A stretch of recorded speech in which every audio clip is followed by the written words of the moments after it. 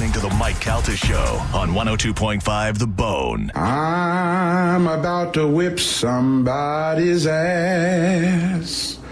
Oh, I'm about to whip somebody's ass. Oh, if you don't leave me alone, you're gonna have to send me home, 'cause I'm about to whip somebody's ass. All right, here we go. It's the Mike Calta Show. Now, you ready for this? This is happening! Ba-da-da-da-da-da-da-da. Good morning. Good morning. We've talked the whole night through. Good morning. Good morning to you. Hey, wake up, stupid! You know what I'm saying? I think you do. 612. Let's go, let's go, let's go. All systems are go. Make some noise! 3, 2, 1. It's the Mike Calta Show.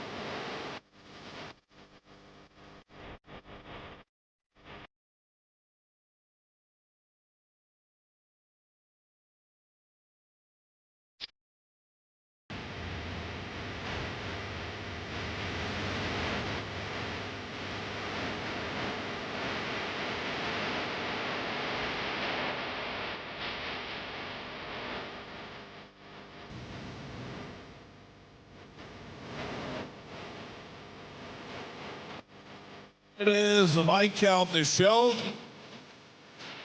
It's 102.5 The Bone. Good morning, everybody. Good morning. How is everybody doing? Good. The show can never have all people here at the right time at the same time. What happened? I don't know, Galvin. You want to do a little roll call? Yeah. Carmen? Here. Gio? Good morning. Pap? Hello, Mike. Oh, back from the dead. Yes. Galvin is not here. He'll be here in a few minutes. His alarm, I guess they've been updating the phones, and he said when his updated, it shut his alarm off, which is very possible. So that happened to me once, a couple months back, and I had to go into the settings and change it to not to automatically update. So I have to manually update now. Pain in the ass. Because, the same exact thing happened to me before. And I was like, what is going on? And it resets everything if your phone updates overnight. That is something we all worry about before we go to bed. Like every time I set my alarm, I go, something happens now. And you know what I mean? Yeah. Sometimes I'm on my phone and I fall asleep with it on my chest and I forget to plug it in. Oh, thank God I have to pee in the middle of the night or I would be just missing everything. I'm always worried I didn't put the ringer up loud enough. And I check it and double check it. I hate it. For whatever reason, that happens to me the most. My alarm volume will go down, but the rest of my phone won't. Like it's a whole different setting. And the only thing that wakes me up is the fact that it also vibrates. And that I'm a very light sleeper. Yeah. So it's just super annoying to me. And I'm like, what is that? And then You're a light sleeper? Very light sleeper. Different from your sister. Oh, yeah. How did that go? Oh, Joe, you weren't here for that. No, what happened? Oh, Pete and I went down to the Hard Rock in Hollywood this weekend. And we invited Carmen's sister to come hang out with us. Carmen? Oh, look who's here. Carmen? Yes. Your sister is a mess. Oh. Listen, if there's no picture, if there's mess.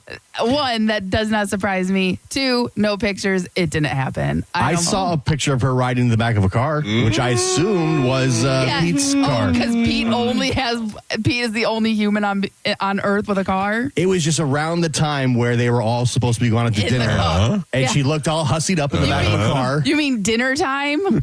Yeah. Yeah. I'll be honest, she was coming at that point from a birthday party.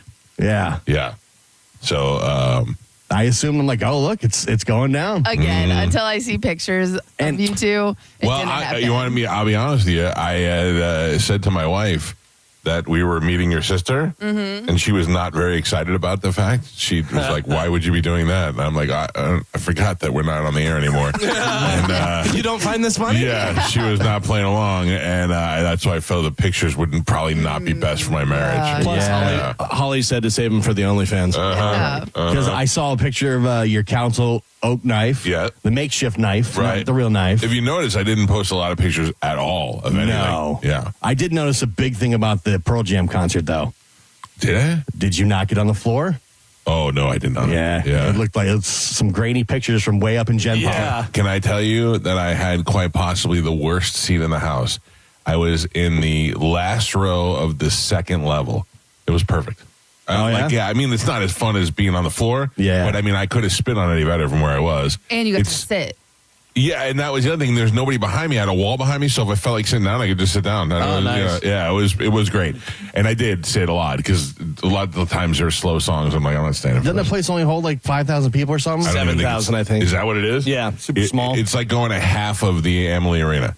Yeah. You know, and it was, but I mean, Less than. Yeah, I was all the way in the back row there, and I could see perfectly, and it was great. And also sat next to Chubby Pete. We fit fine. I was very excited. You guys are losing weight. Yeah, but not only that, but he's down a bunch too. But not only that, but they just made those seats nice and comfortable and wide. I was very impressed with the Hard Rock Hollywood. All right. Yeah. Where did Holly sit? Holly did not go to the concert. Holly did not. Holly's cool, but she ain't that cool. yeah. So, Carmen, you think Holly was not there? Correct. All right. Anybody else want to weigh in on that? I said the timeline. I saw the pictures. Whether Matched we up. think that you even met up with her at all or whether Yes. she went to dinner and stuff, I think she probably did. Carmen says because there were no pictures that it didn't happen. Yeah, there's no way that Mike would take this opportunity to do this to try and make me mad Even and not video. It's all about Carmen. You think me making you mad is less than making my wife mad? Like, I was like, I really want to make Carmen mad, but I don't want to get divorced. Well, no, but obviously you could just take a picture of her and Pete. You don't have to be in the picture. Still, my wife did not like the idea that she was hanging out with us. Really? Yeah. Wow. She was like, I just don't get it. I was like, it's not so much funny when I'm talking to you off the air. It's totally different. It's funny. You know, Carmen's super hot sister. She's going to hang out with me and Pete. It's the joke. You get it? Like, it's funny. She was there to like hang out with Pete. You were just kind of along for the ride. Yeah. She was. My wife's been through that story a bunch of times in our lifetime. That's true. Yeah. So you say she definitely was not there? 100%. 100%. You haven't talked to Holly at all, Carmen? No. No, they don't talk. Oh, yeah. She filled me in on the whole deal. What did she tell you? Oh, no. Yeah. Oh, yeah. By the way, her story different from yours. Of course. Yes. Yeah, what's her story? She doesn't make you like the bad guy, but you make her seem way worse. Okay. So you think Carmen's just as at fault? No, knowing Holly now, I think Holly's 100% at fault. But I think That's good. So you did hang out with her. Dead giveaway. Yeah, there you go. Yeah. No. I just think that Carmen's just a mature one in this So situation. Holly's crazy, and it's not Carmen's fault, is what we learned. Carmen also is crazy, but Holly's way crazier. That's what Different crazy. Different crazy. I can handle Carmen crazy. I couldn't handle Holly crazy. Told you. Yep. Wow. Did you guys pick up the tab? Holly's or she throat. paid for herself? Holly's throat punch crazy. Yeah. Yeah, now you know I hung out with her. Oh, really? Still questioning it. I mean, I'll be honest with you. I have pictures. I just didn't post any pictures. Okay, so send it to the group. Because I knew that was going to come up. So I just send know- it to the group. I'll send it to the guys. I can't send it to you. I might get in trouble. In my HR reasons. timeline, the picture of you at Council Oak and Holly in the back of the car came up right after Yeah, one after again, another. dinner time, Gio. That is a very normal time to be in a car to go to dinner when it's dinner time. I'm just saying that the algorithm, I think, put them together naturally. Yeah, because we talked about it on air. Like we're Carmen, doing. don't deny your sister. Yeah. All right. Final answer. Did it happen or not? Gio. Yes. Carmen. No. Galvin. Yes. Joe. Yes. 100%. No, Holly. I knew it. But Carmen, I knew when I text you that Yeah. I text Carmen and said your sister is a mess. Yeah. And Carmen at that point wrote back to me and said, I can't be held responsible for anything that she does. And I was like, oh, Carmen still thinks that she's coming. So I just let it go at that. And I was going to try and milk it a little bit. But your sister is a mess. Yeah. She was coming and canceled 8 times. Yeah. See, that's what I figured. I Holly thinking, well, one guy sounds like Ferraris and the other guy. Oh, she was in. She's like, I'm gonna go do this and stuff. But yeah, I'm sure she had 50 other offers. So she was trying to figure it all out. She wrote back and she said, I have a problem. I overextended myself. I have my roommate's birthday. And I thought I could do both, but I can't do both. And Pete, of course, sees that as an opportunity to go, bring your roommate. Yeah. And she said, my roommate's a guy. And then Pete said, don't bring your roommate. Yeah. And then she said, maybe I'll come over after dinner. And we were like, all right, yeah, that's even better. And then she was like, I don't know if I go, Pete, just cut her loose already. She's just a mess. Yeah. She's all over the place. How far does Holly live from the Hard Rock? I don't know. That I don't know either. Yeah. I just I don't she lives know. down there. But it was a good idea. But, man, the minute she hem-hawed twice and was like, well, if I do this, I do that, I go, oh, too much. Too many headaches already. And she gives you a lot of details. I didn't talk to her at all, so I didn't have to deal with any of that. She was brokering it. Yeah. She gave Pete a lot of details that he didn't need to know. And it's, well, Right. if I take this way, I could. Right. But then I want to change my outfit because I was already at one party and I had some pictures. So I want to go home and then I got to do this. So then I'd have to come this way and then that would add 5. You know her well. Yep. You know her well. 34 years. So now it's just you and Pete, table of 3. 2. We knocked it down to 2. Empty seat. You know who I think was Seeing if there? the waitress wants to sit down with you. Yeah. You know who I think was sitting at the bar? It was Ian Asbury from the Cult. No way, really? That's awesome. And he came walking in like a cool looking suit and had his hair cut like shoulder length, and I was like, oh, that's Ian Asbury. And then people were kind of like around him, and then he was sitting at the bar with some other guy, and then who else? There was somebody else there. Floyd Mayweather was there. Oh, nice. Yeah, it was somebody else. I don't know, whatever. But yeah, Pete and I had dinner together and realized it's not as much fun to eat just the two of us when he's trying to eat healthy and I'm trying to eat healthy. And like, why are we here? We could have just got salad somewhere and saved $500. Yeah. But you're on a main protein, so you could have steak, right? No, but I didn't eat one steak. I ended up getting lobster tail. I got twin tails, ate one and a half of it, and I was like, I'm done. I was very proud of myself the other day. We ordered Uber Eats, and we got barbecue. I got a salad and a baked potato. Yeah. How was that? I was like, I got a 5K to run. I know. Oh, God, I've been stressing out about that. I have anxiety. Pete was like, you can probably get Dr. D to write you a note. Sorry, guys. Are we all signed up for that?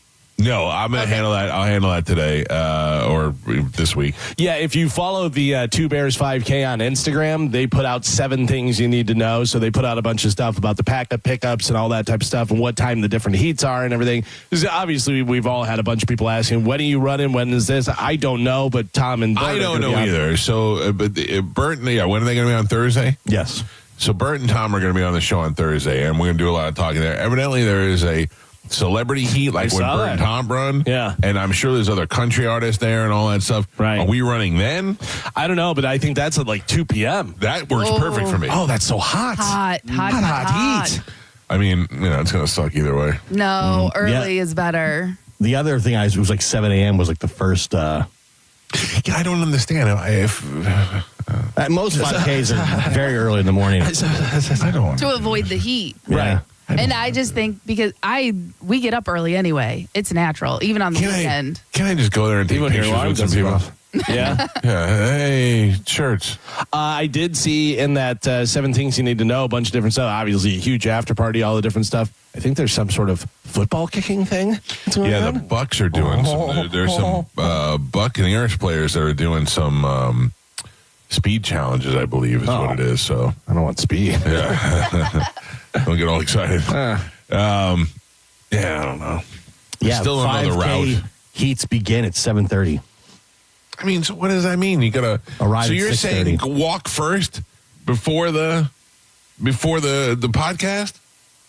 Yeah, because the podcast is at noon. Right. So walk and then go back and hang out and watch the podcast. Well, I'm assuming that all that stuff happens at the end of the race. But if No. there's one at 2, They podcast, then they walk after. I mean, where the race physically ends, Right. all that stuff's happening. So people are finishing their 5K and then they're watching. It's going to be an all-day event. But then People are going to be then hanging they out. leave to go do a run. No, Yeah. they've already run. No, Bert is running at 2:00. Right. But the other people, people start running at 7 a.m. Right. Right. What I'm saying is the celebrity run, Yeah. Bert and Tom and Jelly Roll, isn't going to be until like 2:00. after the podcast. Yeah, so Yeah. I would imagine it's going to be people are going to be running in the morning and doing stuff and then hanging out all day, whatever. At noon is the podcast, and then they're going to finish the podcast and they're going to be like, all right, let's go run. And then whoever wants to run again, maybe, I don't know. Once again, I don't know. How do I get out of this is what I want. This is what I'm really, who cares if I run? What is going on there? Yeah. I mean, you committed To who? to Bert on air. I don't think Mr. 100%? Yeah, true. nobody cares if we're there. Oh, I'm going to be there. Yeah. Whether or not I walk is the thing. I don't know. It's giving me anxiety. It's not even the matter of the why. It's having to be there with all the people and do all this stuff and all that. Oh, The problem is, I think there's a lot of people in our audience that signed up because you're going to be walking in it or running in it, and we're all going to be in it. And they got the T-shirts and did they do it till they could really use? They could take the pictures with the T-shirts, but then they can walk with Tom. And it's not the Mike Calta it's not the one Big Bear 5K. It's Tom and Bert 5K. Yeah. But I don't think everybody gets to walk with Bert and Tom because I think there's a couple thousand people doing it. All right, I'll be there. Yeah, I walked the 5K in the Hard Rock this weekend. Just walking around there. I bet we never even see Bert. Oh, we goddamn better. I bet we don't even. Yeah. Oh, I'm going to handle all this on Thursday. Yeah. Thursday night, I'll let you know Friday morning if I'm walking around. Not only do we barely see him, you don't even get close to him. You're out in Gen Pop. I think you're crazy now. Now you're talking crazy. By the way, you've backed out of this more times than Holly did your dinner. But in the end, I'm going to give it up. Yeah, I'll give it up in the end. Oh, yeah. Carmen, I'm kind of glad Holly wasn't there. Yeah, I told you. It was a nice, peaceful weekend on top of that. Pete and I gambled on Friday. Oh, yeah? How'd you do? We did okay. I mean, I lost a little money at the end, but it was better than losing a lot. You know what I mean? I may have had my best betting weekend ever. Really? It was unbelievable. Did you bet on the draft? No, but I bet on everything else. Oh, and it good. was pretty crazy.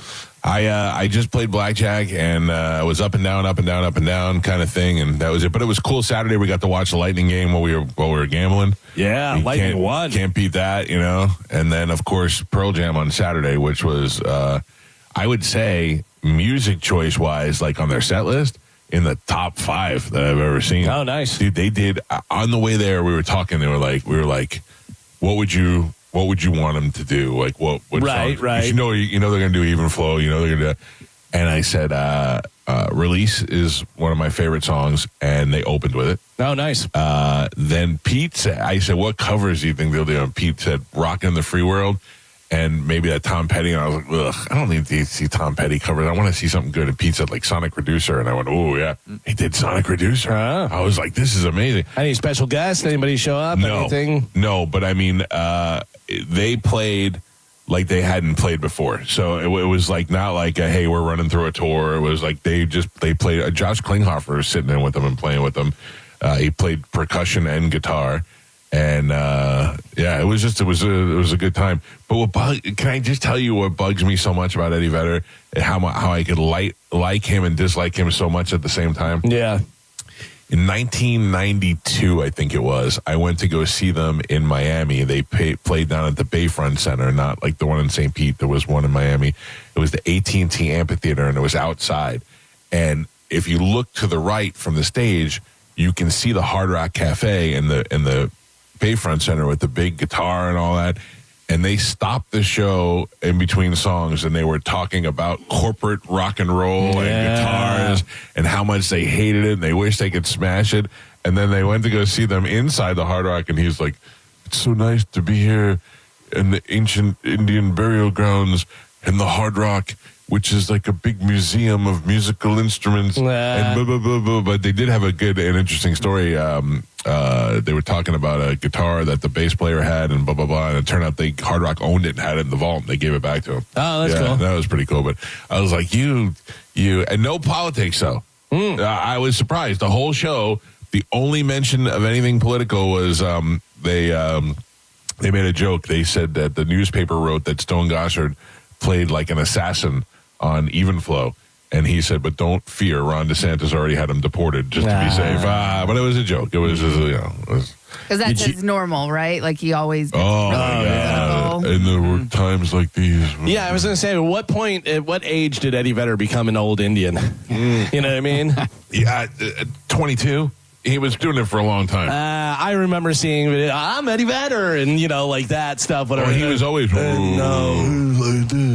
he always, I remember in, Cameron Crowe put up a thing on Prodigy one time before America Online and before Facebook and all that, and he said, I'm interviewing Pearl Jam tomorrow if you guys have any questions for Rolling Stone. And I said, yeah, ask that guy where every time he answers a question, it sounds like somebody just hit him with a brick. Yeah. And then Cameron Crowe wrote back, I'm putting this on my refrigerator. Yeah. Did you get your poster you were going to wait in line for? No. Did you see it? No. 2 of the stupidest posters I've ever seen in my life. The first one had a cartoon shark on it with a smile and sunglasses. I was like, no. And I wasn't at that show. And then the one that I was at was just, it was like 5 or 6 ancient looking Indians, and they all had the same cartoony face. I was like, this is the dumbest poster I've ever seen. 2 of the dumbest ones I've ever seen. All right. I didn't spend one dime on merchandise. Spent $175 on beers, but didn't spend one dime on merchandise.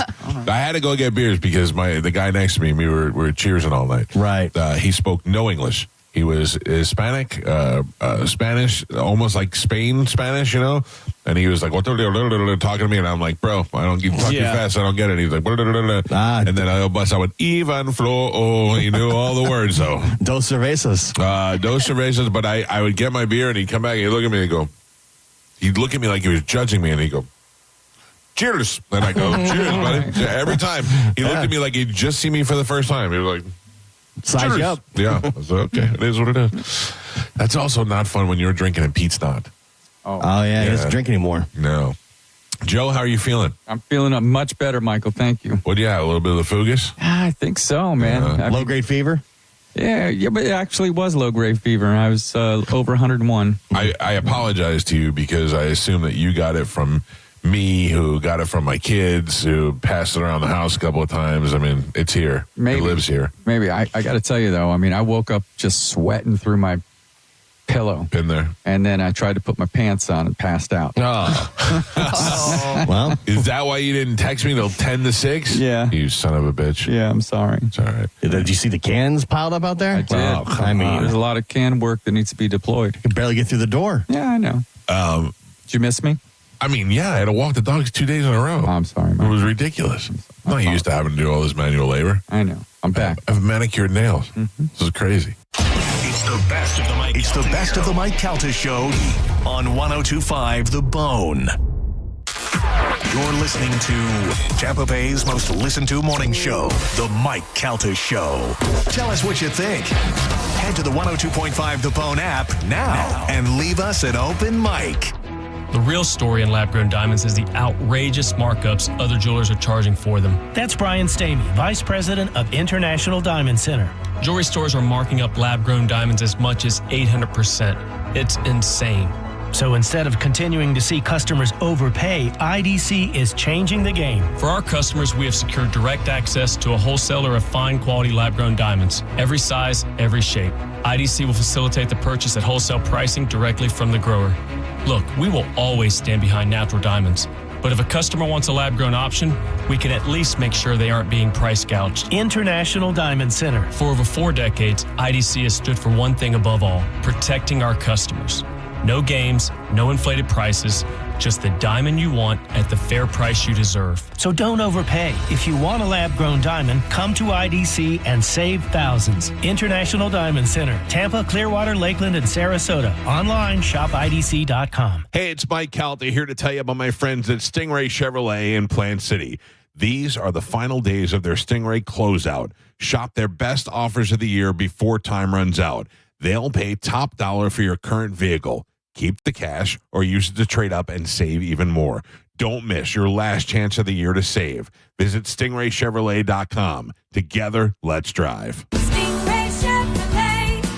Relax, enjoy the difference. This planet is so gorgeous and so incredibly beautiful that I can't get enough of it. I did 950 miles on the Pacific Crest Trail and then decided I wanted to go hike in the Himalayas. I was not 20 years old. I was 64 years old. Good Feet was with me all the way. For over 20 years, we've been helping people like Dale actually live the life they love without their feet getting in the way. Your passion's important, but if your body aches and if your heel feels like you've got a nail stuck in it and won't come out, trust me, it's going to wear you down. The Good Feet store knew what they were talking about and took the time to really dial in what I needed. At 64 years of age, I hiked 84 miles in the Himalaya and to do it pain-free. You think I'm not grateful for arch supports from Good Feet? I mean, come on. I'm Dale, and that's my Good Feet story. See what we can do for you with a free personalized arch support fitting at the Good Feet store. Stop by any of our 5 locations throughout Tampa, St. Petersburg, and Sarasota today, or visit us at goodfeet.com.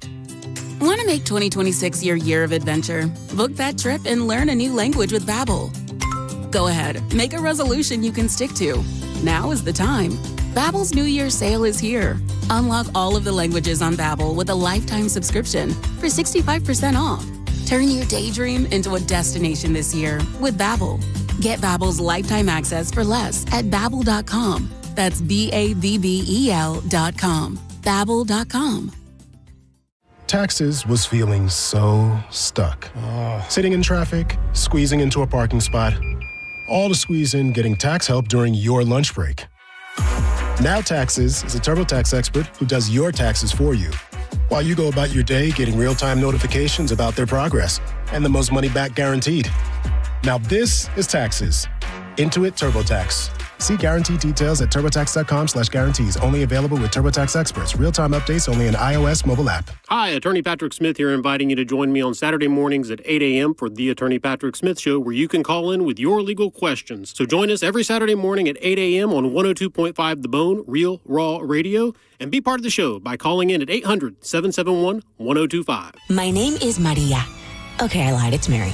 But I'm feeling more European after my European-style holiday on MSC Cruises. The ristoranti, restaurants, nightlife and shops in La Galleria. And of course, American touches, like a sports bar and water slides. Bellissimo. Okay, this is a problem. Book now and cruise from $199 plus up to $250 onboard credit and kids sail free. MSC Cruises. Let's holiday. To book, visit msccruises.com or contact your travel advisor. Restrictions apply. Ships registered in Panama and Malta. IKEA wishes you a safe and happy holiday season. Take your holiday hosting to the next level. Enjoy more ways to shop IKEA with hassle-free services like click and collect and small parcel delivery. Own this season and do the holidays your way with IKEA. The after-holiday sale at the Golden Diamond Source has been extended. For limited time only, get up to 40% off everything in the store. That's rings, necklaces, earrings, pendants, and chains. A wide variety of items are on sale up to 40% off of everything. And if you're thinking about getting engaged this season, get that special ring at the Golden Diamond Source. They have over 1,000 diamonds to choose from, and you can select your diamond and your mounting and get it set in a very short period of time. There's no better place to go if you're thinking about getting engaged than the Golden Diamond Source. And if you're not sure what to get, you can always get a gift card and let your special someone pick out precisely what they want. And they also have 0% financing for up to 5 years. If you finance $5,000, that's only $83 a month. It only happens at the Golden Diamond Source. When you're looking for a diamond, make sure it's a real diamond and make sure it's a Golden Diamond Source diamond. It's a love you give only at Golden Diamond Source. For nearly 2,000 severely injured veterans, everyday life has become filled with barriers. So we build specially adapted homes at Homes for Our Troops. And thanks to our donors and supporters, this life-changing gift of freedom is provided mortgage-free to these veterans. But we need you to join us, too, in completing this important mission. Please visit hfotusa.org and help build homes and rebuild lives.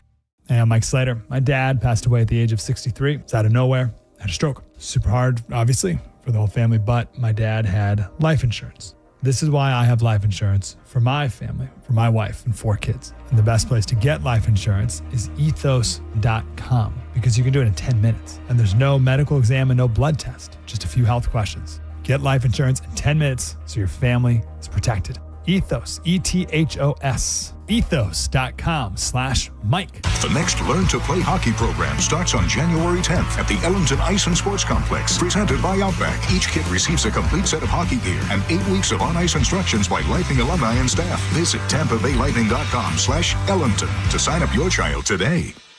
Today's Sporkle on the Mike Calta Show is sponsored by Southern Steer Butcher. Now with 4 locations in Tampa Bay. Now back to Real Raw Radio. Sponsored by Anajar and Levine, accident attorneys. Call 1-800-747-FREE. That's 1-800-747-3733. We now return to the Mike Calta Show on 102.5 The Bone. Now, an open letter. Stop. Rewind that.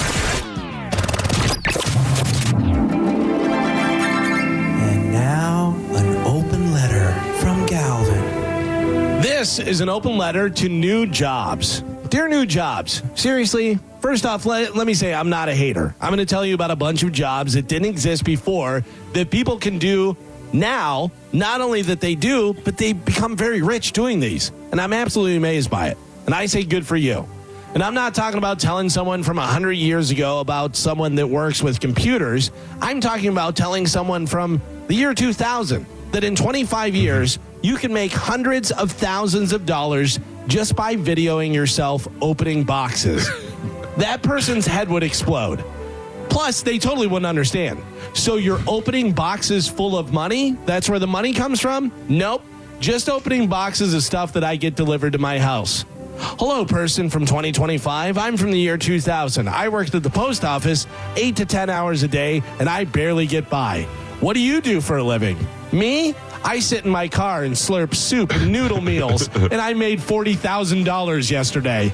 Okay, clearly that's just a fluke. What do you do? Oh, me?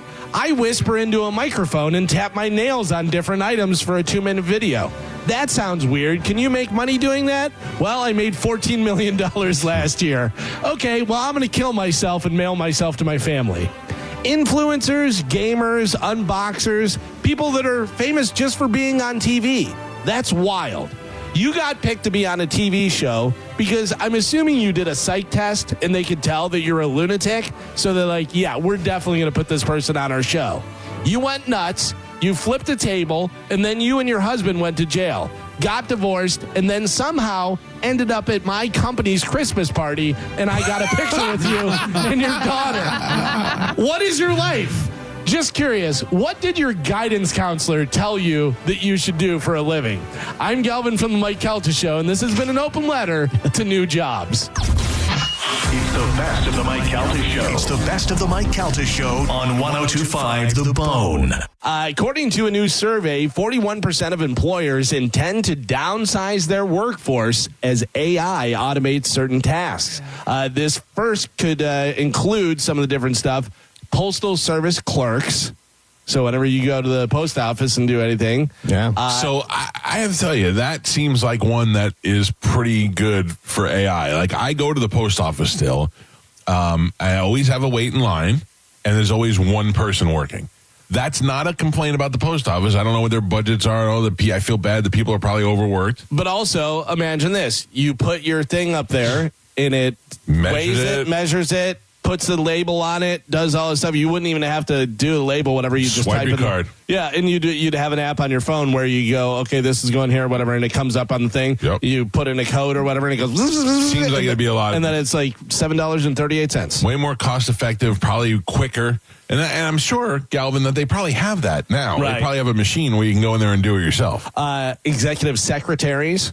Oh, AI taking over. I don't know about that. You need somebody at this point to still. You can't go, AI, book me a flight to Chicago this weekend and a stay at a hotel. Like, you need somebody to go and look at the options and make sort of the right choice. I don't think we're at that point yet. Yeah, I think the personal touch is something that you want, but AI could do it. Yeah. It's just a matter of, fine tuning, I think.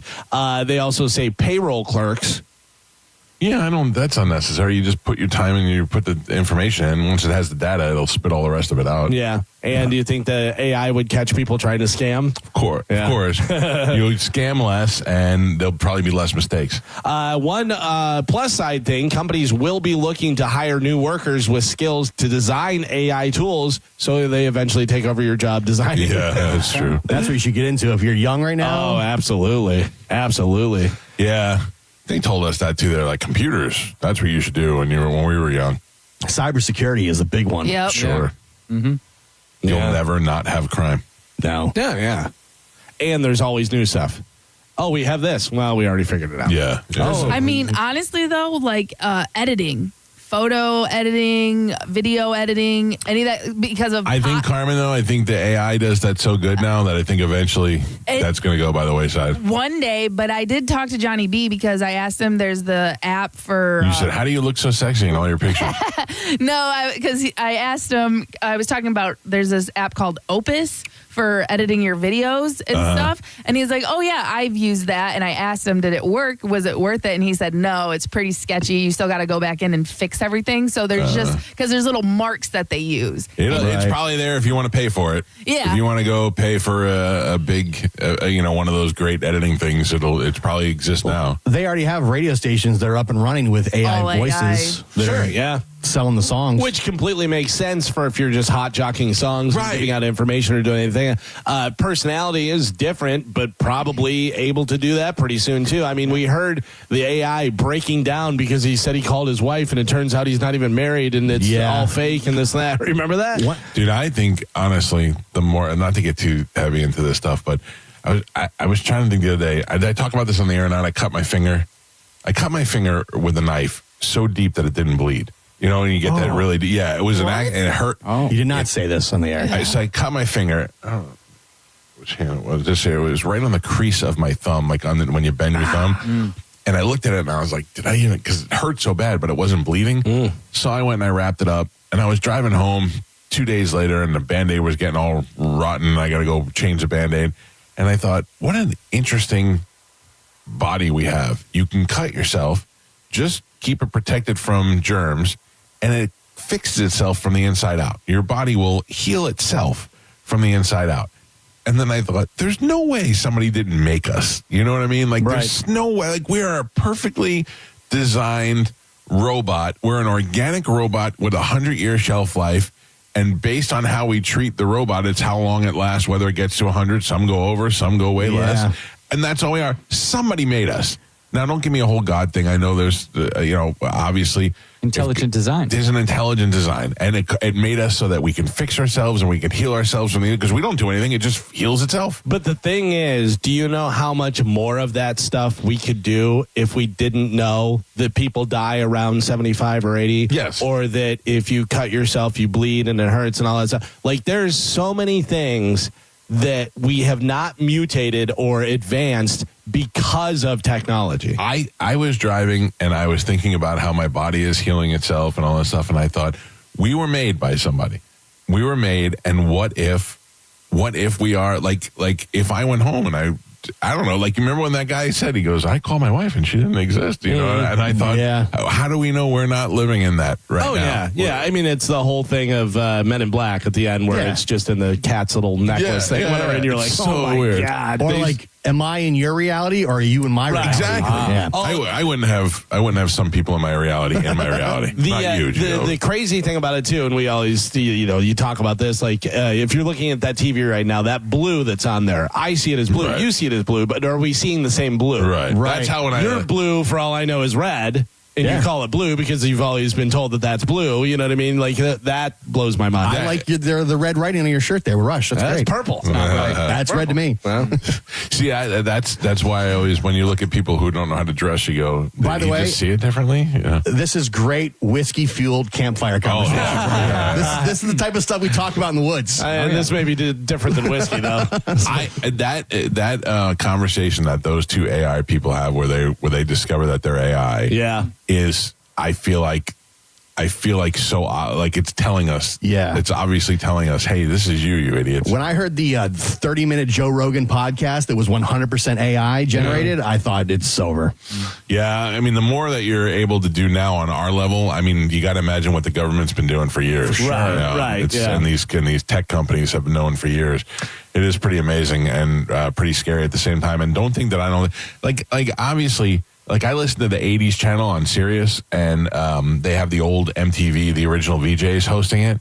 And downtown Julie Brown does the same thing. She'll come out of a song and she'll be like, George Michael, wubba, wubba, wubba, now let's go back to Crowded House, And I'm like, you can easily just throw a wubba, wubba, wubba in an have her, whatever you're paying her. Or just have AI version of her do it and just give her half the money. I was reading an article how, like, James Earl Jones, they still have the rights to use his voice as Darth Vader, like in future projects. Yeah, they have to. Yeah, so you can still use his voice because they've got so much of it, and they can generate AI, so you'll still have him doing new content as Darth Vader's voice. Yeah, I don't think that this affects us on at least not yet. Like in the next 10 years. Yeah, I don't think it will affect us by the time we retire. No. That's when podcasters and stuff say, oh, you're in a dying medium. Yeah, you're right. We are. We're the last of the. But I'm saying, like, you and Galvin, like Gio and myself, like, we're going to be on that brink of I mean, maybe not Gio, but me, myself, yes.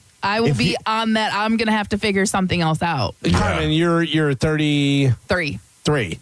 And what do you think? Give her 10 years. What do you think you're going to work in radio for? How much longer? Until Mike. Okay, you're hitched to my wagon, huh? Yeah. Okay. I love you, baby. I'm not mad at it, Carmen. I'll take you. I'll drag you wherever I go. I thought you almost said till Monday. Till Monday. Listen, because unlike Gio, I have only worked with you guys. Yeah. Honestly, I don't know. We're married. Yeah, I do not know anything else. And whenever even when people fill in and I've had to come in before, I hate it. Really? Because I don't. There's no chemistry there. I don't. See, I welcome the opportunity to talk to new people every once in a while. Like I like when Johnny B is on the show, or I like when Ian comes in on Monday. It's rough out there. No, and that's a little segment. That is not 4 hours. Even when you're gone and Galvin comes in to host, there's some days where it's like, what do we do? It's just it's weird. If You're saying without me, everything falls apart. I'm just saying this is all I know. Yeah. I'm a baby, in the radio industry. This is all I know. I've never had to do music, hot jocks. I've never had to do anything else. I've never had to work with anybody else. Right. So when I do it, it is so uncomfortable to me that I'm like, I don't like it, and I don't. The funny thing is, Carmen, I want to learn that. And I haven't worked a lot of places, but I've worked a few different places. Whatever. Yeah. The funny thing is if you went into a different place, you would take over. 100%. And you would be blown away at how bad they are and how unorganized. And you know what? And they would be so excited to have you in there. They'd be like, do you know what Carmen does? Carmen does this. That's unbelievable. But that's the other thing. I know I'd go over and it would annoy me so bad of how unprofessional and how lack of, you know what I mean, enthusiastic or whatever, just the go-getters, that doesn't really exist. Right. And I wouldn't want to work with them. When I worked with Mo, that was the first thing I realized. That the fact that Mo does not do any prep, it drives, I can't. It took some getting used to. I can't do that. What do you mean Mo doesn't do any prep? At some point he's got, I have in my phone my notes section, and I'm all day writing things down for the show. Yeah. That's why when the sales person texted me at 5 a.m. and said, oh, I thought you'd be up. No, my show's done before I go to bed. I know what I'm doing the next day before I go to bed. Yeah, no, Mo takes all day to do Mo, and then he cracks the mic, and is like, all right, I'm going to still be Mo. Takes all day to do Mo. That is great. But I tell because he filled in, and this was back in the day, so Spanish and I was here, and we did the show with him, and that's when I literally went into John Brennan. I was like, unless it's Galvin, I'm not filling in with other people. All right. It was just, see what? Once I got used to working with Mo, it's fine. And Mo can sit down and just riff with anybody at any time, and he'll give you however many hours. But here's the thing, though. Yeah. If Mo, can Mo talk? Can he just talk? Yeah. But all of a sudden, is it interesting? If Mo's like, I got a whiskey the other day, you know, like, who cares about whiskey? And then he's like, and then my, I don't know, I'm just making stuff up, but he's like, I bought these boots. There's a difference between filling time and being interesting. Right. And that's the hard part is every day trying to do something that is still interesting to people. You know who does? You want to know who does prep? Who? Ian Beckles. Yeah. Oh, really? Yeah. Oh, yeah. I went in and did the show with him and Dizzy a couple days when we were off, and he had notes all for the entire thing. Yeah, that's smart. But Johnny B has notes for the after show. Yeah. For the hour after show. And the big thing about that, and for people who are listening and don't know what the hell we're talking about, prep and stuff and everything, is, you know, getting stories ready, stuff you want to talk about, all that stuff. And the best shows are you have it planned out, you have every different hour what you're going to talk about, and you don't get to any of it. Because you go off on a tangent on something else that's interesting, or something sparks up, Guatemalan Gary calls in, or something like that, where it just totally goes off the rails, but it's great, and you can handle that and do that, and that makes it interesting. But then you also want to be able to go, okay, let's talk about this because this was a story that we wanted to talk about. Let's talk about the fires in California. But you have to know a little bit about that. You can't just be like, there's fires. Like, I knew that Galvin would talk about the Stadium Series today, and I knew we'd talk about the fires. Like, I know there's going to be the top stories of the day are going to come up in news, and I have watched the news the day before. I have read things about it, so I'm prepared to talk about it. Yeah, you can speak I don't on need it. to You have can't notes go, everywhere. where is it? So What? basically, we all agree most things. Yeah, and we're great.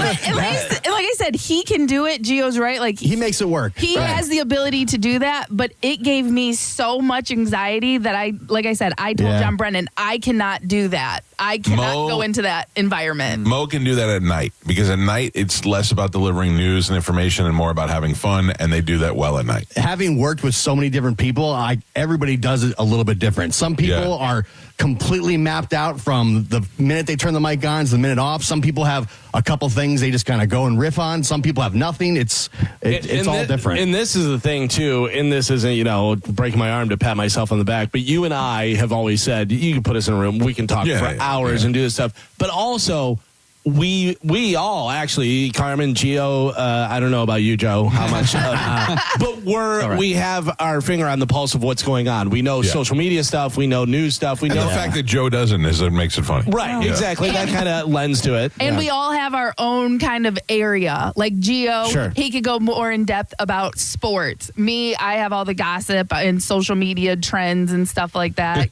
So Johnny B just sent us all a picture of his prep page, and Mo is frantically typing. Yeah. That's great. I put notes in my phone all day and during the week, and the show was consistently in the top 3, so I was interesting. I never just cracked the mic with no idea what I was going to say. Carmen is just used to one process, and they didn't have time to hold a hand through more. I'll say, when I first started working with Mo, I didn't get it. The longer I worked with Mo, then I understood what he was doing. I'll say it again. Prepared to a degree. I've said it a bunch of times. Mo and Spike and SBK was the best show I've ever heard. It was the funniest.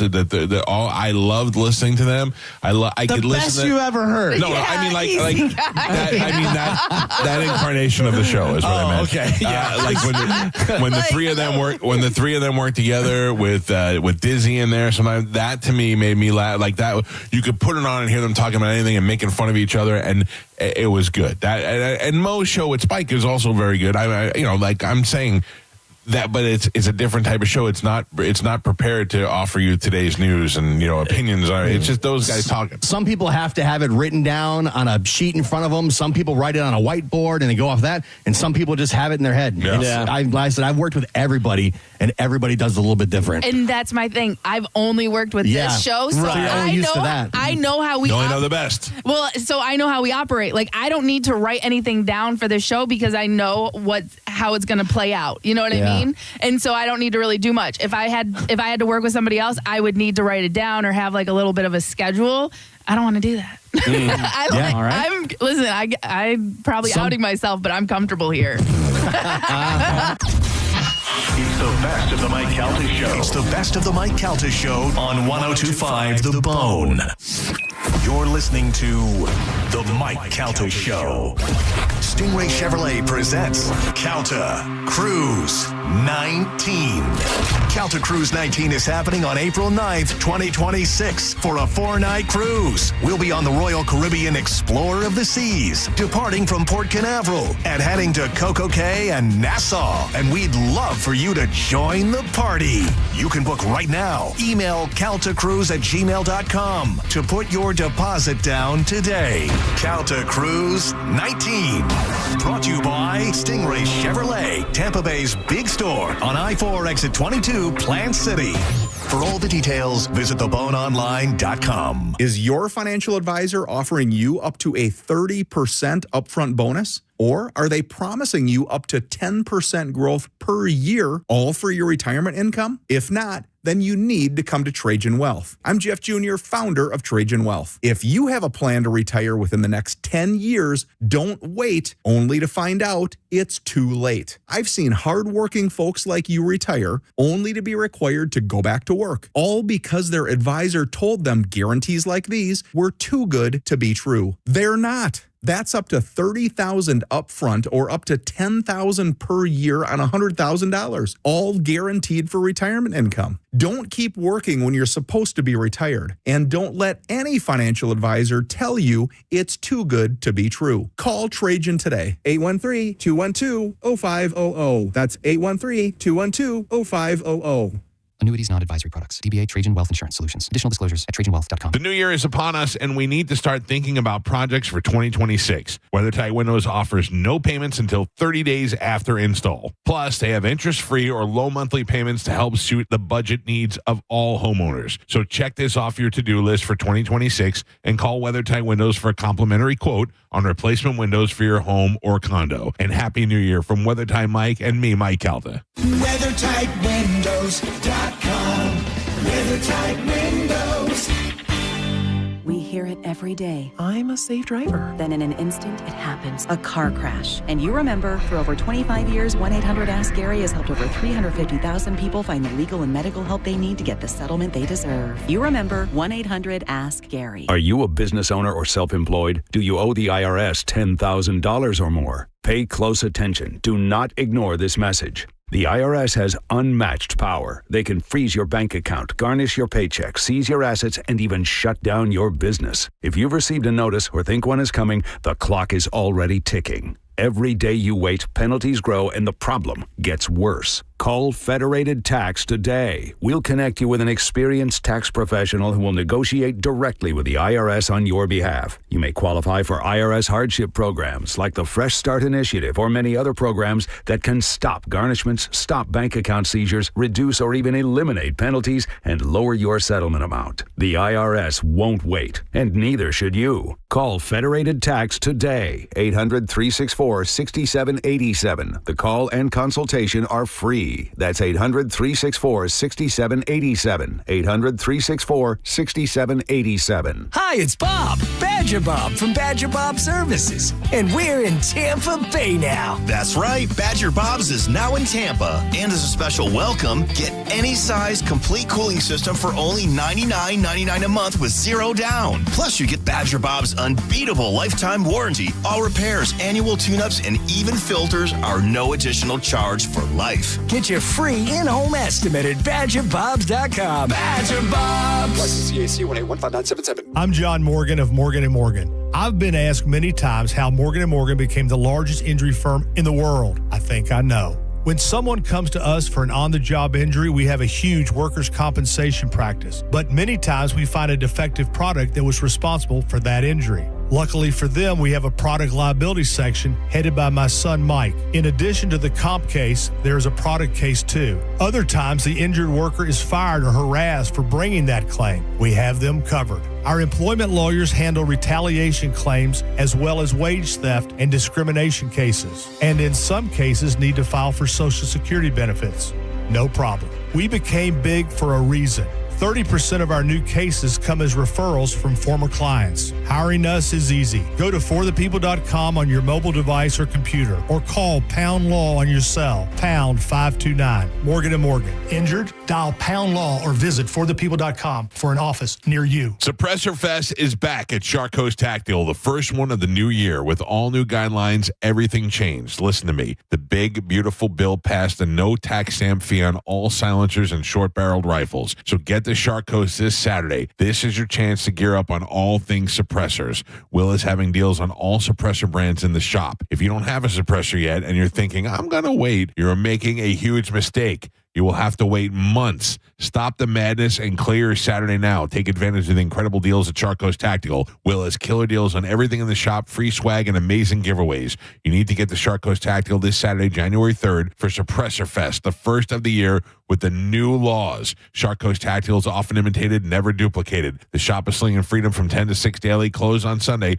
but open online 24/7 at sharkcoasttactical.com. Shark Coast Tactical is located on Bee Ridge Road in Sarasota. Look for them on social media. Get in there and tell them Mike Calta sent you. Wesley Financial Group is not a law firm. I'm Chuck McDowell, founder of Wesley Financial Group. Did you buy a timeshare because they told you it was a great investment? That's a lie. Most timeshares can be bought online for $1. To find out what your timeshare is worth and to cancel it, call us today and we'll send you our timeshare exit kit free with all your options for cancellation. Call Wesley for your free exit info guide. 800-771-1300. That's 800-771-1300. Get in the zone, AutoZone. Charlie's battery is struggling to start. Not ideal before the tailgate, so he goes to AutoZone. Welcome to AutoZone, where a friendly AutoZoner tests his battery for free. Looks like he needs a new one, so he gets a Duralast battery. have fun, and stay warm. And he makes it to the tailgate early enough to get his favorite spot. Free battery testing and charging. No hassles, just help. Get in the zone, AutoZone. Restrictions apply. If you're the victim of a car crash, take back control of your life. Call Anajar and Levine Accident Attorneys at 1-800-747-FREE. 1025 The Bone. Real Raw Radio. WHPT, Sarasota, Tampa, St. Pete. Live from the WeatherTight Windows studio. Now, it's the Mike Calta Show.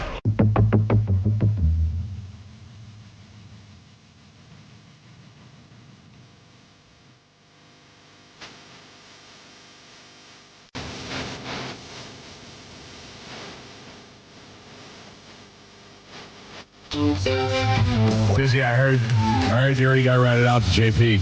Ready. Wow. Ready in the doghouse. Wow. Well, you didn't tell him Tell What? him what? that you weren't going to be like on his show? No, that he would have he'd leave JP's show in a second. Without hesitation. But then JP had the balls to say that he would scoop up JoJo to take over, and we were like, "Oh, slow down. Yeah. We got dibs on JoJo. Get in line. Yeah, there's no way you're getting that. Stay there. How you like that? What's that, JP? Stay there. Oh. I'll get JoJo. Now a little bit of Sporkle. Here we go. Now, are we up and running on video, Dizzy? I believe so. I was All told right. we are. All right. Dizzy is keeping score today. Carmen is the keeper of Sporkle. He is the judge and scorekeeper. Where are we at rule-wise? Ooh, I think you have 2 going for 3, right? You are going for boy. 3 in a row. Gee, right. activated. All right. Carmen, what are we playing today? All right, today we're going to be playing musicians by first name. Can you name all the Johns, Davids, Georges, and Peters in music? Yes. So I only need their last name. First, we're going to go through the Johns, then the Davids, okay? All right. All right, first, we're going through John. Drummer, Led Zeppelin. Bottom. Galvin. I would have quit the show if I did that, right? Just get up and walk out. Your next one, singer-songwriter, Bon Jovi. Ring of Fire. Damn it. Cash. Geo. Singer-songwriter, Rocky Mountain High. Denver. Walsh. Mike. Oh, God damn it. CCR's lead singer, Fogarty. Galvin. Rhythm guitarist and songwriter, The Beatles. London. Galvin. That's how you say it. Old John Lennon. G-War. Lead singer, Sex Pistols. Bryden. Galvin. Now we're on David. Singer-songwriter, a.k.a. Ziggy Stardust. Bowie. Mike. Main singer and songwriter, Talking Heads. Burn. Mike. Lead guitar, Pink Floyd. Gilmore. Galvin. Drummer, Nirvana. Girl. Mike. The Monkees lead. Jones. Mike. I couldn't think of it. Original lead singer, Van Halen. Lee Roth. Lee Roth. Roth. I said Roth. His middle name is Lee. It says David Lee Roth. Yes. on All he the needs a paper. last name. His last name is Roth. There you go. Okay. Mike Calta. Jesus Christ. Yeah. You are the worst. Yep. Let's get burritos. I'm in. Dizzy, we're halfway there. All right. Gio got on the board with 1 point, thankfully. Galvin has 5 points, and Mike is in the lead with 6. Really? You backing that up? I have 5. Okay. I have 1. I have 6. What do you think? You have more or less? What's your sheet say? 6. What's your burrito say?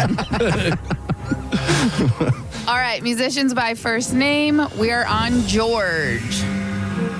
Parliament Funkadelic. Clinton. Galvin. American composer. Gershwin. Mike. Lead guitar. The Harrison. Beatles. Galvin. Country musician. Straight. Jones. Jones. Damn it. Mike. English pop musician and half of Wham. Michael. Mike. And we are on the last musicians, which are Peter. Okay. Yep. Lead guitar, REM. Frampton. I know it. Lead guitar, REM.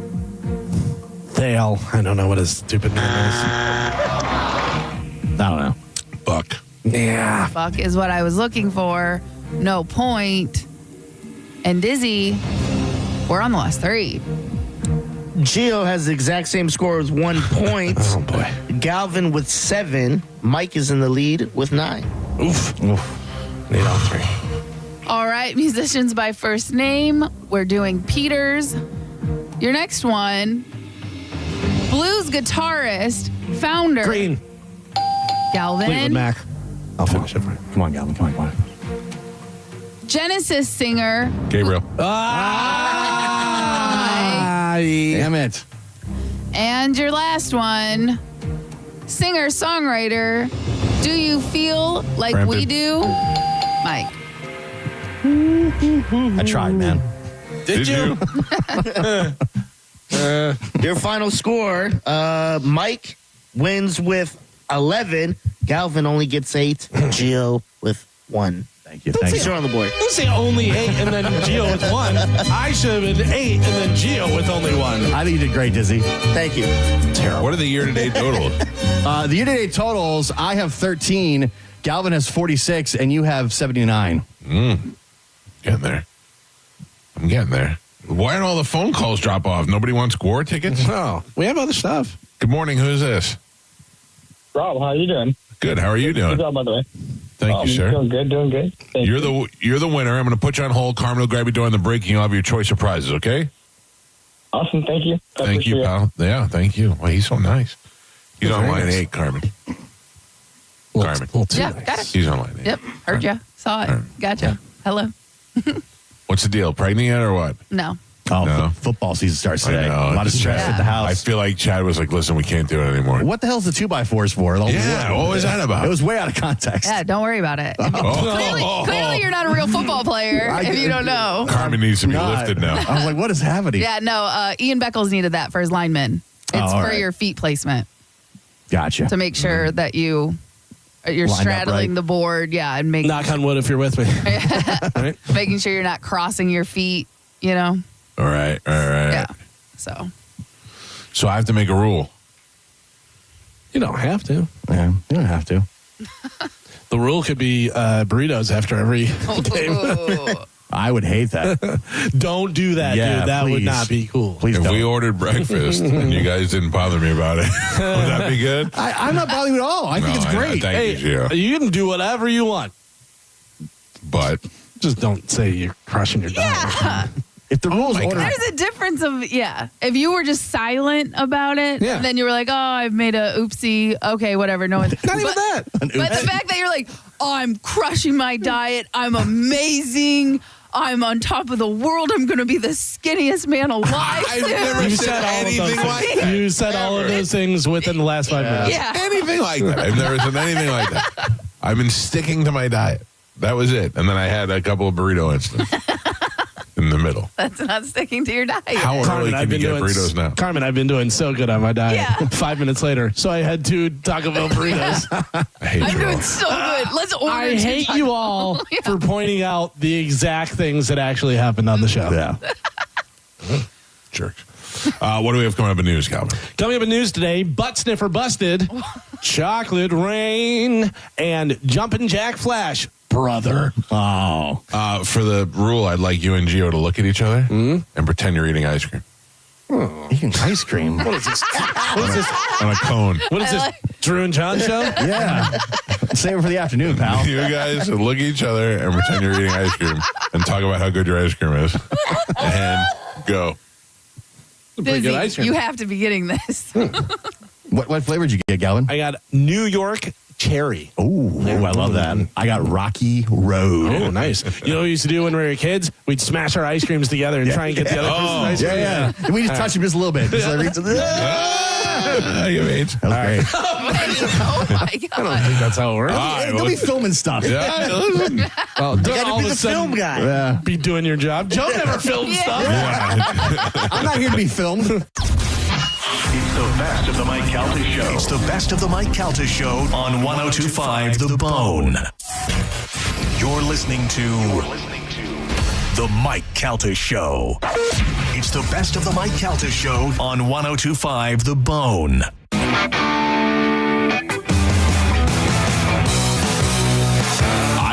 I don't know why he's here. Kevin Smith is here. I got nothing to sell. You got what? I got nothing to sell. As was pointed out, my Tampa shows are sold out. My Orlando shows are sold out. I simply came to Florida to be with my sainted mother. But given the opportunity to come do the show, I've called in many times. I came in once You years hosted, ago and you hosted practically. But given the chance to come be on the show, even though I had no agenda. Right. Not push anything. No need. You don't need us for anything. I looked. I did the pulled out Waze. Yeah. Looked at it And still came. I did yesterday. I looked at it, so I did the look ahead. Yeah. The morning to be like, well, if I wanted to arrive at the appointed 8:30, Yeah. when would one have to leave? 8 o'clock. I was going for it, and I wound up being later. And it was like 6:30, and so I was like, oh, it's criminally low. Like I could get here in 86 minutes. While you were traveling and making those decisions, I asked Siri how much your net worth is. And when Siri told me, and I don't know that it's true, but it said upwards of $25 million. Siri's nuts. I said, there's no way that I'm driving 90 minutes to go see anybody. Siri's nuts. I wish I was rich, man. There's a reason you see me so often. That's because I got to pay bills. But you know what? We had, it reminds me of, we had Tracy Morgan came to Smodcast. I got my own movie theater up in Jersey in my hometown, one of my hometowns. Right. Atlantic. I grew up in Highlands, Atlantic Highlands, the town right next to us and stuff. So that was where the movie theater was. Me and my friends bought my childhood movie theater after COVID because it was going to shut down. They were going to turn it into apartments. It's been a movie theater for 100 years. So a filmmaker owning a movie theater is adorable. However, worst financial decision I ever made. Film exhibitions to the toilet. We had to go nonprofit in the theater. So in any event, we do screenings there all the time where I come and we upcharge and we'll do shows and stuff. Like one of the fun shows we're doing again next year is Clerks, open all night. So you come at 11 o'clock. At midnight, we lock the doors. And like from midnight till 6 in the morning, we watch all 3 Clerks movies and then do breakfast from Quick Stop at 6 a.m. Oh, that's awesome. So you could charge $69 for that, a very cheapy $69. So we had a Cop Out 15th anniversary screening. And Tracy Morgan came. And, you know, I hadn't seen Tracy in quite some time, but he was coming down from Brooklyn. Also, he had done a show in Red Bank the night before, so he was nearby. Not too far, yeah. So I took a gamble and was like, hey, man, you want to roll up? And he was like, Kev, I'd love to. So he came to the show, and, you know, we sold $50 tickets or whatever.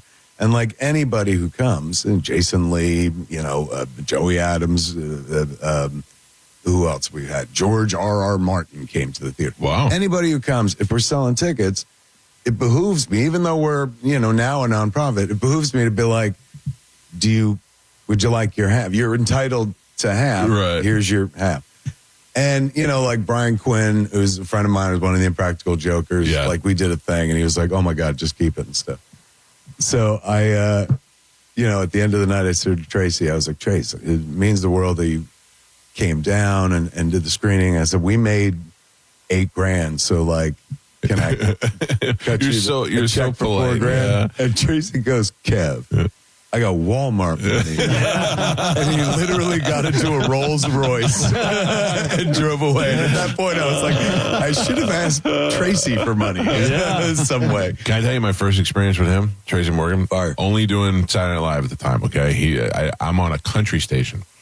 And I'm on the... What? I went through a period. I was on a... Where? Here. I've only worked in I Tampa. guess that tracks. I forget we're in the South. Though. So, it was the time where Big and Rich and all these Kid Rock were becoming country bands. So I was playing that Crossing with over. mixing Leonard Skinner in, that kind of crap.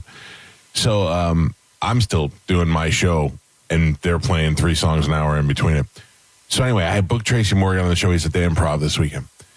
So I'm sitting there, and I could hear it down the hall.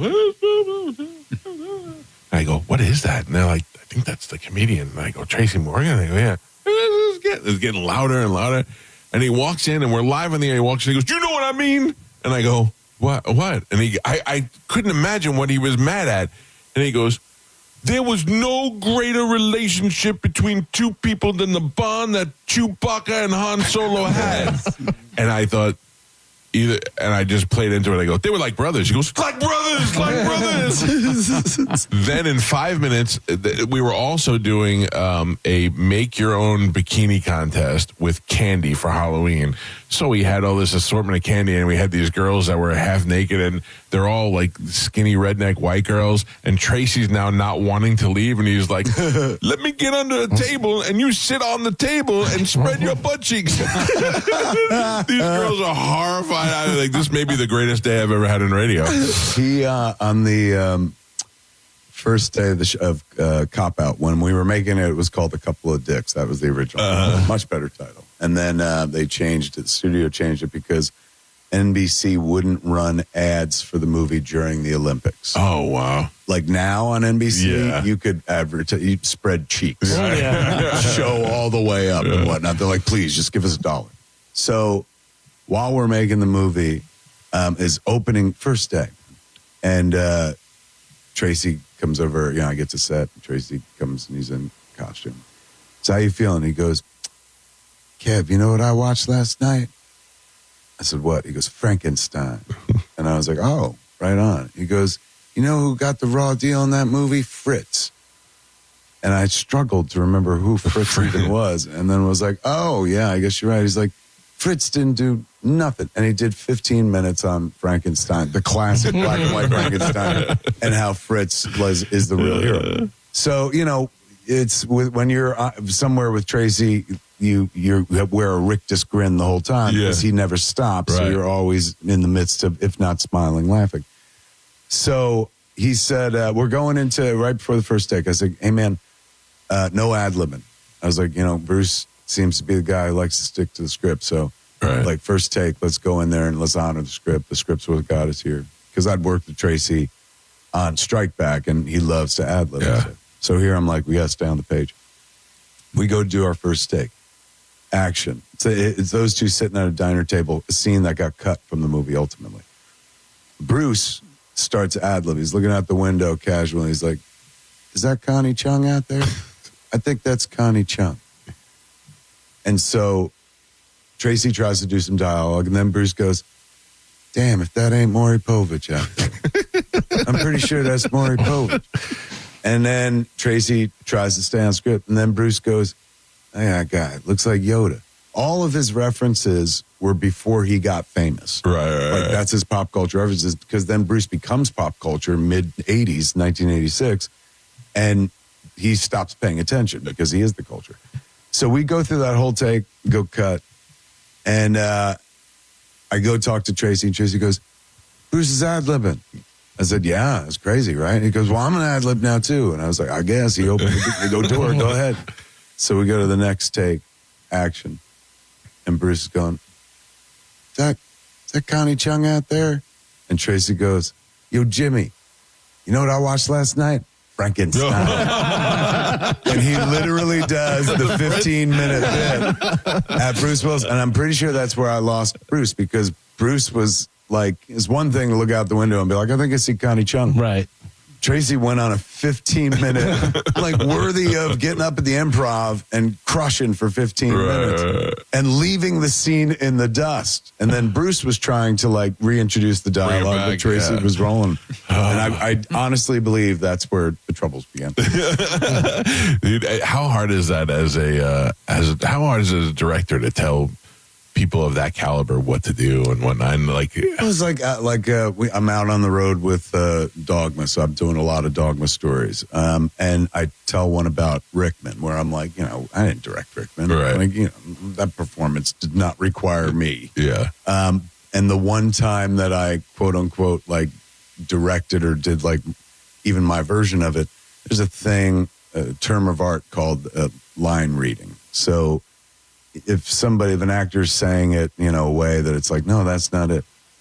If you tell the actor how to say it like this, and then you do the line, that's called a line reading. Right. And allegedly, and probably truthfully, all actors hate it. I say allegedly because like I work with a guy all the time who loves it. Jason Mewes is like, just tell me how to say it. Done. The shortest distance between 2 points.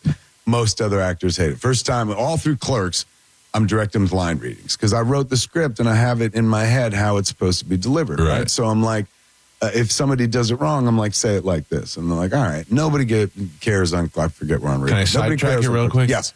Has there been a time that sticks out in your head where when you're writing it, you have a scene and then somebody read it a different way and you're like, that's 100%. Yeah. 100%. That does happen eventually in the career, but certainly not on Clerks. Right. Clerks, since we're all amateurs and like I'm the one putting up the money, I'm my say goes, I wrote the script. This is how it should sound. Mallrats, I rehearsed with Shannon Doherty, great Shannon Doherty. And one of the first times we're rehearsing, she says the line differently than I heard it in my head. So I was like, oh, Shannon, it's not that. Say it like this. And she goes, did you just give me a line reading? And I was like, is that what it's called? Then yes. I didn't know there was a name for it, but I guess. And she goes, actors hate that, Kevin. Never do that. Never do that for actors. And I was like, all right. Chasing Amy, it was all people I was friends with again, went back to line. Dogma, working with Alan Rickman. Yeah. Who there's no need to direct. He interprets the script perfectly. He embodies the character. But there's a moment where he references a movie he had never seen.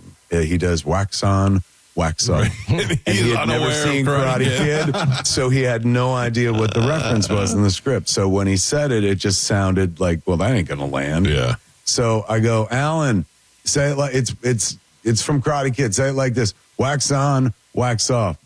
And he slowly turns to me with a look that would be lethal if I didn't know the dude a little by then. Yeah.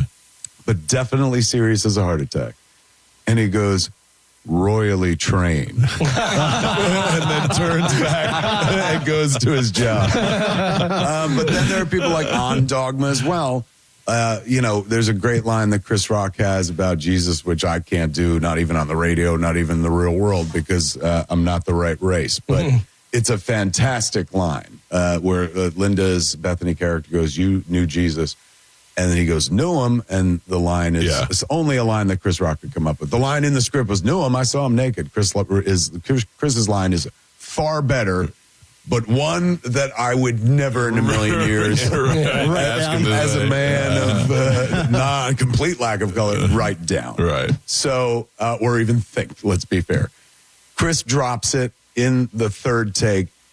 Whole cast and crew busts up. And like, it's a fantastic line. Yeah, and I'm even laughing. We have to break because, you know, he has only two things after that. He walks away, but everyone's laughing. We cut the take. And I go, oh, my God, I wish I could leave that in the movie. He goes, what are you talking about? Because everyone's laughing. I was like, how am I supposed to handle the credits, man? Like, written by Kevin Smith with one great line by Chris Rock. And he goes, I don't care. I don't need credit. He's going, but it makes the movie funnier. Leave it in. He's going, you're going to get credit anyway. I was like, oh, my God, you're right. So from that point forward, I started being more amenable. The next movie I worked on was Jay and Silent Bob Strike Back. We had Will Ferrell. And inarguably, you've got people who are funnier than you. Yeah. So at that point, there's a chance they're going to say something in a way you didn't think or bring a new line to it that, like, back in the day, I used to be like, no, I can't take your lines. Like Affleck would the ad-lib all the time. He's the king of the ad-lib. Yeah. He loves to button everything with a joke and stuff. And so he'll do your script, but then he throws in a little of himself. And a dance and a song that's going to cost you more money. Yes, and it makes it more expensive. I told him at one point, I was like, please, dude, like, don't do that. If you want to like make up stuff for movies, like write your own script. And he did that and he won an Oscar. Yeah. So the advice, I wish I could visit upon myself. Do you ever get intimidated by anybody on set? Yeah, like that. Like I mean, I guess I wasn't intimidated by Alan on Dogma only by virtue of the fact that we didn't reach out to him. I never would have been like, let's get Alan Rickman. The dude was like way above our station. Right.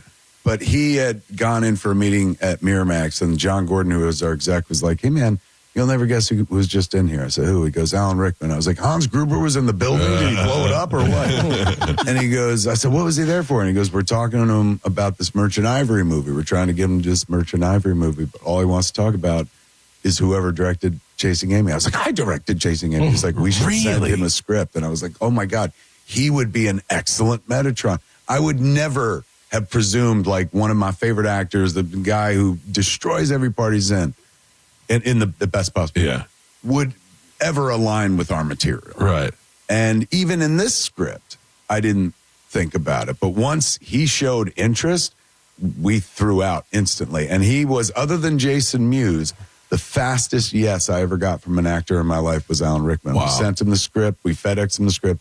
He received it that morning. 2 hours later, called us, and he was like, I'm in. Because he loved Chasing Amy. He really did. And then, oddly enough, like, it took me until almost when Alan died to realize, oh, we're friends. He stayed in our lives, and I always thought he was just being professionally courteous because I was like, oh, we made a movie together and stuff. Yeah. But, like, whenever I went to England, I would get a phone call no matter where I was. He'd be like, Kevin, it's Alan Rickman. You're in my country. I'm taking you out to lunch. Oh, wow. And then sometimes I'd get a phone call. We'd be like, Kevin, it's Alan Rickman. I'm in your country. You're taking me to lunch. He, like, kept our friendship going, man, for years, and I never realized that. But on set, by the time we got to set, while I did revere him, and more so than being intimidated, I was like, are you sure you want to do this for your career? Like, you're doing quite well. Are you sure you want to drive here from Orlando? Yeah, I get it. That's how I felt when Kevin pulled up this morning. Yeah. Like, are you sure, man? That was the most I had. But I wasn't intimidated by. Willis, I was intimidated by, and I think that's what affected our relationship. Yeah. I think, like, when I made a movie with him, when I was just in a movie with him, I was in Live Free or Die Hard. Right. And I was just a cast member. He loved me. When I was the director, perhaps I was like, oh my God, Bruce Willett. Maybe I was the little dog that bounces over the big dog in the Warner Brothers cartoon. Yeah. And perhaps that turned him off. I don't know. Perhaps it had something to do with the health condition that would come later on. Who knows? But at the end of the day, I feel like perhaps I was too enthusiastic puppy and intimidated at the same time. He understandable. Which is weird because I worked with both of the leads of Die Hard. Yeah. And one of them who was like super great. The legend. Yeah. Like, I was absolutely cool and comfortable with. And the one who's like from my country, from New Jersey, the pride of Penns Grove, New Jersey. I was intimidated by, I can't, you got to remember 2.5 years ago, I went to a mental hospital. So, like, everything ain't right upstairs. Yeah. Listen, I get it, man. I was reflecting last night. I can't watch TV for an hour without going, that guy's been in our garage. That guy's been in our garage. And I said, isn't that wild? It's insane to me. And then last night I said to my wife, who really doesn't care about anything. Right. I said to her, I go, tomorrow, Kevin Smith is going to be here and David Koechner, both in our garage. And Koechner was here? Or he was coming. He's coming today. He's going to be here soon? Yeah. He's lovely. He's great. He's great. I was honestly, it's so weird you bring him up. I was just thinking of him because when I was driving out here, I was listening to the news, and I'm not a political guy, but who's the money guy in our country who's like, these tariffs are great. You're out of your mind. He's a very... looks like Keckner. Artie Fufkin. Oh, yeah, I know what you're talking about, but I don't know his name. Lufkin, yeah. They were playing some clip of him talking to the president, and he was so obsequious that it reminded me of that Keckner sketch where he was like, on SNL, like the Fops, I believe it was called. So I was literally thinking about that, dude. That's wild. He's going to be here? Yeah. I was in a movie with him. My friend Josh Roush made a movie called Wrong Reasons, and Keckner came in and did a day. I wondered if you guys had crossed paths. I also worked with him on The Goldbergs as well. Oh, but it's crazy when you get to work with people who you actually enjoy. I mean, naturally, we all love him from Anchorman and stuff. But going back to SNL, like that was my first impression of him, and I was like, that dude was legit funny. Yeah, I was going to say, do you know why you came up with the name Artie Fufkin? Why is that there? That's Paul Schaefer from Spinal Tap. The guy who bends over and says, go ahead, smack my ass. Do you remember in Spinal Tap, like one of the funniest moments of Bruno Kirby is the driver, and he's talking to them, they slowly raise the window on him. And first he doesn't know how to react, and then he starts talking about Frank Sinatra. Do you think that they should be making another one of those movies? Anchorman? No, Spinal Tap. They're making another Spinal Tap. 100%. You do? Let them have fun. Yeah, well, it ain't ever going to ruin the one you love. No. It's just going to also stink. But how do you look? You're talking to a guy who made 3 Clerkses. You know what I'm saying? I'm working on a Dogma sequel. Look, I gotta support all ideas. The long-awaited sequel. Good Lord, I've been in this business 31 years. Sequels are fine. But let them have fun. I mean, all those dudes are like on the older side. I recently, you know how like The Simpsons. Sometimes like you drop out for 5-10 years and then you interact with again and you're like, they're using iPhones now? Yeah. I interacted with a recent episode of The Simpsons where I was like, oh, they changed Mr. Burns' voice, but it's not. It's Harry Shearer, but Harry Shearer just very old. And his voice is different. So, that's a clear indicator that there's less time ahead than more. Yeah. If those cats are like, let's get together and do it one more time. God bless. I always say we've lived longer than we will live at this point in our lives. I mean, that's the thing. And I've been thinking about it a lot while I've been touring around with the movie. Like and this is not a complaint, but I didn't sign up for like a tour of 31 years. Like I just wanted to make Clerks. And then once it happens, like, oh, this is my job. All right. And like you keep going, but there's no handbook. So you don't know when to stop. No. So like case in point, you're like, should they do another one? The audience will let you know to some degree, like, oh, don't ruin it. But what if you're the person who's like, yeah, but we had such a good time doing it, and I think we got a cool idea for it. And if the only reason not to do it is to not piss off people that like the original, it's like, well, wait a second. I don't think it's and from a filmmaker's point of view, I don't think it's pissing me off. You're not ruining the first one for me. Right. You're ruining the legacy. Like the second What does Blues that Brothers. mean, though? Legacy, like we don't live in a world of legacy anymore. When was the last time you watched Caddyshack? A certain age, we used to watch Caddyshack monthly. Yes. It's like a couple times a year. Now we're drowning in content. There is so much content coming out. There's no such thing as legacy. Even the things that have long tails, people don't like anymore. Star Wars has been tainted for a lot of people and stuff. You're so talking it's to the like, guy. let them go. Let them have fun. You know what? Here's my biggest argument for it. Let those guys have fun with the IP, because I assure you, once they're dead, somebody's going to be like, ladies and gentlemen, Spinal Tap 2030. And those people will be forgotten and erased. Yeah. So let them enjoy it, man. Life is so impermanent, and it goes by in a blink, and our news cycle is so fast. It's like if the idea of a Spinal Tap sequel irritates you, wait 10 minutes. Something even worse is going to piss you off. It doesn't. I have. And to I'm just saying, coming to you. I'm but I speaking don't to the mean it audience. from the point of view where it's bugging me. Like a new Happy Gilmore, I think is going to stink, but I don't care that they're doing God it. But God bless him. Yeah, like, but let him go. He looks like he's having a good time. Yeah. And as we all know, because they print those articles every time, he is literally making a small fortune. Right. Like to run around on that golf With stick, his they're going to give him $50 million. And everybody I would take that golf stick up me. I would accept it if they give me $5 million, $500,000. I'll do a Netflix special 6 minutes long where I'm like Mr. Hands, the horse video. They grease up that driver. I'll even take the thick end. Go get my driver. I'm going to give him $8 worth. Let me tell you something. I drove into this gated community. You do have $500,000 to spare, my friend. No. Being around movies, we spent one day on the reboot set, and we had a great time. We were there for 15 hours. You know, I was thinking of that as I pulled up. This is so much fun. I drove 90 minutes to this guy's house. He couldn't even come to my set. No. My kids, we had spring break, and I had to go out of the country. That's the only reason why. It was everyone my has idea. A good reason for everything, Mike. I would have had a good reason to stay home with my mom this morning, who I never see, make her breakfast. But no, Mom's like, "Where are you going, Tiger?" I was like, "Mom, I got to go see Mike Calta." She's like, "Oh, did you grow up with him?" I'm like, "Mom, no, I was at his place once years ago, and we talk on the radio periodically." Joe and I were there. Consider him a good friend. Joe and I were there, and we had a great time. And like being on a movie guys set were wonderful. is a lot of fun. And we really had nothing to do but just stand around and observe and watch. But at a certain point, it does get boring. Whenever you bring guests, man, they're like, "This is exciting." And then when they see that it's like you just keep repeating the same things over and over from different angles, it's not like, as much.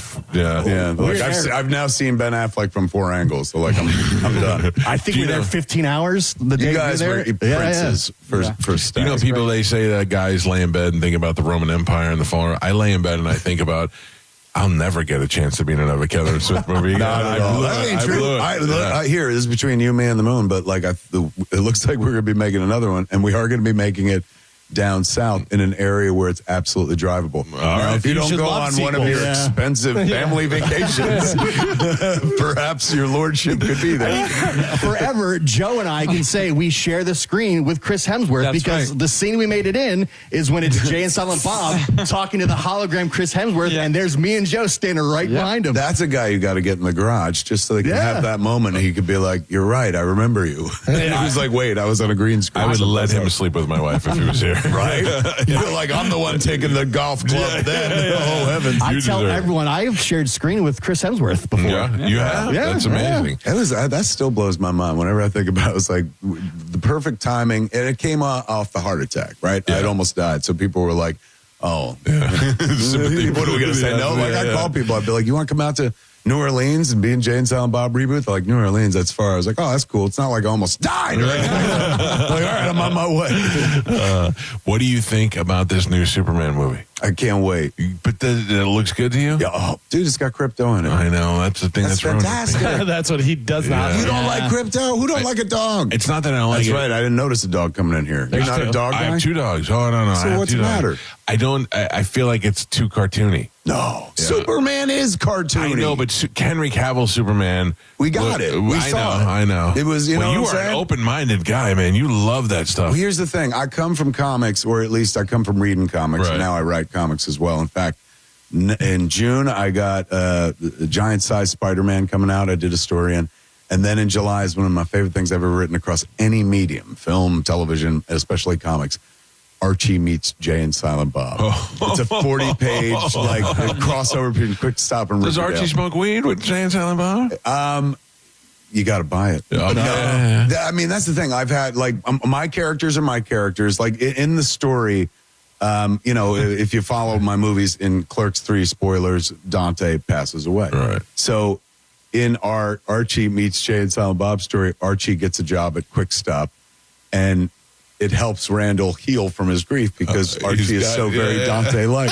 And so then they wind up like going to Riverdale for Josie and the Pussycats concert. And Jay and Silent Bob figure because they have the weed store next door, they have a daughter from that Jay and Silent Bob reboot movie named Millie. And so she gets to figure in with the teenage kids because all the Riverdale kids are teens. Like it's crazy how many people, I mean, I guess they don't know comics and I guess they don't know like that I'm playing my characters in real time. But how many people would be like, oh, you're doing Archie, man? Is Jay and Silent Bob going to have a foursome with Betty and Veronica? I'm like, they're teenagers. No, that's never going to happen. But the book, it doesn't have like sex or cringe or anything like that. But our characters curse openly in front of the Archie characters, and it plays so wholesome and yet real on the page. Like it's a shockingly good book. I'm so damn happy with it, man. But anyway, why am I talking about that? Well, no, because it makes me happy because I see This is a guy who's living his dream. Comics. I'm bringing it back to this. This is my defense for that Superman.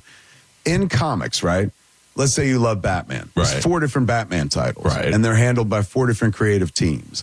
So you're used to, as a comic book reader, different takes on a character. Sure. So for me, I can take Zack Snyder's take and be like, yeah, man, that's like a dark take on Superman.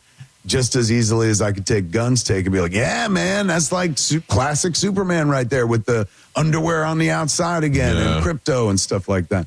And, you know, every generation, they say, or every decade gets the hero it deserves. You either get Batman, if you break it down to the DC equation, you either get Batman or Superman. You tend to get Batman when things are prosperous. Right. You tend to get Superman when things are on the bleaker side. Okay. So we're heading into, I mean, this can't be planned, right? It's not like when they start making the Superman, they're like, the worlds are going to be trending downward. It just times out that way. So we're going to get a movie about a very hopeful Superman. Okay. And I love the Snyderverse, man, but the Snyderverse is a very badass, like, alien, I can destroy you, Superman. Yeah. So the Superman we're about to get is the one that's going to be like, look, up in the sky. And, you know, and that's which we haven't seen since Christopher Reeves. Exactly. Yeah, and if he gets close, and they're using that, you know, John Williams score in the commercial, so you know they're hinting at that vibe. All right. You made me feel better about it. That's my job, is to sell other people's movies. Now that mine is sold out. Our movie comes out, for those who aren't going to see me in Tampa tonight in my 2 sold out shows, or in Orlando for the 2 sold out shows tomorrow. June 5th, Dogma opens everywhere. 2,000 screens. A whole re-release. Isn't Why? that crazy? What made you decide to do that? I didn't decide. I tried to do this 5 years ago for the 20th anniversary, and I couldn't make it happen, man. I couldn't get the movie from clench your sphincters, kids. A long time ago, this movie was made by Miramax. Miramax was owned by Disney at that point. It became something of a polemic, even though the movie is an insanely reverent film, Dogma. And so Disney was like, get rid of this movie. And so here comes the name. Harvey Weinstein bought the movie personally. Right. He then licensed it off to a young Canadian company called Lionsgate for theatrical distribution. That was their first $30 million earning movie. And then, of course, they made The Hunger Games and everything else years later. Yeah. And home video went to Sony Columbia TriStar. And so the theatrical lapsed a long time ago. Home video lapsed probably 15 years into the deal. So for 10 years, people would be like, hey, man, how come I can't get Dogma on DVD? It's because Harvey owned it personally, did nothing with it. Then I would write, you know, I left the Weinstein Company in 2008. So I would write periodically and be like, hey, man, like Dogma's out of commission, and never hear back, and be like, hey, Dogma's coming up on 15th anniversary, never hear back and stuff. Then one day, I got after I'd left, I hadn't been at the Weinstein Company in 12 years. I got a phone call. And they're like, hold for Harvey Weinstein.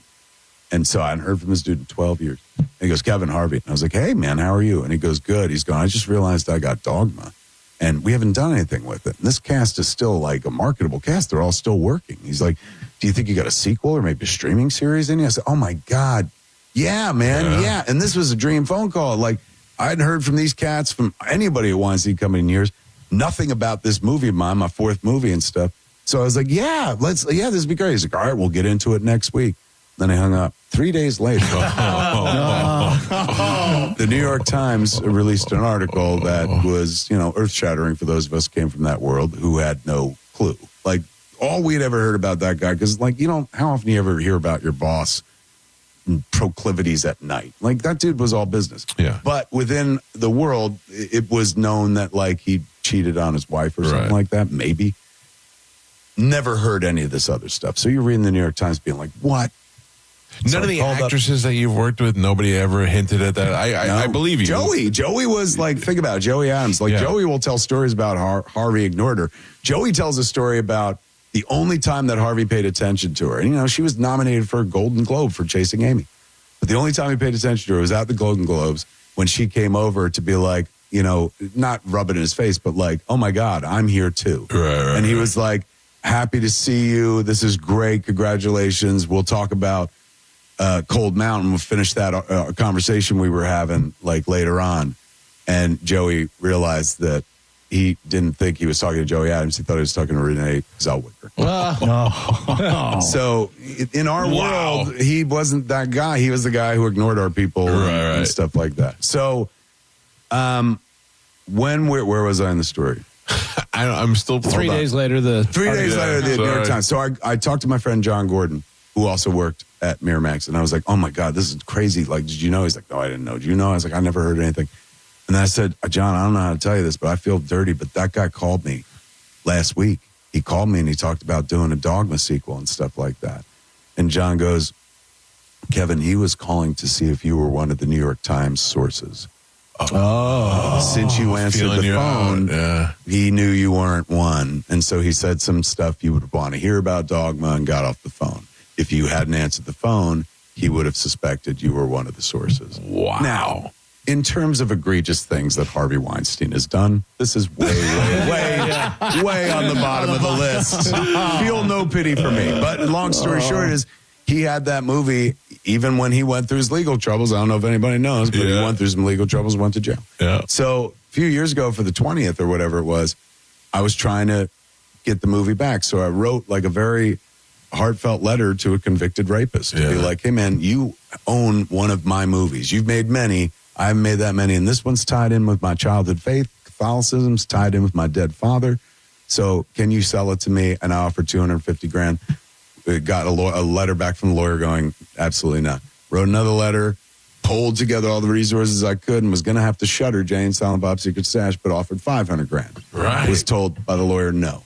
At that point, that's it. I'm not a rich man and stuff. I can't do radio. I would have threw in some money, man. I would have been part owner. Well, what I did was I did reach out to some people who might have a vested interest in seeing the movie go forward or seeing Dogma have a second life and stuff. I reached out to Ben and Matt. Then I hit him back with $1 million offer and was still told no. So at that point, I'd heard through the grapevine that he was looking for $5 million. And not for nothing, I love Dogma. For $5 million bucks, I'd make a new movie. Never mind buy some old movie and stuff. So I let it go. Then recently, this wonderful woman, Alessandra, called up 8 months ago, and she's like, "Hi, we have Dogma."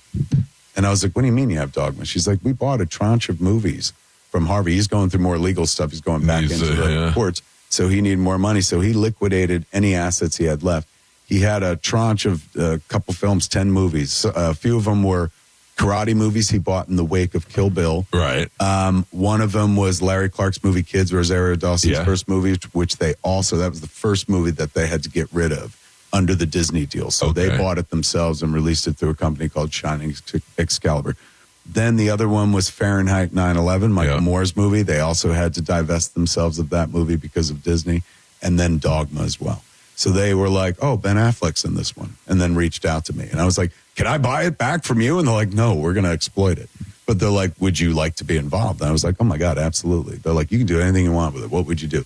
So I said, "Well, I would tour it. Like I've been touring Jay and Silent Bob Reboot, Clerks 3. Like that's what I do now in my movies. We overcharge people to go see old movies. And I stand there with them and we do stories afterwards and stuff." And she was like, "Well, what about just re-releasing it?"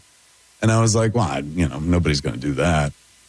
She made a deal with AMC theaters, man. That's why all this tour has been through all AMC theaters and then is going to come out on June 5th. I'm like 2,000 screens, man. But beyond AMC's, other theaters signing up and stuff. This woman made it all happen, dude. And I asked her, it's crazy. She never told me anything. About, 8 weeks ago, she was going, "Hey, I got a short film in the Beverly Hills Film Festival." And I was like, "Beverly Hills, that's 15 minutes away." But she's like, "It's down the street at Groman's Chinese Theater." And that's literally down the street from my house. So I was like, "Oh, I'll go." Yeah. So I go down to watch the short film, and it's good. And I was like, "Hey, we got a film festival at my movie theater, Smod Castle Cinemas in Jersey. Why don't you send me a link? We'll program it in the fest." And she goes, "Oh, great. My mom could see it." And I was like, "Oh, does your mom live in New York or something?" She goes, "No, my mom lives across the street from your movie theater." And I was like, "We've been working together 6 months. This is the first time you thought to mention that?" She goes, "I didn't want to creep you out." I was like, "Too late." And she goes, "Well, this is my creep you out more." She's going, Jay and Silent Bob's Secret Stash? I was like, "Yeah, very well." She's like, "I worked at Coco Paris right next door." I was like, "Who are you?" And then she told me the story. At age 10, she saw Dogma. Her mom let her watch Dogma, and she fell in love with the movie. She didn't understand half of it, but she kept watching it and watched it over and over again. It was her favorite flick. Then she went on and had a life. She was an actress and stuff and a producer and like a mover and a shaker in a business. She was sitting around. And brought it all back to her. She was sitting around watching like YouTube, and she saw me doing an interview, tell that same story about trying to get Dogma back. And she was like, oh, he needs help. Literally got involved, made it all happen. So she just saw you say She convinced somebody to buy that tranche of films away from that dude, sold off all the movies just to hold on to Dogma, just to bring it out into the world again. It was her dream. That is amazing. I couldn't make it happen. I tried to make this happen. Right. Connections, The guy who made the juice, movie. Ben and Matt. And I made the movie. This amazing miracle woman made it all happen. And so she resubmitted the movie to Cannes, to the film festival, and we got in. So we're going back May 22nd. They just announced it. The Dogma goes back to Cannes. So we get 2 sets of laurels, one from 1999, one from 2025. All because, take everything away, all because a fan of the film was like, other people should see this. Does that make you feel better than probably most of your accomplishments, that you've touched that one person so much that that's all this? 100%, Mike. When I started the journey, I started it for me. It's very selfish, masturbatory. I want to be a filmmaker. What keeps you going on the journey 31 years in are, of course, moments like that, or moments like, the kid who I went to a Comic-Con, he's like, I had a ratty copy of Mallrats. Looked like it had been through the laundry and the dryer and stuff a few times. And he goes, can you sign this to my son? And I said, yeah, but, how old's your son? He goes, he's like 2. I was like, well, he's not allowed to watch this. If he is, get a DVD. And he goes, well, that's the movie that saved my life. And as a, storyteller, filmmaker, you hear that from people a lot. Sure. Very sweet thing people say, usually hyperbolic. Don't really mean it. Like, I was hanging on a cliff and a copy of Clerks saved my life. It's just something nice to say. And I was like, thank you. I know how to receive that. I was like, oh, man, thank you. And he goes, no, I really mean it. He's going, every day I used to come home from school, my father would beat the hell out of me. Every day. Beat me to a bloody pulp. Almost to unconsciousness. Then I would drag myself to my bedroom, close the bedroom door, put in Mallrats, escape to the mall with T.S. and Brody and Jay and Silent Bob. He's going, now I'm a father. And I would never do the things to my kid that was done to me. And I survived it. And I want my kids to know that I survived it. He's alive because I survived what I went through with my father. And how I survived that was this right here. Wow. Dude, it was Mallrats. It wasn't even Dogma chasing Amy. It was Mallrats. So that's what gets you out of that bed in the morning. Like, you not just to make movies, to write comics, to do anything, because the trickle down is something I never thought about when I started. When I thought about the audience, it was like, I hope there is one. But that audience has been with me. I'm on tour looking out in the audience, seeing a lot of, white bearded faces like me, old timers in their 50s, sitting next to kids. I had one dude who was like sitting there going, I've been coming to these shows for like 30 years, man. He's like, I started with you on Clerks, so I see you every time you come in the area. I'm here with my adult children. Now they come to these things with me. And he's like, I just got to ask, what's your end game?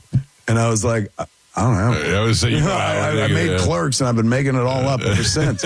So those stories, Alessandra going, I'm so moved by the movie, I think other people should see it. Rescuing my movie, saving my movie about angels from the devil himself. Those are things that you never imagined could happen. No, those are better than the money. And let me tell you, the money ain't good anymore anyway. So everything's better than the money. That's amazing. Those are amazing stories. Kevin Smith and his amazing story. No, that's good. That's good stuff, because you have to. I'm being honest. If Kevin Smith's out doing Q&A, you have to imagine you've seen a lot of the questions and answers before. But every time you come on the show, it's an entirely new situation. It's the best of the Mike Calta Show. It's the best of the Mike Calta Show on 102.5 The Bone. Tell us what you think. Head to the 102.5 The Bone app now and leave us an open mic. Captain Zach Sturm here for Rivard Buick GMC. I want to thank Tampa Bay for coming out big this year. Maybe it's the discounts or the insane inventory. Whatever it is, your hometown Rivard Buick GMC is currently the #2 GMC dealer in the country, and we are chasing that #1 spot. So what does that mean for you? It means the discounts we are offering from now until year end are going to be the largest this city has ever seen. Like new Sierra 1500s for up to $16,500 off. Find more than 950 vehicles in stock, all with massive discounts at RivardBuickGMC.com. GMC, we are professional grade. Hey, it's Mike Calta here to tell you about my friends at Stingray Chevrolet in Plant City. These are the final days of their Stingray closeout. Shop their best offers of the year before time runs out. They'll pay top dollar for your current vehicle. Keep the cash or use it to trade up and save even more. Don't miss your last chance of the year to save. Visit stingraychevrolet.com. Together, let's drive. Stingray Chevrolet. Relax, enjoy the difference. We hear it every day. I'm a safe driver. Then in an instant, it happens. A car crash. And you remember, for over 25 years, 1-800-ASK-GARY has helped over 350,000 people find the legal and medical help they need to get the settlement they deserve. You remember 1-800-ASK-GARY. Most people that come in have tried many, many different things to get themselves out of pain, and nothing has worked for them. And eventually they make their way to us, and that's when good things happen. You're listening to Alex, an arch support specialist at the Good Feet store. A woman came in complaining of extreme pain, and she was concerned that she wasn't able to play with her grandchildren. I fitted her for the arch supports. I put them in her shoes, and she took a couple steps and she started crying because she knew then that she would be able to begin doing the things that she wanted to do with them. For over 25 years, the Good Feet store and our arch support specialists have been helping folks live the life they love without foot, knee, hip, or back pain getting in the way. I called her a week later. She thanked me profusely. She was able to do those things that she wasn't able to do before, and she had a new lease on life. Those kind of Good Feet stories happen all the time. It's fantastic. Try them for yourself. Stop in for a free fitting and test walk at the Good Feet store. Visit any of our 5 locations throughout Tampa, St. Petersburg, and Sarasota, and at goodfeet.com. There's so many great reasons to get into the Seminole Hard Rock Hotel and Casino. Obviously, you're going to do some gambling, slot machines, your favorite table games. You could also bet on all your favorite sports, but they've got great restaurants and great shows. They got the Rez Grill. They got Council Oak Steakhouse. They've got plenty of bars and plenty of places for you to party to celebrate the new year, all happening at the Seminole Hard Rock Hotel and Casino. If you haven't been in a while, now is the time to get in. Get in there over Christmas vacation. Win some money. It's a Seminole Hard Rock Hotel and Casino, the coolest place in all of Tampa Bay. Cashback is not available on gas in New Jersey and Wisconsin. $5,000. That's the average amount of money people in the U.S. are now spending on gas in a year. $5,000. That's crazy. If you drive, you have to download Upside, the free app that gives you cash back every time you get gas. That's right. You can earn real cash back with Upside just by buying the gas you're already buying. You can literally start earning cash back today. I use Upside every time I fill up, and I've already made around $300. You're putting gas in your car anyway. Why not get real cash back? If you like free money, download Upside. I'm saving the cash I earn from using Upside to help pay for a vacation later this year. Download the free Upside app now to earn cash back every time you buy gas. Use promo code YEAR25 to get an extra 25 cents per gallon on your first tank. You can cash out anytime right to your bank, PayPal, or a gift card for Amazon and other brands. Just download the free Upside app and use promo code YEAR25 for a 25 cents per gallon bonus on your first tank. That's code YEAR25 for a 25 cents per gallon bonus. Now, back to Real Raw Radio. Sponsored by Anajar and Levine, accident attorneys. Call 1-800-747-FREE. That's 1-800-747-3733. 1025 The Bone. Real Raw Radio. WHPT, Sarasota, Tampa, St. Pete. Live from the WeatherTight Windows studio. And now, it's the Mike Calta Show.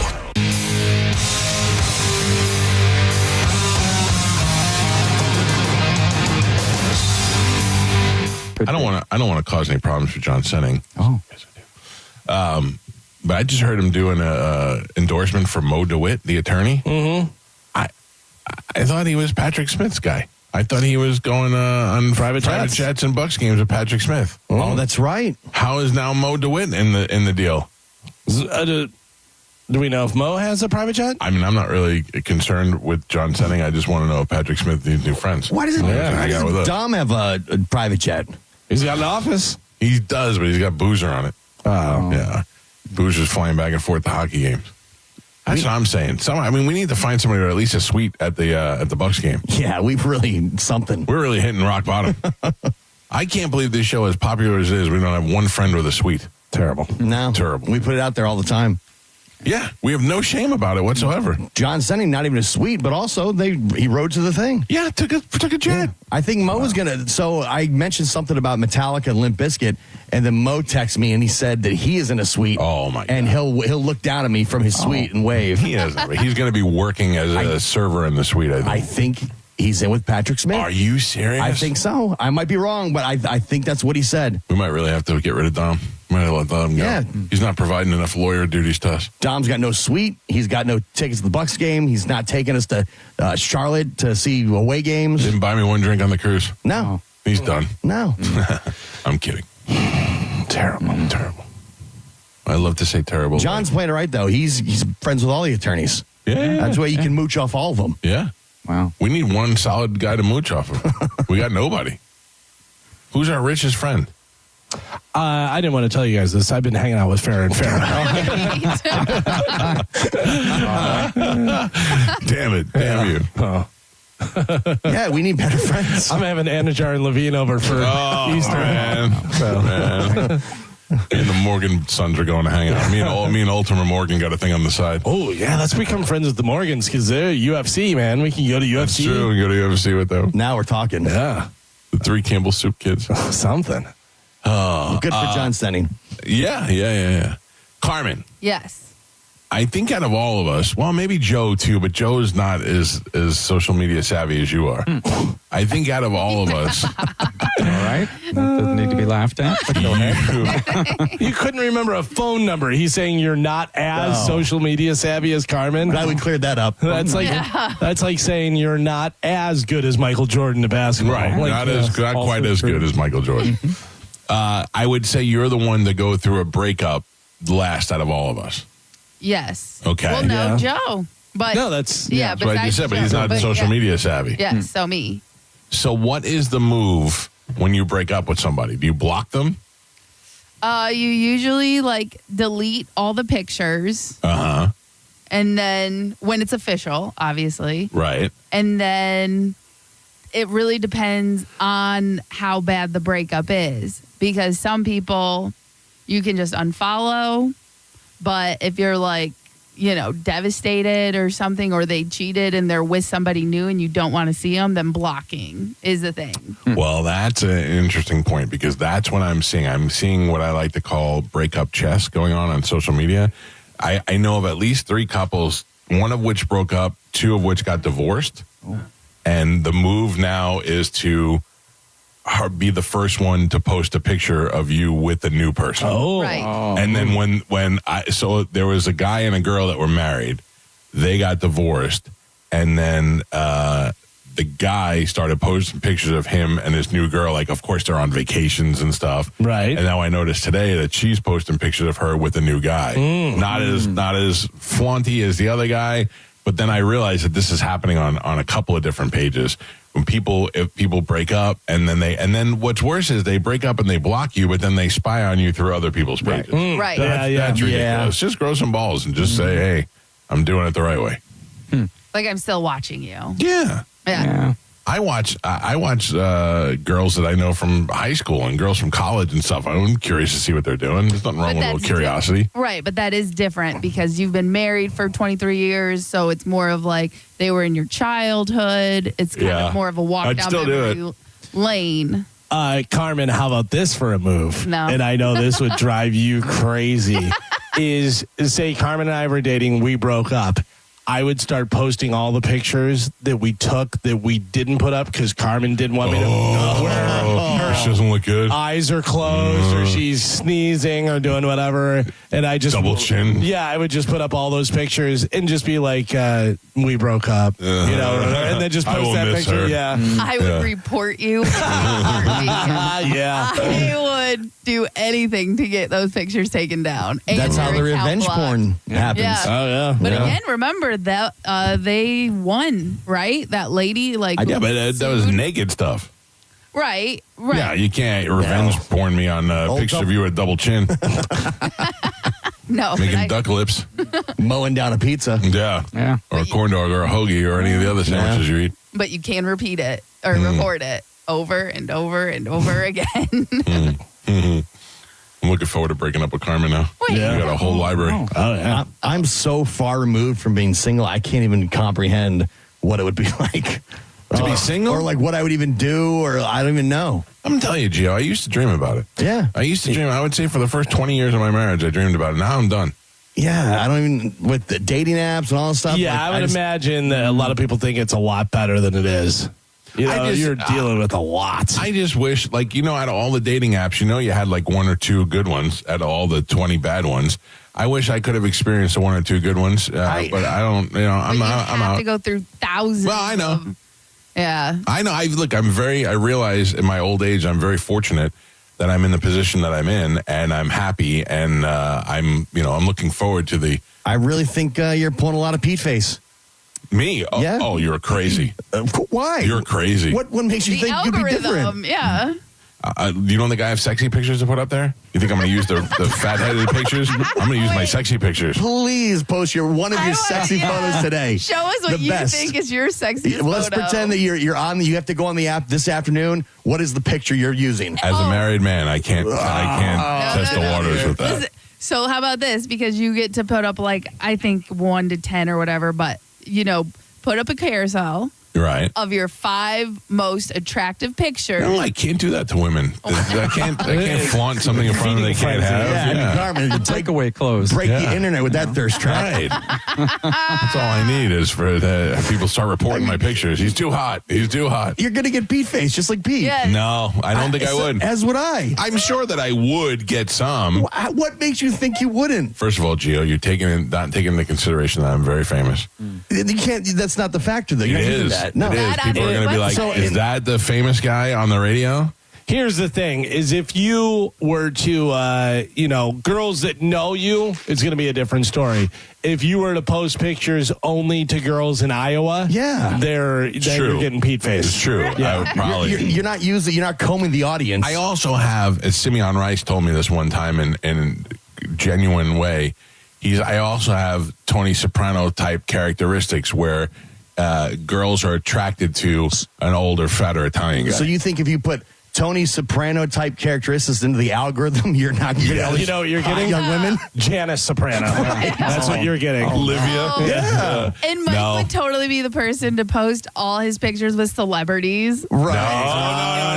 The number one rule. Number one rule. You don't want to put somebody more popular than you in the picture. Oh, my God. He knows Donald Trump. Oh, yeah. all these big events. He must be important. Yeah. Picture me in like a suit and stuff for sure. Yeah. Pete face. You're going to be pulling Pete face. You guys are going to make me get on Hinge today. I would love to try it. I would too. I would be pulling Pete faces as well. I would love to try it, but I have to tell you, I was on it when it first started. I was living by myself in St. Pete. I didn't last a month. I got off of it. I was like, this. Yeah, but how many guys you bang on it? None. Really? Yeah, it was awful. Can I tell you? Married, not looking at all. I'm getting unsolicited compliments from ladies. Whoa. I had a girl direct message me the other day. She goes, Galvin, you're tall, you run, you have great lips. Oh. And you're married to a hot wife. That's weird when you looked her right in the eye and said that. Like, great lips. Oh. Carmen, you know. Yeah, great lips. Yeah. You said it before. Mike Calta Show, good morning. Succulent lips. Hello. Don't say like that. Okay. Good morning. Hello. Yes, sir. 3 times. Hey, how are you guys? What's up? I'm here. Hey, you guys are talking about being older and dating. I'm a 50-year-old, recently single. It's horrible. Stay married. Yeah. I mean, I'm not thinking about getting divorced. It's absolutely horrendous. Yeah. Well, It's absolutely horrendous. what are you trying to get, though? You trying to get 54-year-olds or 34-year-olds? Same age as me, man. Yeah. And they're all ugly, right? Yeah, it doesn't. It doesn't matter. Actually, the older ones probably have more trauma. Yeah. All right. Well, I'll stay married. Thank you, sir. I appreciate that. One for the married column. Mike Calta Show, good morning. Hey, when are you doing another one of those Me and My Hot Wife podcasts? It's not hot wife. It's just me and my wife. I don't know. She works now, so her schedule is a little bit harder to squeeze in, but we'll get it done. All right, appreciate it. Thank you, sir. You know what you should do? You should take your same thing, Me and My Wife podcast, and then just put a little thing and put hot in there, a little arrow, and then just put hot in there. Which arrow? At me? No. Oh, at her? Yeah. Hot wife. Okay. Mike Calta Show. Yes, what's that, Carmen? I was going to say, how about this? Instead of posting it online for everybody to see, you just send us the pictures. Oh, so you have some to use later? No, Yeah. thank you. No, No, thank you. I don't need old succulent lips over here staring at my picture. Are you putting up your Ukraine war fighting picture that's behind you there? That one. Maybe. I don't know. You never know. It's a good one. Mike Calta Show, good morning. How's it going, Mike? I expected this to be all ladies telling me, put up your sexy pictures. But go ahead. How you doing, sir? I mean, I could give you one, but I don't think you want it. No, thank you. You guys were talking earlier to Cody, and I just wanted to say the thing. You guys ever seen Molly's Game? Yes, fantastic. The movie? Yeah, excellent movie, right? Okay, I knew you saw it, Galvin. I know you brought it up a couple times. Well, you know how like sometimes when she's telling the story, she goes and like she'll show in 1956 this person did this and this and this. She actually brought up that Jesse Owens thing and Jackie Robinson. Yeah, I knew that I had heard that before when she said it. Yeah, she made a point that the guy who actually beat Jackie Robinson was Jesse Owens, and Jackie Robinson that lost to Jesse Owens, he lost by like 1 or 2/100ths of a second, and he even smashed the previous record and still lost to Jesse Owens. And what that 1/100th of a second meant was Jesse Owens, famous from obviously Jackie Robinson, became a janitor, and the guy Jesse Owens became, famous because he won a gold and this. Right. So she was just kind of correlate the 1 to 100 with this what can happen in sports. So it was really interesting, that movie, and So when he said that, I was like, oh, he got that from Molly's Game. That's a very good movie. If anybody's not seen it, it's called Molly's Game, and it's about a woman who ran a privatized card game. And it's really good. It's a true story. Thank you for the call, sir. And I believe he lost by 4/100ths of a second. Yeah, really. It was crazy. It was crazy. Yeah, smashed the other record, but got beat by Jesse Owens, which was wild. That's pretty crazy. All right. I'll gather a couple of pictures, Carmen. I'll send them to you today. Okay. All right. And you can, I don't know. I in all honesty, you're right. I would have to use pictures that were real.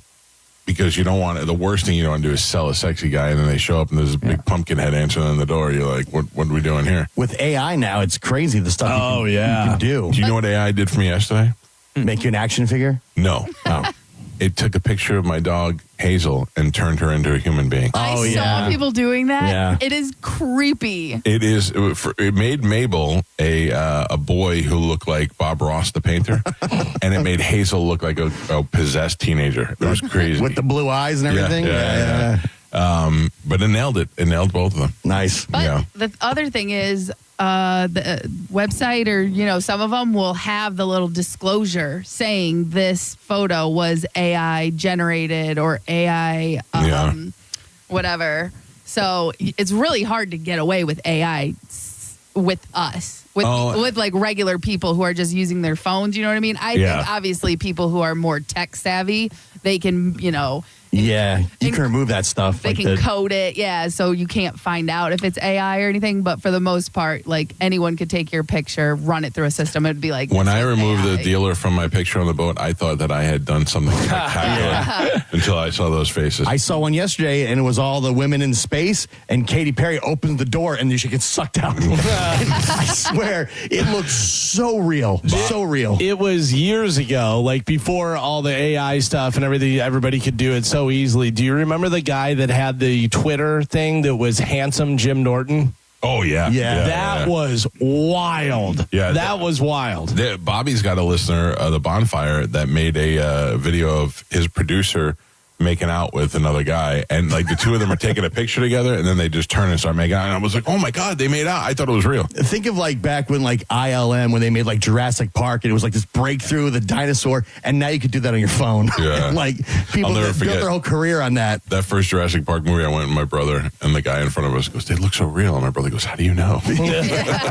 My wife's mother called her the other day to tell her that Mike Wolf from American Pickers is in jail for murdering the other guy. Oh yeah, I read that too. I go, unbelievable. She goes, I told her, and she goes, oh my God, I got to call back so many people. Yeah, not only that, but and then like Amanda, when Amanda and I were first dating, she moved out of her parents' house and into her first apartment, and I helped her move in, and I set up her computer for her, and she had America Online, and I said, listen to me, don't ever give out your password. Okay. Then the next day she goes, it's so weird. AOL hit me up and said that my password expired. I go, I just told you. It was from AOL. And I go, I just told you. I just told you 100 times. My wife's mother called her the other day. Too loud, sir. You jump right in. Mike Calta Show, good morning. Good morning, guys. I like to see you post your 5 sexiest, good-looking pictures. Man. I don't know if you can handle it, ma'am. It might be too much for you. Are you in a relationship? I am. What if this damages your relationship? What if you're like, I have to have him. I have to have him. I think I can tame myself, but I would hope that you would include in your collage of your top 5 the sexy art face down, ass up. You broke up. Which sexy picture? I heard it was ass face down. Are you talking about when I fell in the backyard? Yeah, the sexy one of you face down, ass up. Yeah. Oh, man. That, by the way, is up on our Instagram because it's the 1-year anniversary. If you want to go watch that video over and over again. Yeah, at the Mike Calta Show. All right. Love you guys. Just because you asked for it, I will get my 5 together today. If I can find 5 really sexy ones. It'd be hard. Yeah, and put them. I'll put them up.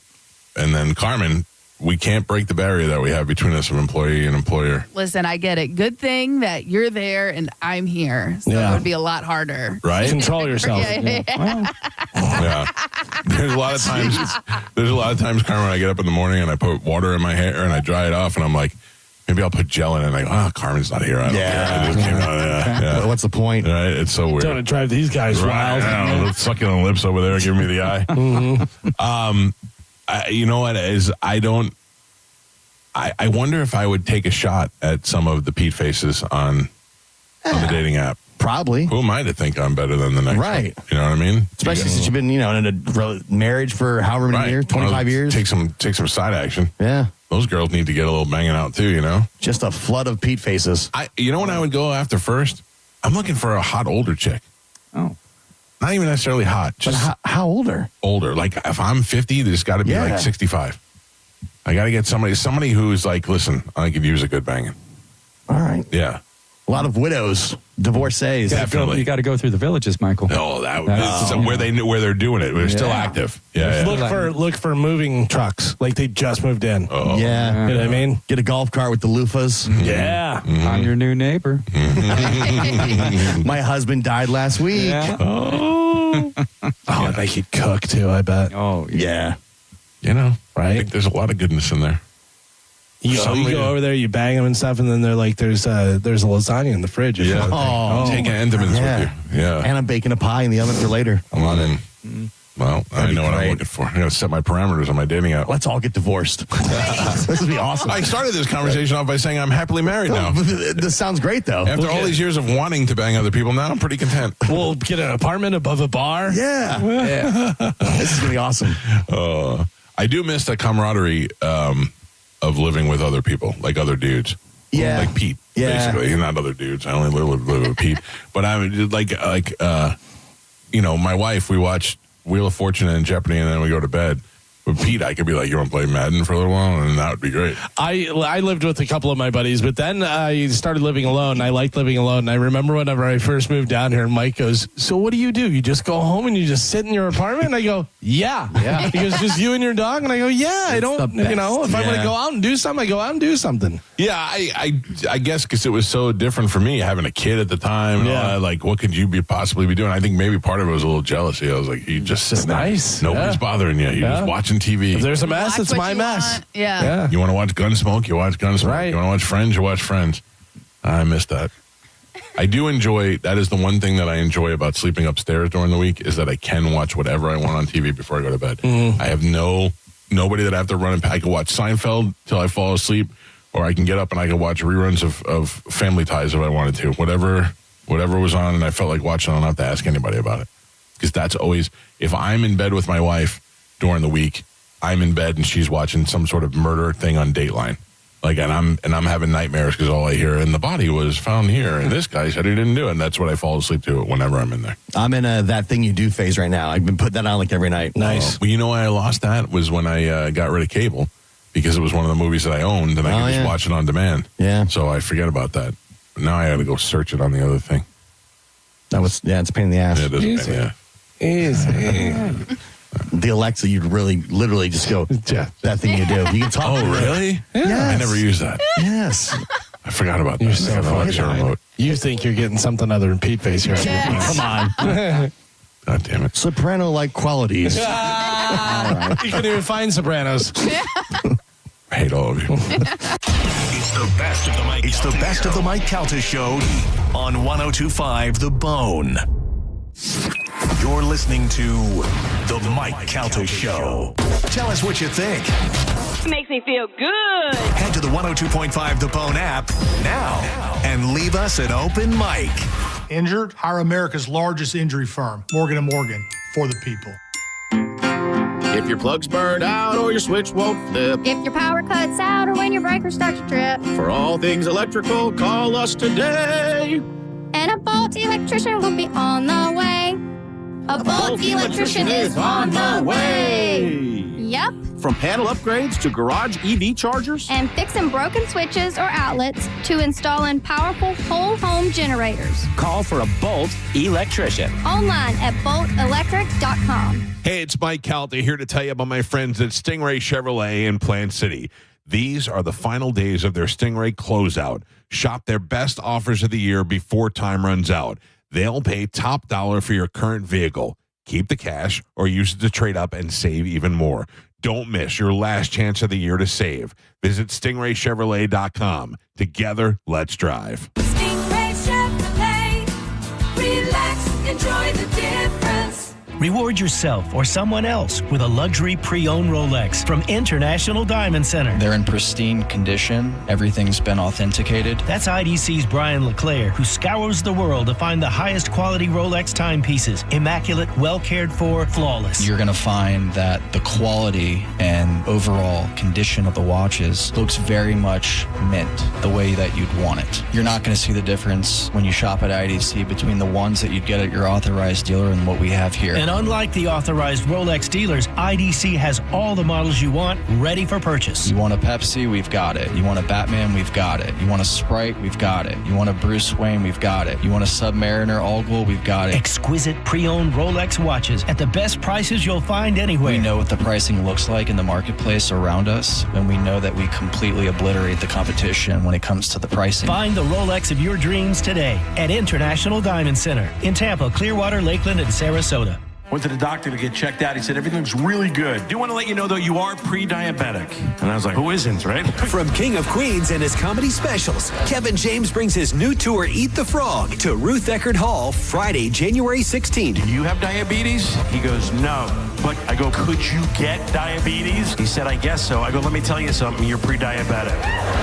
Don't miss comedian Kevin James live. On sale now at rutheckerdhall.com.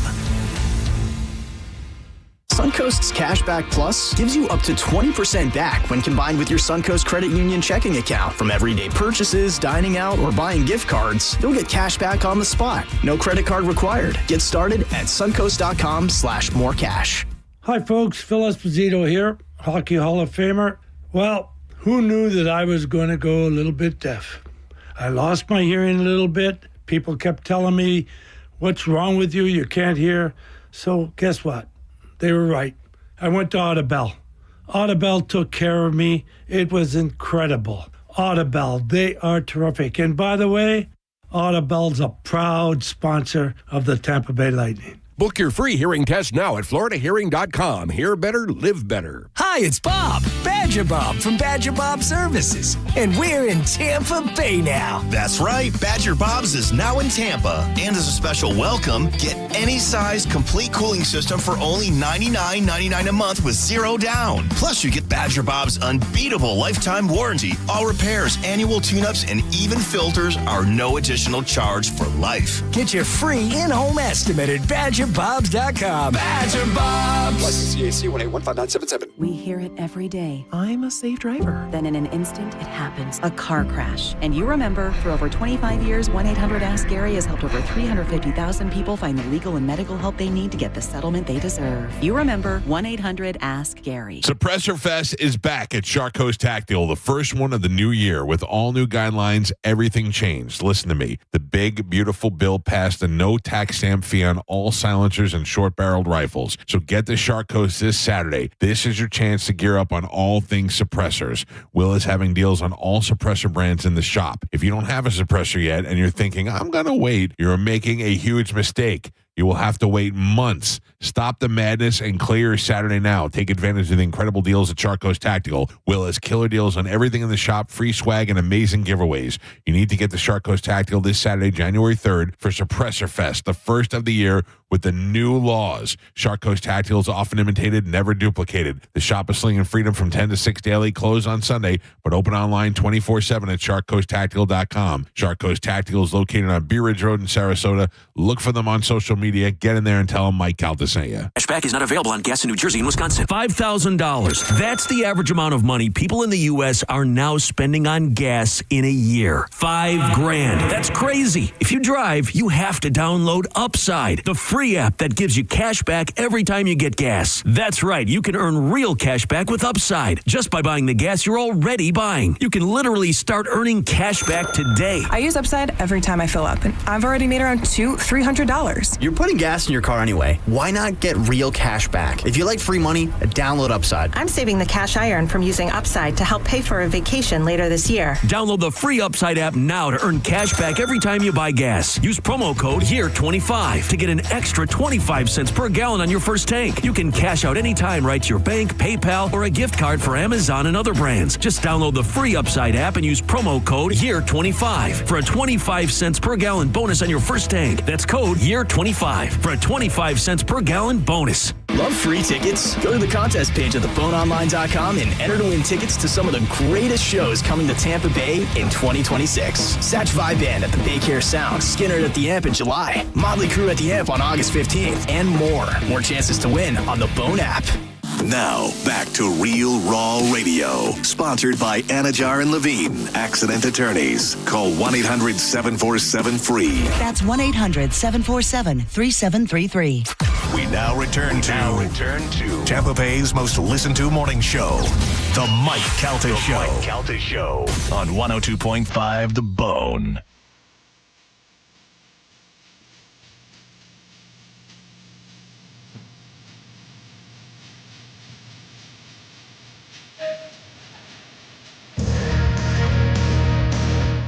There you are. Hi, Plunkin. How are you? Let me turn your mic on. That might help.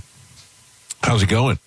Good morning. What weather did you leave in New York that you got to sun your butt on the beach yesterday? Oh, it's garbage. It's garbage, right? Yeah. Yeah, it's been windy. freezing and crappy here too, but all of a sudden we just had a spurt. Yeah, you brought the sun with you. The spurt. I'm the spurt. Spurt. Let me ask you a question. Be honest with me.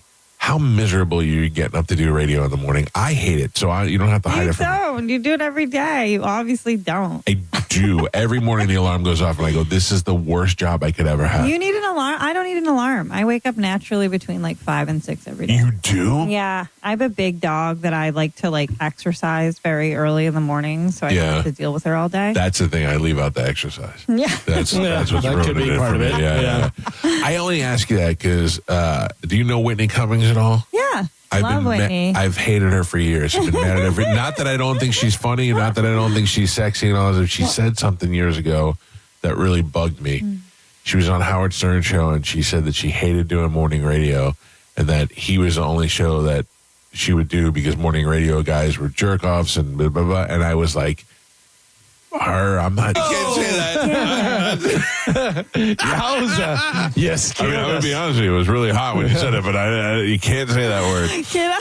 This is not Legionist Gangs. Yeah. Did you get it in time? Yeah. Wow. It's because I made the face. It's my fault. I think I go, hey, just remember we're regular radio, so don't curse. She's like, oh, yeah, no problem. Just let it rip like an exorcism out of my skull. You hit it hard. You did a wind up and everything. I just find it so funny for you to be like, whatever, Whitney. Listen, Tampa doesn't want you. Tampa doesn't need you. I don't know what I was thinking. I was so mad at her for all these years. And then one day I'm talking to Segura and I go, and he's like, yeah, Whitney. And I go, I'm mad at Whitney. And he's like, why would you be mad at Whitney? I told him and he's like, that's pretty dumb. And I go, it is pretty dumb. And then I thought about it. Most morning radio shows are awful. And if you're a woman, especially going into a morning radio show with a bunch of dumb guys Yeah. and one dumb girl, and they're like, hey, so what do you got going on this weekend? Tell me some jokes. I can understand why you'd hate it. So she's going to be on the show on Monday, and I will apologize to her. Oh, great. But I for you, Use this. Yeah. But I mean, that's what I wonder. Like Amy Schumer, when she first came in, she was like, hello, and she was real bitchy. And then 5 minutes after being here, she was like, "Oh, okay," and she warmed it up. Yeah, because she realized we're not there to attack her. No, we invite people in because we want them to be funny. That's the thing, though, is you. I don't know why you think that. Like, anytime anybody says anything like that, I go, yeah, but not us. Right. You know what I mean? Like, I just assume, yeah, I get what they're saying. Not us, though. I thought that, like, can I say ball busting? Yeah. A good way to ask if you could say it is by saying it and then asking if it's okay. Yeah. Nope, you can't. Yeah. You can say ball busting. You can say anything that's not a direct, like, sexual activity. Not a direct sexual activity. Right, like you so can't say non-consensual sexual right. activity. Yes, exactly. But I guess, like, isn't that the vibe of morning radio? Like, well, now, like, there is no more Jim and Sam. Like, there's, like, which was, like, the last thread of, like, Opie and Anthony. Right. You know what I mean? Like, but that's what's fun about morning radio. Opie and Anthony, it was not a bad thing. Their thing was, if you went in there, be prepared to get your ass kicked. Right. Like, they were getting ready, no matter who you were, you came in there, whether you were, and then if you can defend yourself in there, you won the room and you did well. And I mean, it was like those guys, especially, I mean, both of them, they're so easy to pockmark, Phil. Like, it looks like a road that hasn't been, worked Paved on in a while. Like, but that's fun. And I don't know. Yeah. I think sometimes it's more with, like, the state of mind that people are in. Like, if you're in a green room at the comedy club at, like, late at night and, like, everybody's, like, busting each other nuts, taking shots, like, it's fine. Sometimes maybe it's like, I haven't had my coffee yet. I'm not ready to be made fun of. Yeah. I'm like, I'm starting making fun of myself the second I wake up. Exactly. You got should the right have seen me attitude. in the hotel gym. Like, what are we doing here this morning? So last time you were here, it was great because you called me a freeloader. I think I implied it. Yeah, well, people would tell me about your OnlyFans, and I just called you cheap. Cheap, yeah.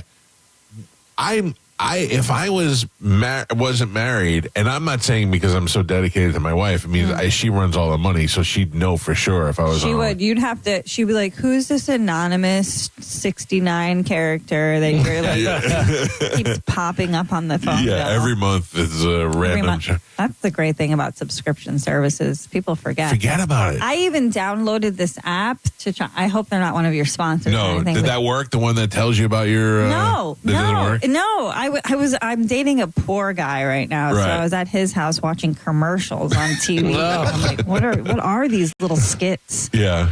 And Rocket Money kept coming up. Yes. And I'm like, I dreamt about Rocket Money. I like woke up the next day. I'm like, we're downloading Rocket Money, and I think it's just charging me to hide my own money for me, Right. and then not canceling any of these subscription services that I No, want but canceled. what does it really do? Like, I don't know. It's an app that claims it'll find out all these subscriptions that you Yes. have that you kind of forgot about. Yes, and I think they're genius because then you subscribe to them and they're like, we have our target audience. It's people that forget about their subscriptions 100%. and then we sell them a subscription. I've like never been more duped a day in my life. They gotcha. Such an idiot. Yeah. It makes my brain. And the one thing I want them to cancel so bad is this thing called Impulse that I bought. That's like a brain game. How's that working out? It didn't work out very well. Yeah. Can you guys cancel this? My brain's not growing. Do you guys have anything else I can love that subscribe app. to?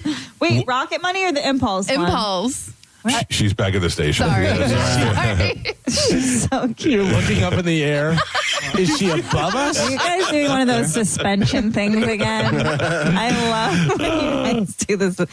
Wait, so you love Impulse? Yeah, I love Impulse. They have like they have like a 3 daily game that you do to help. Yes, I love those. I think a spider monkey could do these games though. That's the thing. They make you think you're smart. Yes, it's like moving one thing to the other side. Like it's like I guess, but it maybe gets the harder. pattern- Yeah, the like the patterns can get tricky. Yeah. But then they also have ones like personality type test, general IQ and stuff. Like you can go deeper than just the 3 daily games. Right. But I like it because it just gives me something to do when I'm bored. So why can't you cancel it? They have been trying. They're You have to finish the puzzle. Seriously, this company's like, she needs these brain games. She's an idiot. I can show you how to do it. It's on your phone under subscription.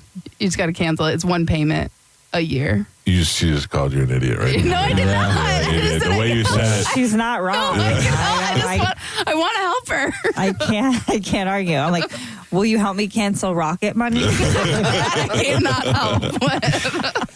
This is Karen Fian who is here. Why do you have a poor boyfriend? Oh, he's so cute. Yeah, but how cute. Your judgment of men over the years has not been good. It's not been good. You don't like that I dated Louis J. Gomez. No, I like that Louis. That baffles you. No, I get Louis. I get. Oh. Louis, Who because else? Louis is in good shape and he has Now that. he is. Right, yeah. but he has that kind of thing over women where he's like he's the boss for a little while. And I think His towering frame. Yeah. That's what he has over women. Yeah. His upper body. his rapey tendencies. No, I understand Louis. The one that you hooked up with that blows my mind. That also gives guys everywhere hope. Oh, Brendan Sagal. Yeah, Brendan. Yeah. Woo, four. I remember I said it to you one time, and you go, "Well, yeah, that's when we were drinking." Oh, yeah, I've never been more blacked out in my life. Yeah. But great Took night. a shot. Great night. I know. He shoots, he scores. Is he good? Is Brendan Sagalow? Could he possibly be good in bed? No, maybe. I mean, you're asking the wrong girl. I was so drunk. It must have been okay. I mean, Brendan always has a girlfriend too. Whenever I talk to him, he's got a new lady. So I think he's in a relationship right now. If there was a fire and you had to save just one between Mike Feeney, Brendan Sagalow, and Mike Cannon, who would you save from the fire? Oh God! The other two are going to burn in pain. I really love all three of these guys. I know, but you can only save one. All right, save two and let one burn. No. I know who I would save. No, it's worse. Yeah, I would save two and I would let one burn. Who would you save? You go first. You'd save the mics. No, that is not true. I would. I would let one mic burn. I feel like, and this is, cruel what I'm about to say, but I think if we're in a fire, I think our best chances of getting the most amount of people out is getting the mics out. They're just in better shape, and I think Brendan's going to be stuck in a door frame. I don't think it has anything. Like, you snap your fingers and they're out. It's not. You don't have to fire them and carry them out or anything like that. I thought I found a morality out. I know. I thought I found it out. You didn't. Well, I'm probably the closest to Brendan. Then Mike Cannon's like a second, and then but Feeney and I have the same accountant. Oh well. That brings us together, really. In what way? Well, one time my accountant, I probably shouldn't talk about this, No, sent him my stuff. By accident? Yeah, because our last names are so similar. How mad was he? When he saw, he was so mad. I think his wife found it, and she was like, "Is Karen getting more road gigs?" Do you want to hear something messed up? What? My wife's name is Amanda. My brother's wife's name is Amanda. Oh, they have look out. different middle initials. My wife did a boudoir photo shoot. Okay. And they sent the photos to my sister-in-law. Happy Valentine's Day. My brother's like, "How do you not let me see those before you tell her?" Yeah. So I would definitely let Feeney burn. You let Feeney burn? Yeah, Why? I'd look in his eyes while he was What? burning. No, I don't dislike him. I just, but out of the three, he just ranks clearly at the bottom. Feeney's a great guy. He's a guy you want around too. He's a problem solver. He's a great hang. No, He's I'd kill him on the island first. He's always up for like sports and stuff. He's really good at baseball. I watched him like hit some balls in a batting cage once. These are no qualities that would make me want to keep on him an around. island? Yeah, no, on an island. Hey, Feeney's good to play baseball on this stranded island. Who can hit a ball before these natives murder us? I feel like those can like translate into other things. Yeah. You hit a ball, you can probably chop wood. Cannon's also a good athlete. Sagalow's Yeah. funny. That's fine. I don't dislike Feeney at all. I just am saying out of the three of them, that's my rank. All right. Well, Who else have you made we love too that would disappoint me? no, I mean not that many comedians. I used to date the Lucas brothers back in the day. Both of them? Well, who knows? Your guess is as It's good as true. mine. I mean, those guys are so identical. Yeah. I mean, I was proud of that conquest, though. I mean, they're Academy Award nominees now. They're that's true. Successful guys. Good for you. Well, you know. Now, where do you meet the guy you get now? He's really cute. His name's Drew Montana. He's a Philly comedian. He has a podcast called Do-Rag and the Deer Tag and another one called Digital Bazooka. 2 podcasts, 0 income. No. He's so cute. And he makes me laugh. He's really mean to me. Right. I respond to all the things that you like. Yeah. You're right. He is poor because I just Googled him and Drew Lynch comes up and Drew Morgan comes up. Try DRU. He's okay. I don't know if I'm allowed to say that word. Of what he is, like how he identifies. As a, can we start it out? Sound it out slow. Away. Oh, okay. A what? Black guy that acts white. Oh, yeah, you can White say guy that. that Oh, white guy that acts black, rather. Sorry, yeah. Oh, yeah. By the way, Thank you for the correction. By the way, looking at the picture, 100%. Yeah. His photo's So like cute. this. Yeah, good. Oh, really? He's so cute. He takes free kickboxing lessons on the weekend. From where, like the YMCA or something? He just gets beaten up by black women. It's awesome.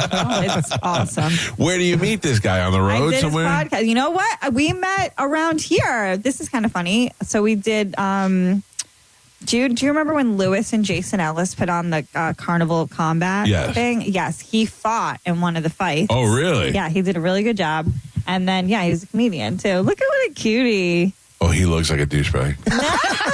I mean, I may like him, but he's got douchey love face. Him. You guys would totally I feel like you could do better than that. Really? Yeah. I'm getting old. No, but you got solid body. Did he play ball at Syracuse? I think he just likes them. Oh, okay. Because there is a maybe photoshopped him in a Syracuse jersey. And yeah, these kids are really good at like AI and stuff now. Like these youngsters. How old is he? He's I think 30. And how old are you? Older than that. So is that the whole point? Maybe. Because he's young? We saw Baby Girl in the movie theater a couple nights ago with Joe List and Sarah Tolomash. Right. A little double date and name drop. Don't mind if I do. But it was if you think that name drop's going to get you far, you're crazy. Have you guys seen Baby Girl? No, I have not. I haven't been to the movies to see a movie in years. And me neither. I don't go that often, but it was Nicole Kidman and like this young guy, like he's like 20. Right. And I was like, this is like us, babe. But it's very sexy, the movie. Nicole's naked. And she, I'm not attracted to her. She's too pasty and all that, but she looks good for her age. I felt the same way. I was like, give me like an Eva like Mendes. Oh, yeah. You know what I mean? Like, yes, I know exactly what you're doing. Say it slowly. Or like even like a Penelope Cruz. Oh my God! You got all our top. You and I cannot be in the same room trying to get women because we're going for the same ones. I know. Kill or be killed. And like Salma Hayek, like that. Like yeah, I guess I'm like an older. But yeah, like I like a brunette, I guess. Not a pasty old English bitch. It's just like what she's done to her face too. It's giving like claymation. Yeah, it's wild. Yeah, it's like putty. Like that's been like. Although she's having this resurgence now, everybody likes. She's been in that Lioness show that everybody liked. Yeah. Now she's in this movie that everybody likes. I mean, she's always just had this star power that be honest, I don't really get. I know it's never like maybe like what was that Far and Away with like Tom Cruise, like that. I was like, yeah, she's the babe. Yeah.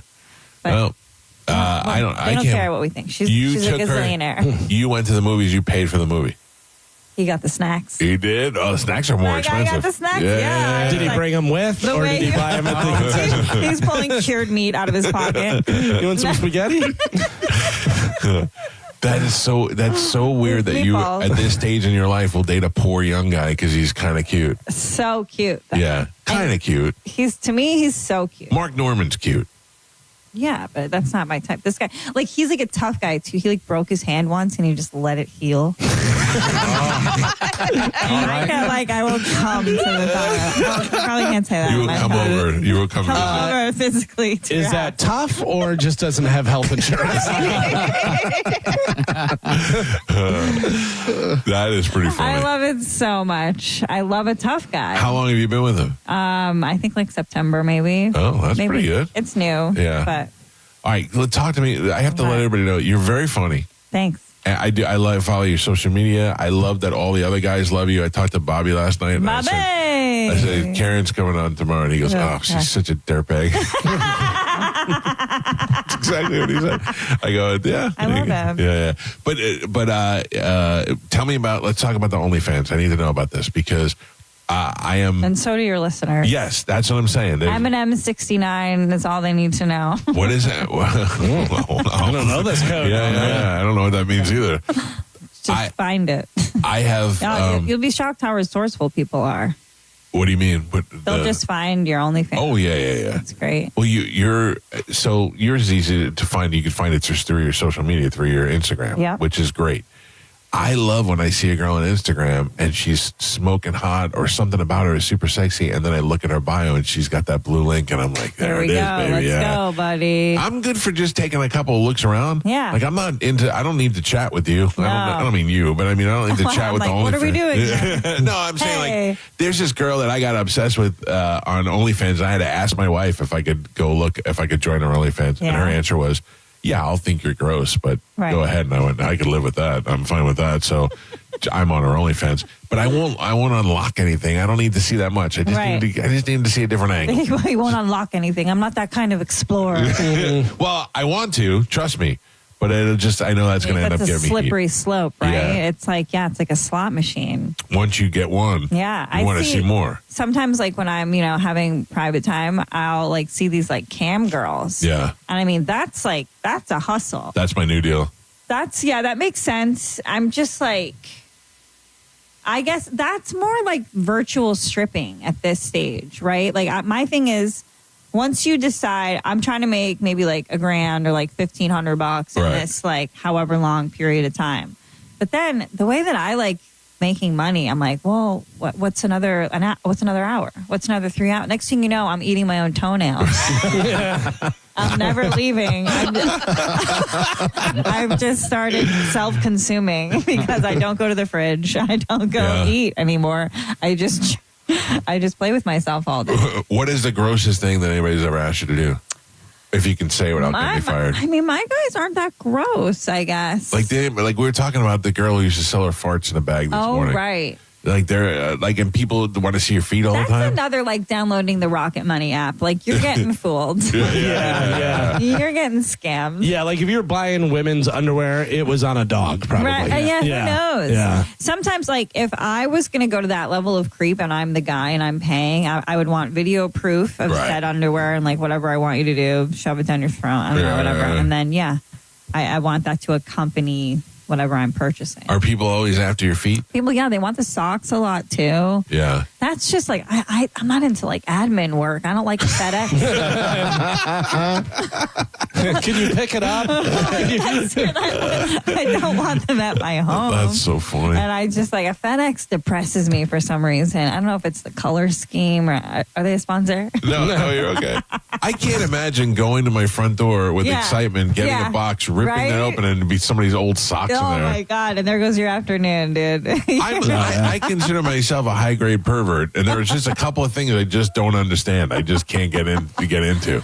So, well, that's what it is. I mean, that's their kink. That's their fantasy. I know. In the grand scheme of things, I don't know if you've seen the new Diddy doc, but it's pretty tame. I did. It's pretty tame to just want somebody's used garment. Yeah. I look at it, and again, I'm not really judging people. I think OnlyFans is one of the most empowering things because all these women that have this tool, they're like, well, you want it? Yeah. Pay for it. It's, it's empowering in some ways. And then like you do make sacrifices in your relationships. I mean, you're cutting off a big chunk of the dating pool, probably. Like there's plenty of guys who are like, I'm never going to date a girl with an OnlyFans. But your OnlyFans is a private thing, like a personal, it's only one person. It's only you. Yeah. And I wouldn't care. I would date an OnlyFans girl in a second. I think that attitude is evolving, but it's, there's still plenty of guys. But I would imagine there's a lot of guys that are like, there's probably a guy that's on her OnlyFans that's going to get her away from me. You know what I mean? Like they think that he's going to pay her so much money. She's going to be like, I would imagine there's a lot of guys that think that way.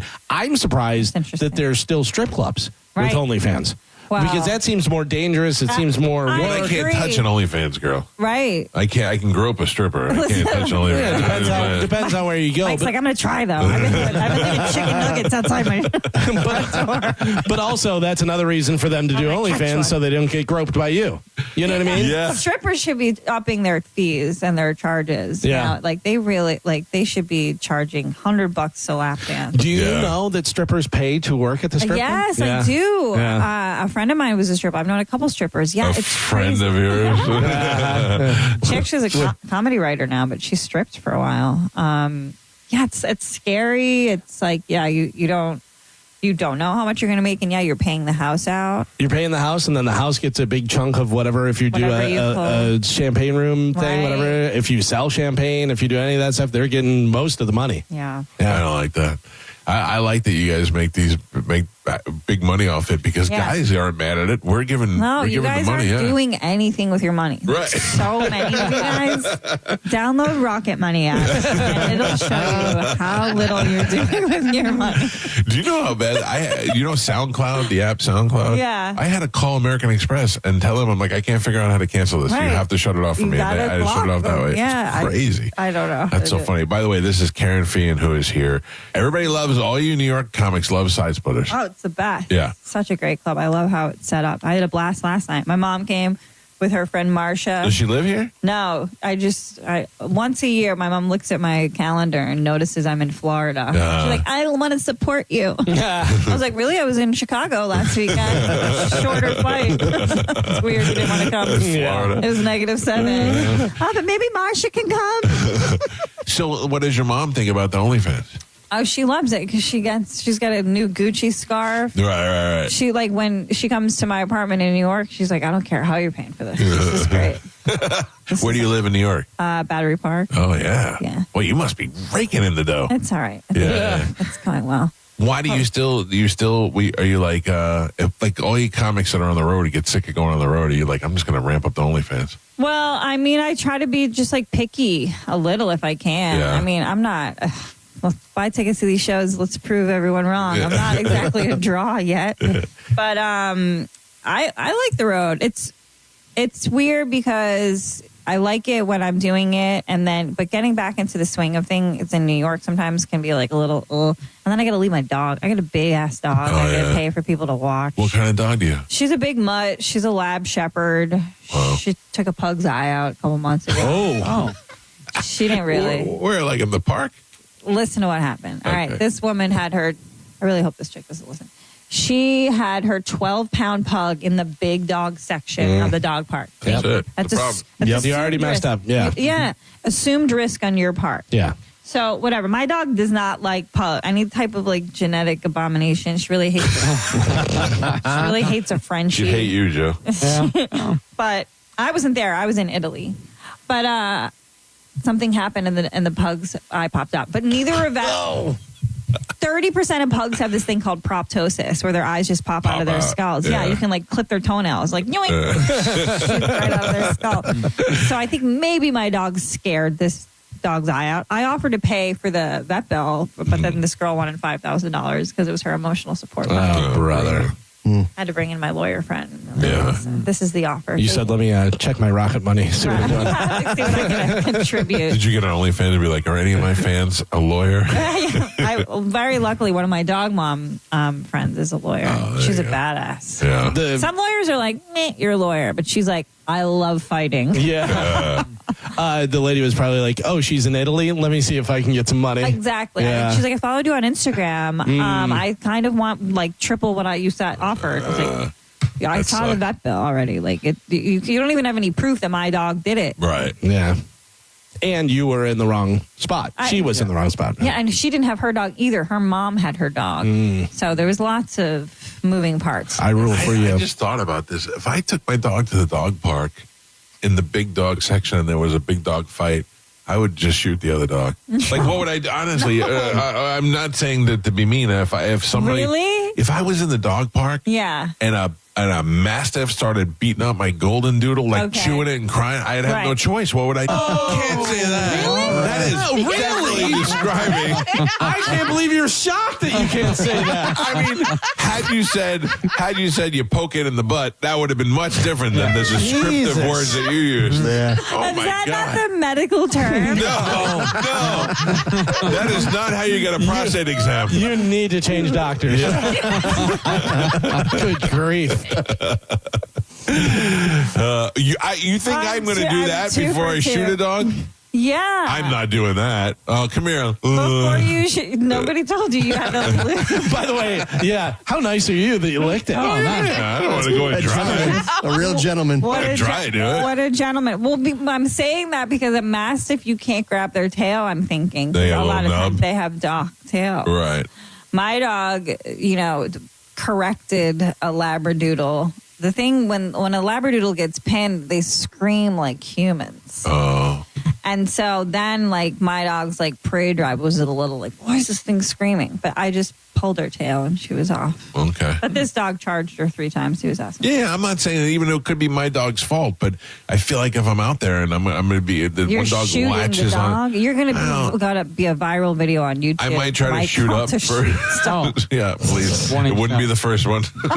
I would shoot up first, I think. And maybe try to scare the dogs, That's kill a lady down the street. Right. At least the dogs live. Or a bird. Holy cow. Yeah, he shoots an endangered bird. This guy just murdered a bald eagle. Sorry. At least he didn't stick his finger in it. Yeah. Go see Karen Fien at Side Splitters, 960-1197 or Wait till you sidesplitters.com. listen to all the curse words I just rip. Yeah. You can do it there. Can I say though, very funny. Like not just friend of the show. I think you're very funny. I love your snarky attitude. It makes me laugh. And I love how smart you are with the thirst trap pictures. I mean, just a over the shoulder butt shot. Yeah. Yeah. Get everybody fired up. Why not? Get on. No, definitely do it. I'm 100% for it. Why not? Right? Get on check out if you go see her and you're like, man, that girl was funny. I wish I could see her naked. You can. How do you like that? You can. Yeah. You can. For just $4 a month. You're an American for now, unless they try to take it away again. They try to take it away? During Trump's last presidency, the evangelicals tried to keep adult content off of OnlyFans. I remember that. And it was like... They did a law here where in January we went to our old, online porn things. They were all... You had to register and put your face in there and all that. Yeah. And I'm the only one who registered. I'm the grossest one out of all of us. I was like, I'm used to looking at this stuff. I can't just cut it out of my life. No. Yeah. Yeah, I think that's so weird. It's just such a weird overstepping, I think, of the government and this sort of finger wagging, moral, self-righteous. Well, no. Can I say wag? The big problem is that kids have access to it. Right. And so, be a better parent. Yeah, but again, some But you parents... can't see anything without a credit card. No, not all, that's not true. X-Hamster and all those things. Oh, no. I was talking about her OnlyFans. OnlyFans, right. Yeah. But I'm just saying, with the porn law, down here, Right. why they pass it, it's all the kids. It's the age they say they're going after. They're literally, in high school, and they're like, can I go to the bathroom? And they'll catch them in the bathroom just watching porn. But can I tell you something? I guarantee there's no way of stopping that. You have to put your driver's license in. You think some 15-year-old can't get around that? I'm 53, and I know to go to Reddit. Right. You can find stuff on Reddit. You know what I mean? If I want to see something, there you go. Let me ask you this. You are giving Reddit peruser. Not a problem. Not a problem. If I join your OnlyFans, it tells you, right? You can make up an anonymous username. She's not seeing the receipts. She's not seeing your name on the chart. There was that one girl, Brittany, that was on it, that was a listener of our show, and I joined her, and she's like, oh, you joined up. And I was like, oh, no, I didn't. You're out here using your government name. Yeah, why? Hey, Yeah, I think it's like the Mike Calta show. You're using the decal. Yeah, I didn't know. So You're like, can I plug some stuff here? what if I would have joined yours last week where you'd have been like, look at this creep, or you're like, yeah, I'll take your $12. Yeah, sure. I honestly, I don't even know if I would have noticed. I might have noticed. yeah. I don't want to hurt your feelings. Like, this I would call it Mike Calta Day from then on. Yay. You get your own holiday. I'd pay $7 to text you. All right, listen. Thank you for getting up early and coming in here. Oh, this was great. Sorry for swearing. no, I that's really okay. did my best, which Twice. is You sad. did good. 2 wasn't bad. Two's not bad. No, one would have gotten One was us crazy. One was crazy. From One a was job. aggressive. Yeah. And crazy. One would have lost Set our a jobs. precedent. Yeah.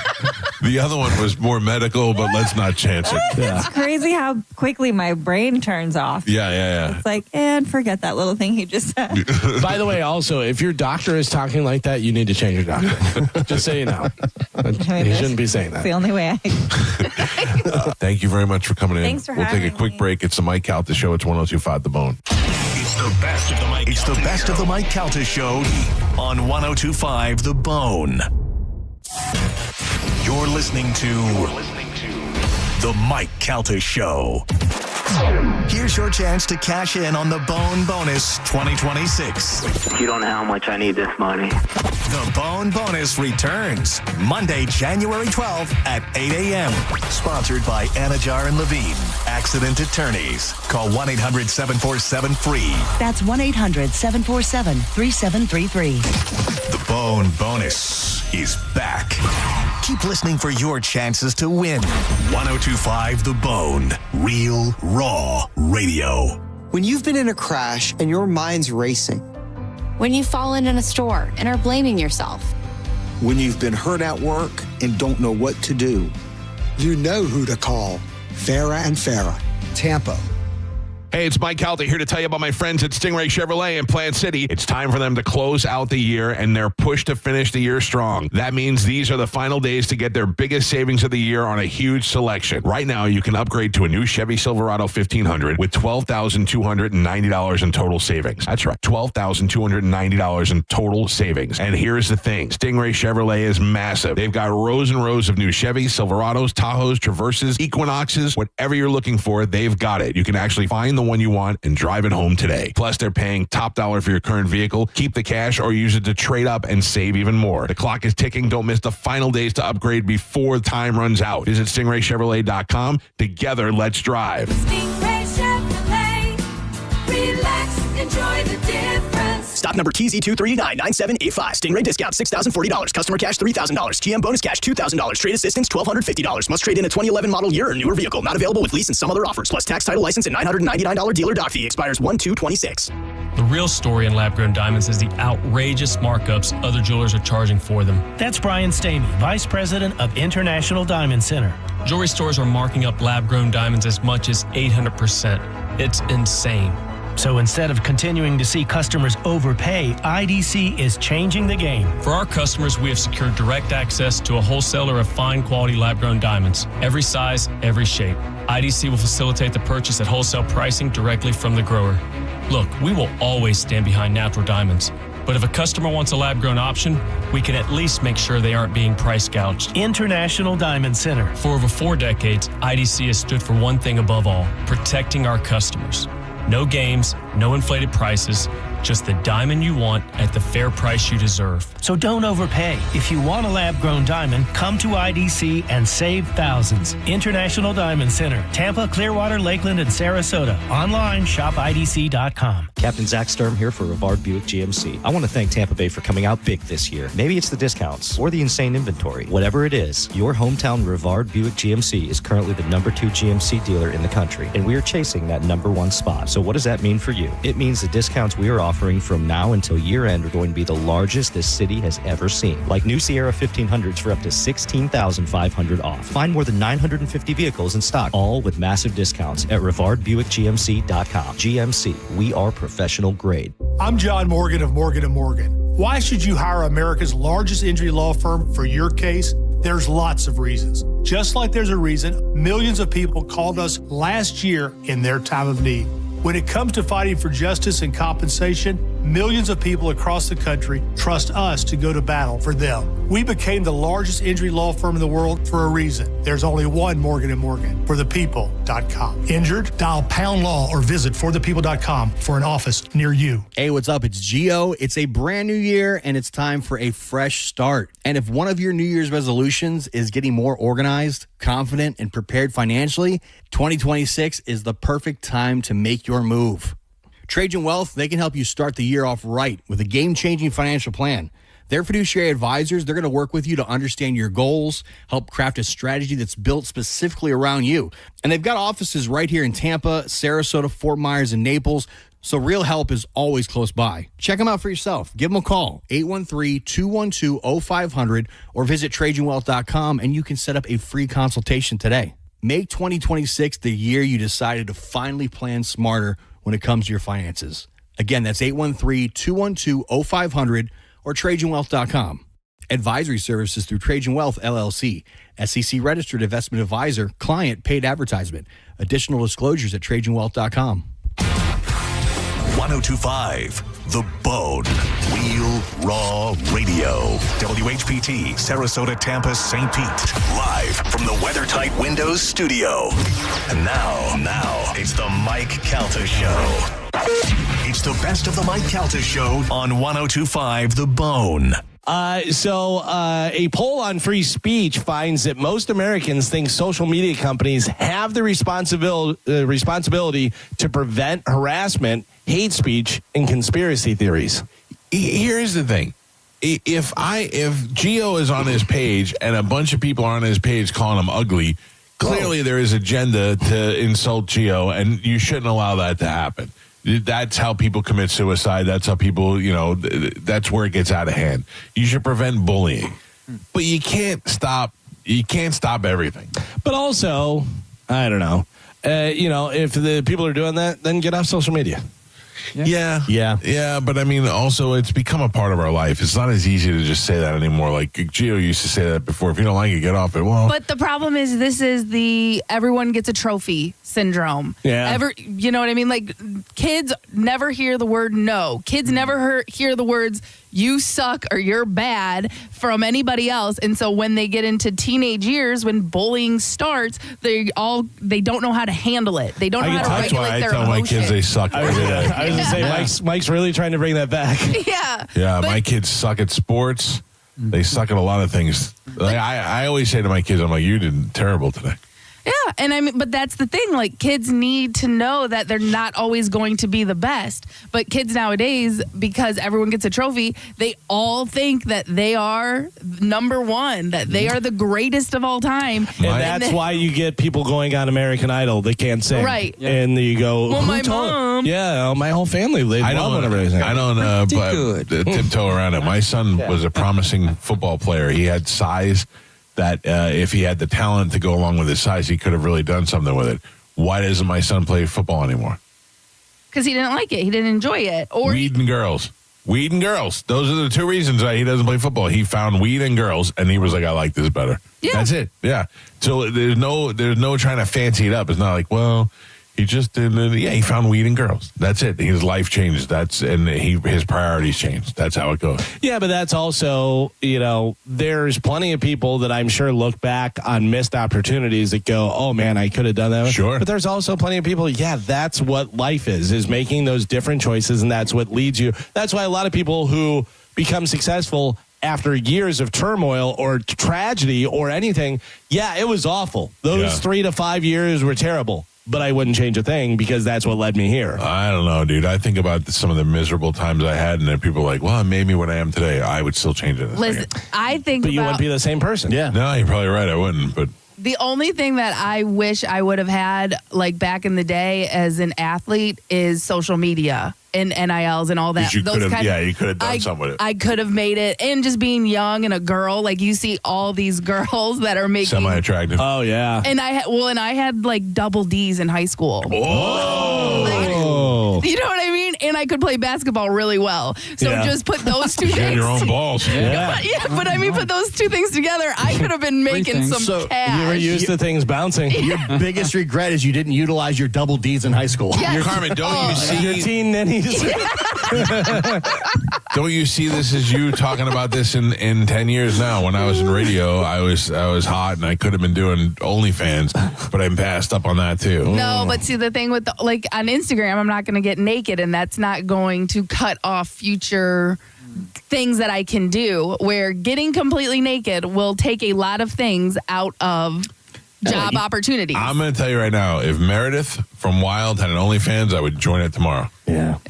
But again, that run. If Babs had one, I would join it tomorrow. What So not if, mine, is what you're if she had a fake name and was wearing a Catwoman mask? Would you still join Would it? I know it was her?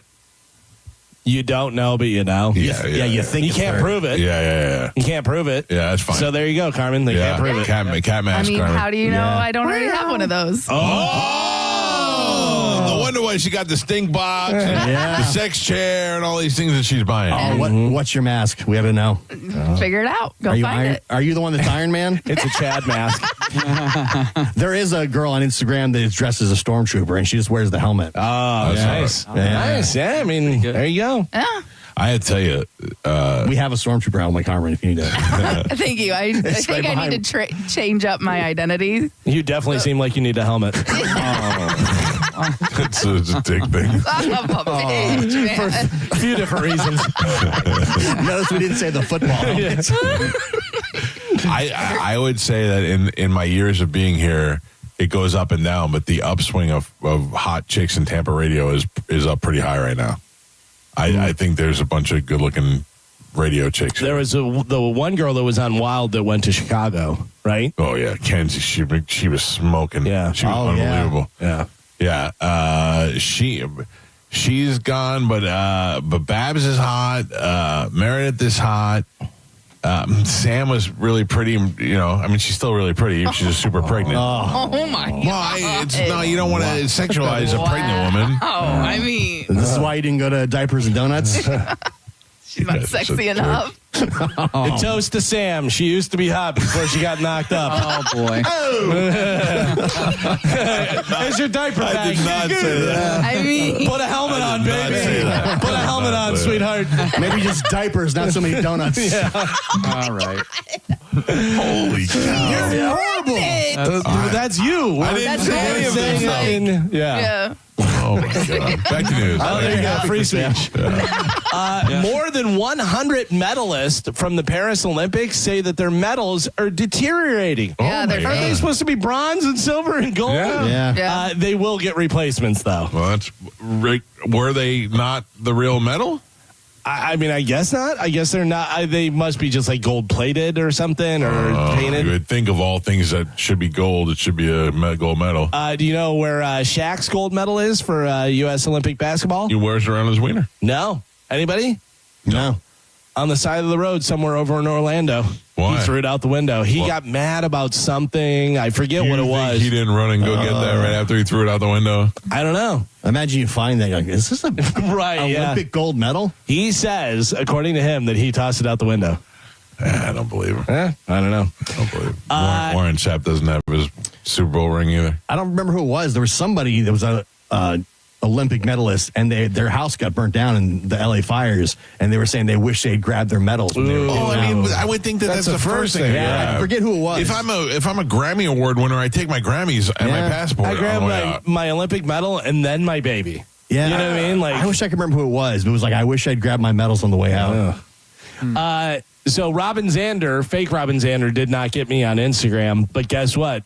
Fake Brad Pitt got this lady. A 53-year-old French woman was scammed out of money by AI photos of Brad Pitt. Yeah. No, wait a second. I just got a text from Sam. Why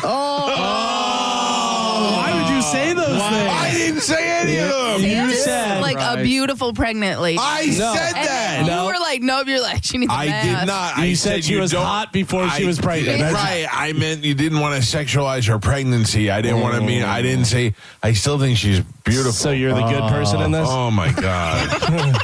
What did she say? What's the text? What'd she say? Yeah. Or were her thumbs too fat to text you? Oh, does it say never talk to me again? Oh my God. She said you work with a bunch of jerk offs. What? She said what a great start to my day.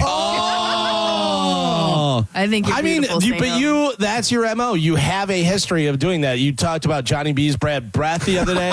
If I feel like something, I'll say it. I know, did that's not why you say said it. I And did that not was say it. mean. I did not say it. Did you or did you not say Sam was hot before she got pregnant? No, I did not say that. That's what you said. I did not. I didn't say what I Sam was heard. hot, and I said now she's pregnant. And then I said, And that's- and you that- guys were like, oh, she's not hot anymore. She's pregnant. That statement right there Sam was hot and now she's pregnant. That means she was hot and now that she's pregnant, I'm she having is not prostate hot. issues. I got a lot of things going on right now. You're the problem. Yeah.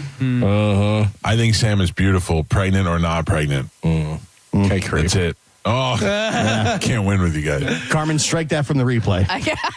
Every Wednesday around 8 o'clock, we do a brand new open letter. It is a little bit late, but ladies and gentlemen, time for a brand new open letter from Galvin. And now, an open letter from Galvin. This is an open letter to rules. Dear rules, seriously, there's so many rules. There's rules of the road, the golden rule, 5 simple rules, rules of engagement, the rule of thumb. Safe to say, there are a lot of different rules that we're expected to follow in our day-to-day life in polite society. Although I'll admit it, I have no idea what the rule of thumb is. We all watch a lot of sports. Baseball has a ton of rules, so does football. In both sports, you're not allowed to fight. But in hockey, have at it. If you fight in any sport, they're going to break it up immediately, and you might get ejected from the game. But in hockey, they're like, you're probably going to get a penalty, but let's see how this plays out. Don't murder anyone. Sure, that's a law, but that's really what all laws are. They're just rules that everyone's supposed to abide by. Otherwise, you're going to be punished. Isn't don't murder anyone also a commandment?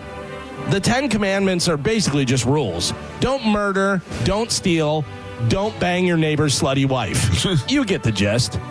People have rules in their house. No cursing, got to take your shoes off, no pets on the furniture. If you have a dog and it isn't allowed on your sofa or your bed, you kind of hate your dog. There are rules to games, rules to dating, rules to living in polite society. There's a lot of rules of what you can and can't do at your job. There's an entire department devoted to it, HR. They'll tell you, usually after the fact, that you weren't supposed to get that drunk at the holiday party. They'll also tell you that you have to call it a holiday party because saying it's a Christmas party isn't inclusive. There are a ton of rules about what we can and can't say on the air. We have to say wee or duty. It's so crazy how many things we can and can't say. It's getting so bad that Mike can't even say that Sam used to be hot before she got all swole from being pregnant. I'm Galvin from the Mike Calta Show. This has been the open letter to rules. Jesus Christ. Now I feel like I have to spend the rest of my day talking about how pretty Sam is, which isn't creepy at all. Yeah. You can't try and overcorrect. No. Take it back. No. It's too late. And she just texts you right out of the gate. You know she's listening. Yeah. What a great start. Way to to the start day. her day. Listen. Oh, man. I feel fortunate that I've always said that Sam was very pretty. So I'm on the record early before the pregnancy. Are you still mad that she didn't invite you to the wedding? That's Yes. why you're That's why saying she's fat bad stuff now. about her? Oh, my God. He said it again. He doubled down. No, I was saying, is that what you're asking? No. Carmen, you should check on her, see if she's crying. Oh, no. No, that would be terrible. By the way, HR is going to talk to you about some rules. Okay. Do you know what the rule of thumb is?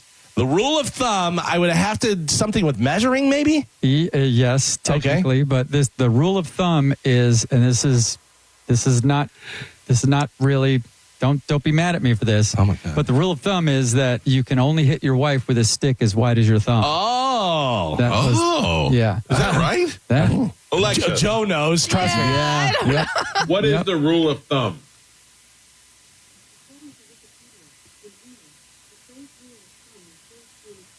refers to an approximate method for doing something based on practical experience rather than theory. I like Joe's better. Yeah, but I mean, that's what that's what it is now. Yeah, but that's where the phrase came from. Yeah, interesting. What's the golden rule? Love your neighbor as you love yourself. Do unto others as you would have them do unto you. That's the one. I thought that was a commandment. No. Can I ask you this? Golden rule is, do unto Can others. anyone name the 10 Commandments? I can because I just looked at them. Go ahead. Well, I mean, there's a lot about don't murder. There's also only one about don't murder. There's also don't steal. There's thou shalt not kill, thou shalt not steal. No adultery. Thou shalt not covet thy neighbor's wife. Actually, I think adultery and covet are two different ones. I think. No false idols. Yes. I am the Lord your God. You shall worship no other gods besides me. Don't take the Lord's name in vain. God damn. Do not bear false witness against your brother. Against your neighbor. Yeah. Yeah. What does that mean? Yeah, it means you don't lie on somebody else's name. Yeah. Like you don't say you were going to Clearwater and then end up somewhere in Lake with no shoes on. Yeah. Lie to your brother right on there. Oh, yeah. Yeah. Don't stop believing. That's right. Can I tell you something? That's 11. Lying to me is the worst thing you could do. Don't lie to me. I come to me with the worst truth before you lie to me. I'm very sorry. However, I'm a big liar. Yeah. Yeah. What is worse to you in your eyes? What is worse? Lying to you or getting pregnant and getting fat? Oh man. Wow.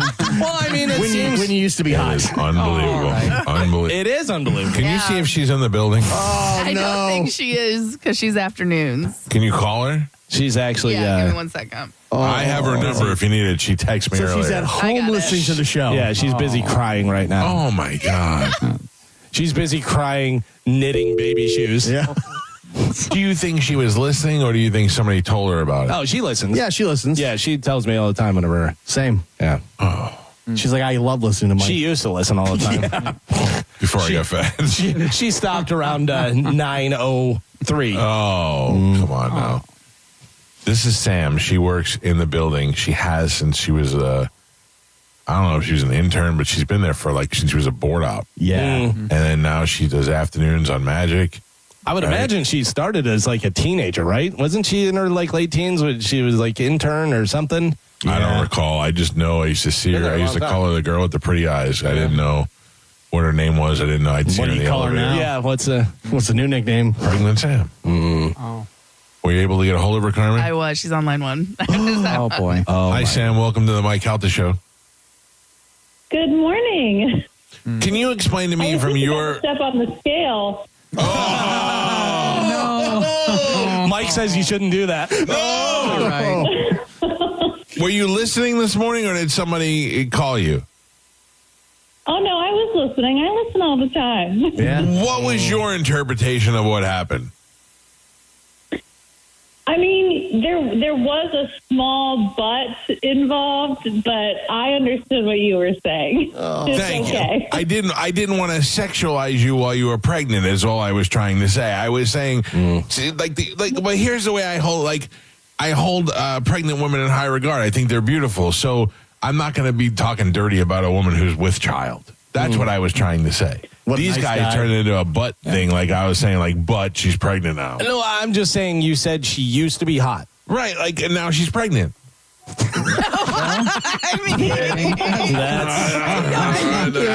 Cam, you know what I'm trying to say. Just saying it again.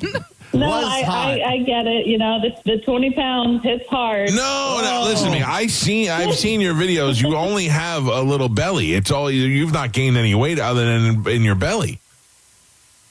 Yeah, I would say I got fairly low for the most part. But you were also super, super skinny. So this is actually probably good for you. You were super skinny. Oh, come on. I'll get back there. I'm going to get back to it. You're fine the way you are. Don't listen to these guys. Don't listen to these guys. She's going to have a picture of Mike up on the wall, and she's going to have a treadmill just going Peloton.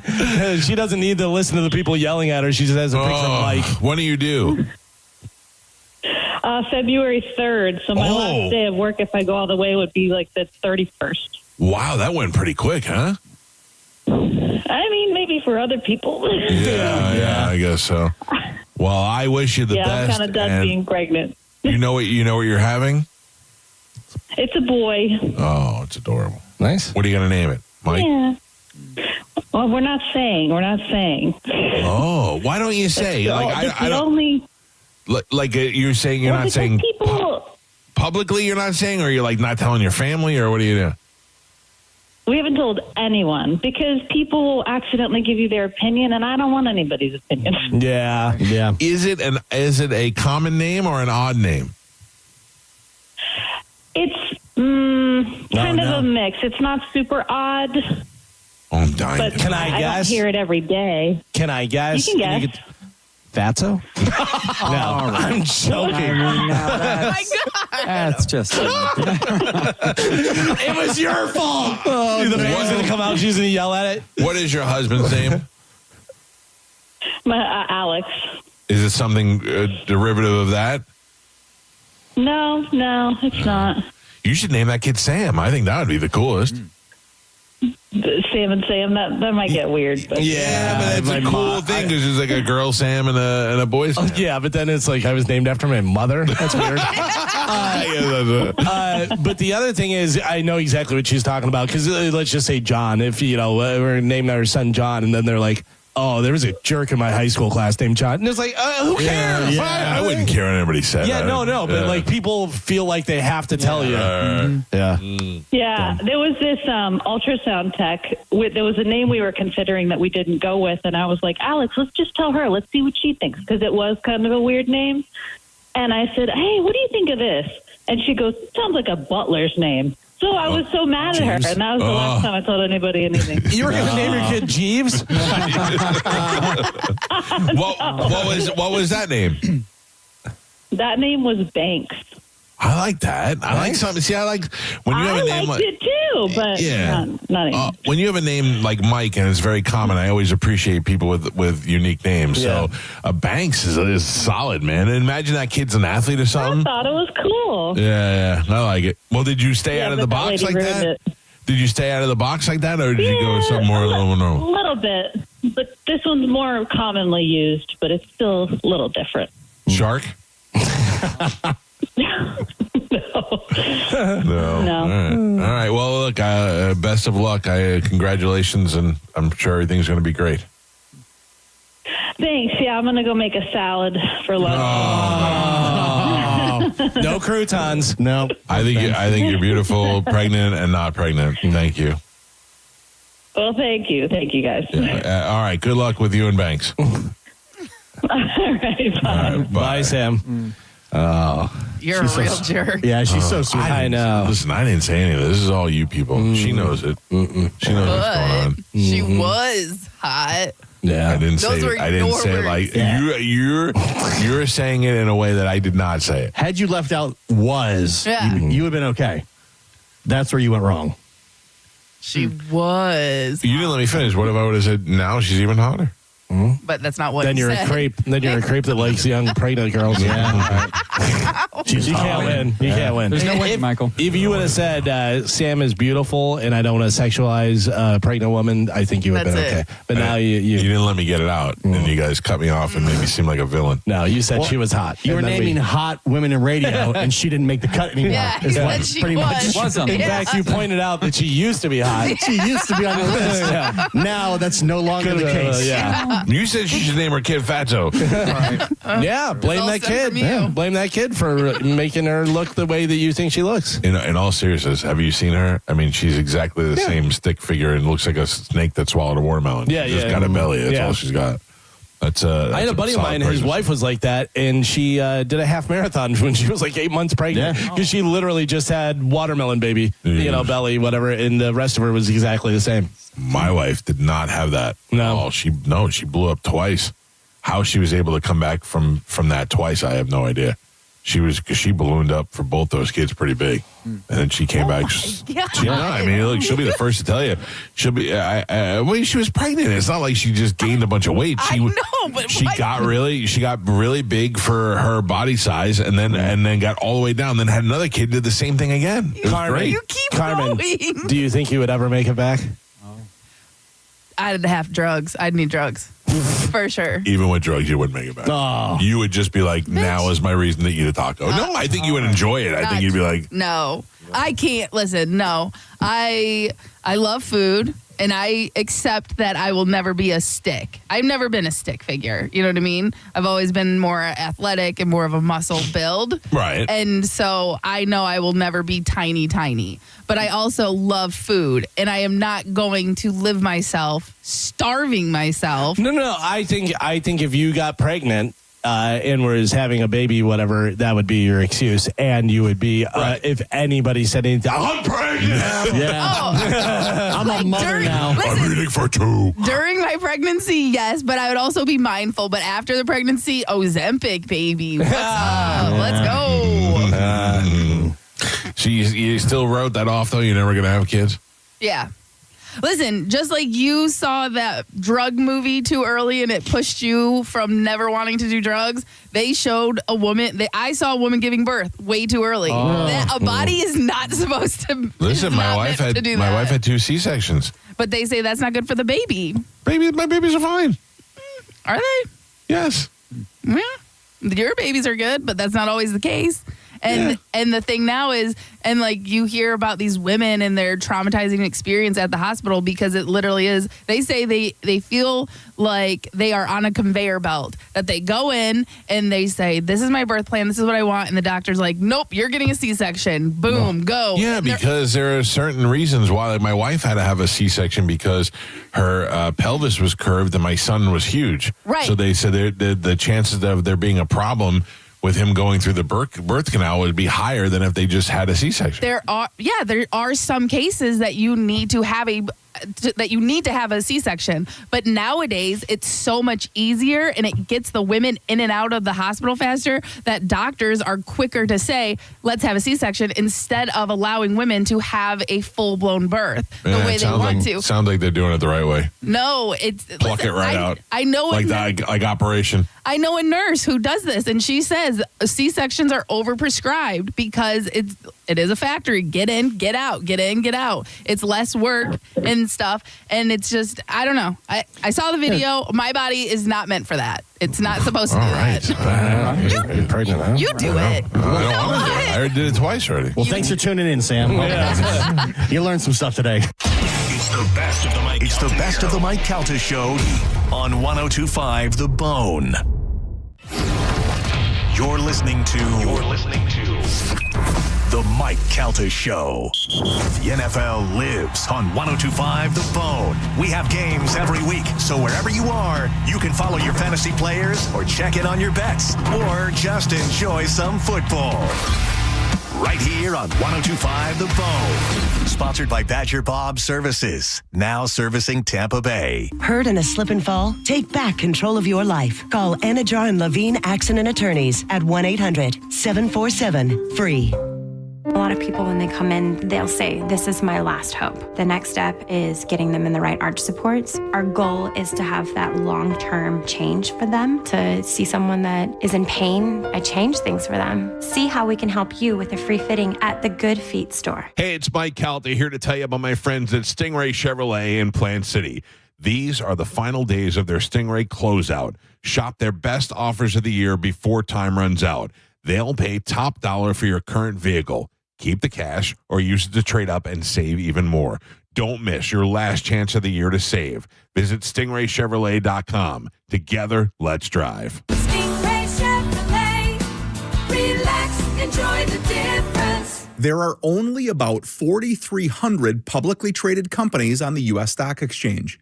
But there are an estimated 33 million companies in the U.S. Hi, I'm Jeff Jr., founder of Trajan Wealth. The average investor is missing out on over 99% of the investment opportunity that's happening in this beautiful country until now. True portfolio strength is found beyond the confines of the S&P 500, investing in promising companies before they go public. private real estate, infrastructure, world-changing technologies. This is called the endowment model. The endowment model has historically outperformed the traditional model of just stocks and bonds. If you're an accredited investor and want more from your investments, it's time to think beyond just stocks and bonds. Call Trajan today, 813-212-0500. That's 813-212-0500. Advisory services offered through Trajan Wealth, LLC, an SEC-registered investment advisor. See website for details.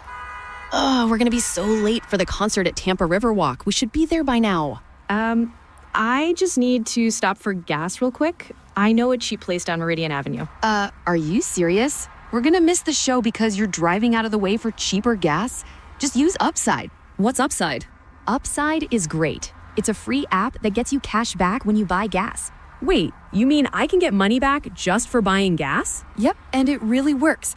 I've actually made around $200 this year already. Now pull over so you can download Upside before we miss the concert. Pulling over? You had me at $200. Download the free Upside app now to earn cash back when you buy gas in Tampa. Use promo code RIVER to get an extra 25 cents per gallon on your first fill-up. Get the Upside app and use promo code RIVER for a 25 cents per gallon bonus.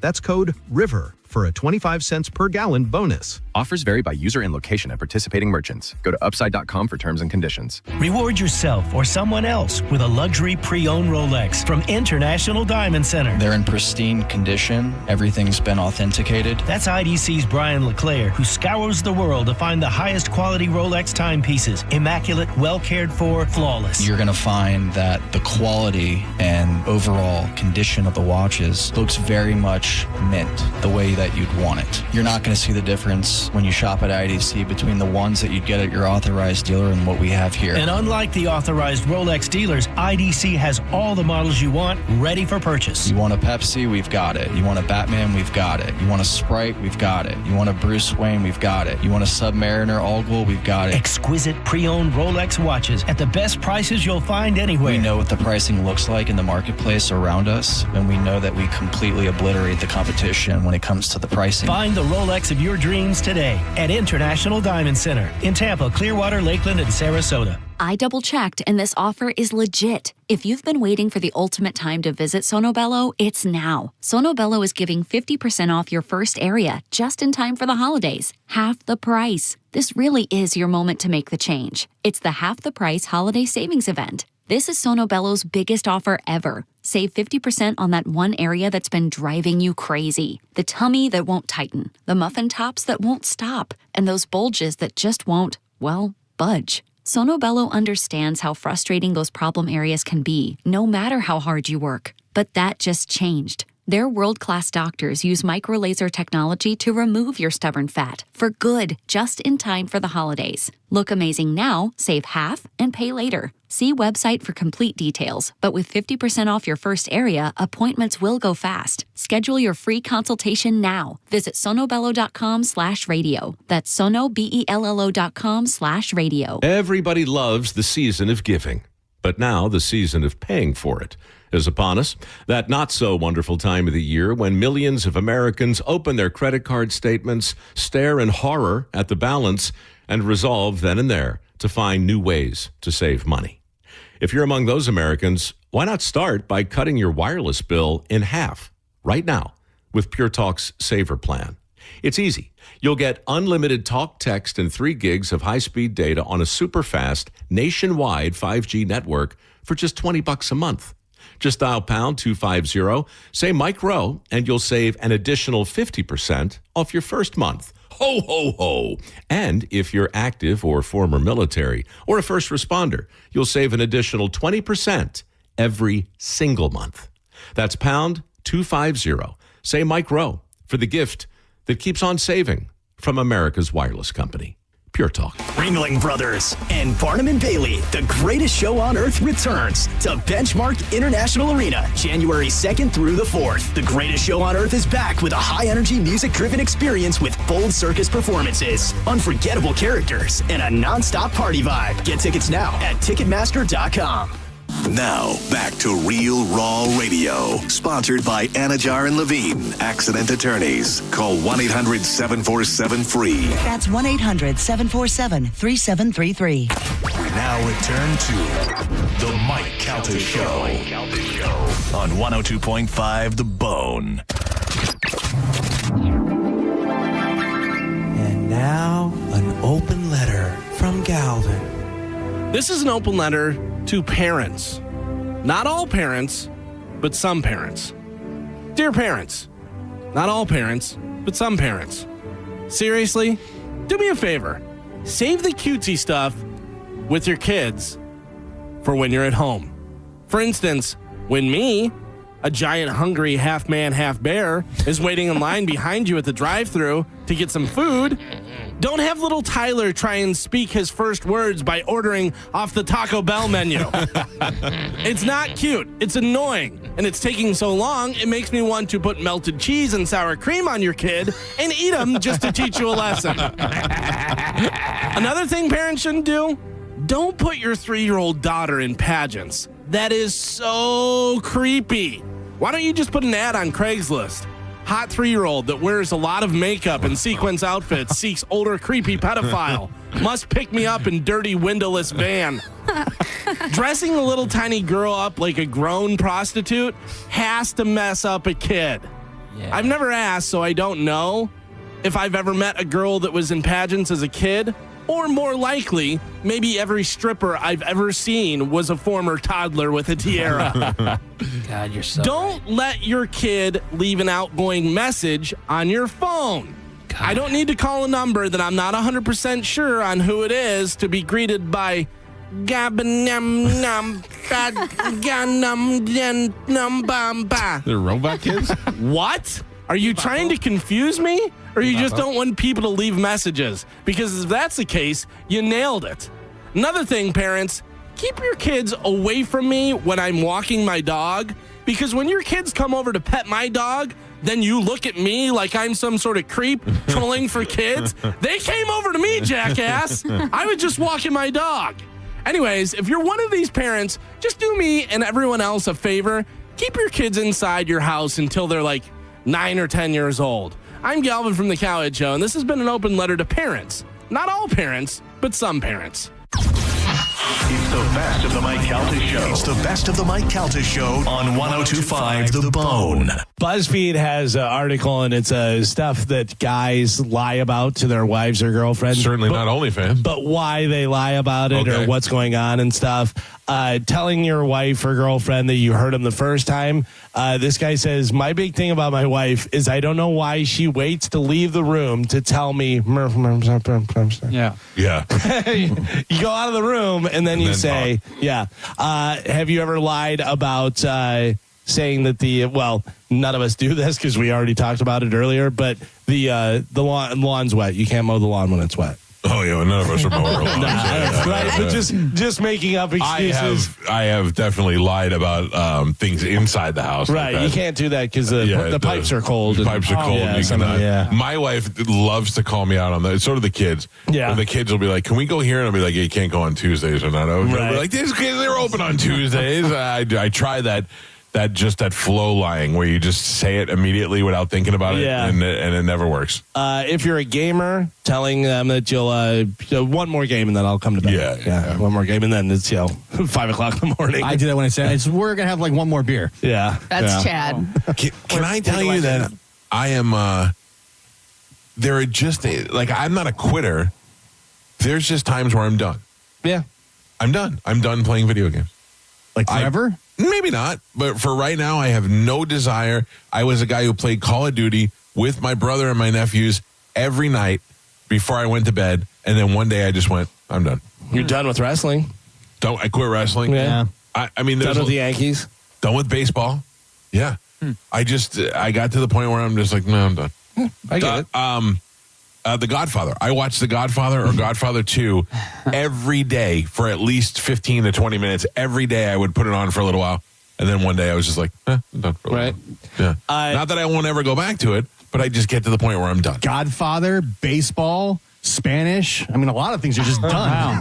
Things are changing. I think Spanish was done. This is one of the things that doesn't work for you because your wife does the finances and stuff. Yeah. But do you ever tell her, it was like $20? Like whatever. I told her the OnlyFans was $3. Turns out it was $13. I didn't know that though. No, but like for instance, if you bought something, a game, or you bought something, whatever that's frivolous thing, and you're like, it was like $20. May have been 80, could have been 140. Yeah, I don't know if that's so much a lie or if you're just like, I don't know. But this is the great thing is it's only $20. This woman wrote, my husband has a magnet on our refrigerator that says, quote, my biggest fear after my death is that my wife sells all the gear that I told her what I paid for. The prices. I don't know. He said this was $50. It's a 1943 Les Paul, or something crazy. I don't even know if Les Pauls were made in 43. I finished with guns. The other day I said I'm done getting new guns. Yeah. I just get to a point where I'm done with enough. things. You had enough. I need new things though. I need to keep going with new things, or else I'm starting to. You need to fill that space. You need to be able to collect stuff. Yeah, not collect. You're a Carmen, collector. You are. I feel like you're done with Funko Pops. I don't think so. You haven't got any. There's a lot of new ones out there. I haven't seen you been getting them. It's true. I haven't gotten the new ones. I like a collection. Like I like when they did The Godfather and Seinfeld and I just Sopranos got and Varsity Blues. Oh, see, I got to get that. Yeah. I got to get that. Billy Bob Comes with a Little Pig. Yeah, I got to get that. You know what I've been into more now than I've been in the last 30 years? Reading. Oh. I know. Where does that come from? Nerd. All of a sudden I'm reading. Yeah. What are you reading? I was reading. I just read a book. And Cereal I read boxes? It like, no. I bought 2 books, and I bought one, and I haven't even opened it yet. It was. That's not reading. Just No, I know that one. I didn't read. It was Al Pacino's biography. And then I bought another book. My life story. And then I bought another book about prisons, and I read that one like in the first day. Wow. Yeah, I don't know where that comes from. Interesting. Not I know. A couple of other things. Carmen, does Chad ever tell you your food is bad? No, he just doesn't eat leftovers ever. This guy says, I've been married for 12 years. He goes, I'm never going to tell my wife that this is missing something or it was good except for it needs this, whatever. He goes, I just tell her it's delicious all the time. Oh, yeah, see, that's not good. That's like when women tell guys that their sex was good or they fake an orgasm. Yeah. If I'm going 30% and you fake an orgasm, then I think that I only have to go 30% in order for you to have it again. So if my wife makes no, but that's not it. It's you. You've told me that this was enough. You got to let them know. Yeah. Yeah, and they have, but also at some point in time, they just want to be done with what you're doing. So at that point, so you should be able to know the difference between faking and real. Then tell me get off me. Don't say I've gotten off. That's why your wife told you that. Yeah. Well, get off me. Oh, yeah. She's very honest. How about this one? Of course, I got the ice cream for you. Whenever your wife is like, "Oh, did you get this ice cream for me?" Yeah, of course. And then somebody said, "Just get 2," and he goes, "No, because that one will be for her too." Let's see. Hey, don't ever tell your wife her food is good if it's not good, because then she's going to think that that's what you like and that's what she's going to make it to you all the time. That's My wife, just dumb. She's so hypersensitive about cooking because she hates to cook. If I mention that anything like it's great, maybe a little more salt or anything, it'll be you hated it, you didn't want it, and then she doesn't want to make it anymore. So I say nothing. See, I want to be critiqued because I want to get better. I enjoy cooking though. You know, like I love cooking and I love trying different things in the kitchen and stuff like that. So if Chad's like, yeah, I didn't like that one, I'm like, yeah, I don't, or I'll be like, I didn't like this. And I'll be like, no, it's great. I'm like, I know you hate it. Just tell me you hate it. My wife only makes 2 things. Like That's how my wife is like 4 things. 2 things. She makes Italian chicken. It's like breaded chicken, whatever. And I have to sit over there and I go, it's too high. You got to turn this down. Because I cook and I know what I'm doing. And I know that she's going to burn it whenever she's off talking and doing other stuff. And then she makes meatloaf, and the meatloaf's good. Oh, meatloaf's good. Meatloaf. Horseradish. Yeah. That's where it's at. My wife will make a good meatloaf. She'll make good Greek meatballs. She's got like 4 dishes that she makes good. Fart soup is fantastic. And then she does like a balsamic chicken. She can master that crock pot. How about this? Speaking of fart soup, that smell isn't me. Blaming the farts or something on the walls or I have dog. more. It's the dog. I've been lying more about farting than I have ever been before, because as you know, because of my sleep mask, I'm very hairy. Yeah.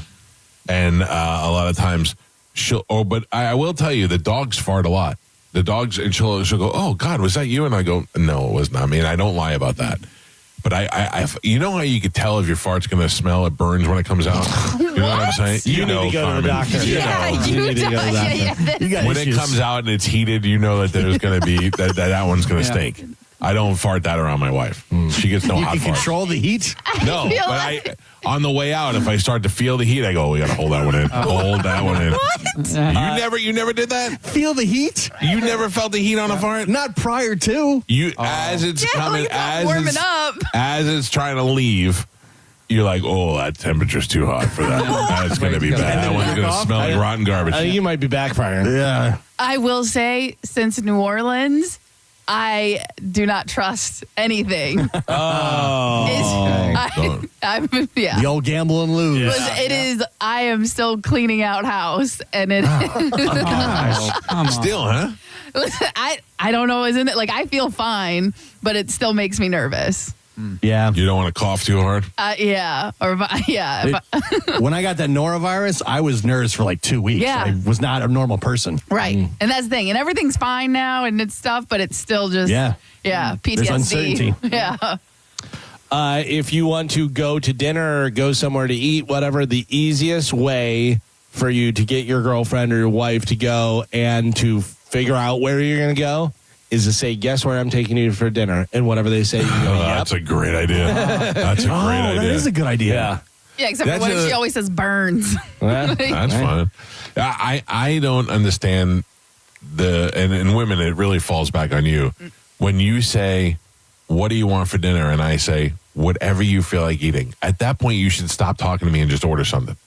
Because I just told you, whatever you're eating, I'm fine with. Chinese food, Greek food, Italian food, Spanish food. You want to get tacos? I'm fine. But when they do that and you go tacos and they go, right. Then you're lying. You're not being honest. My wife did something to me the other day that made me so mad, and I told her how mad it made me. She came home and I was watching basketball. And I said, I don't have to watch this. What do you want to watch? And she goes, not this.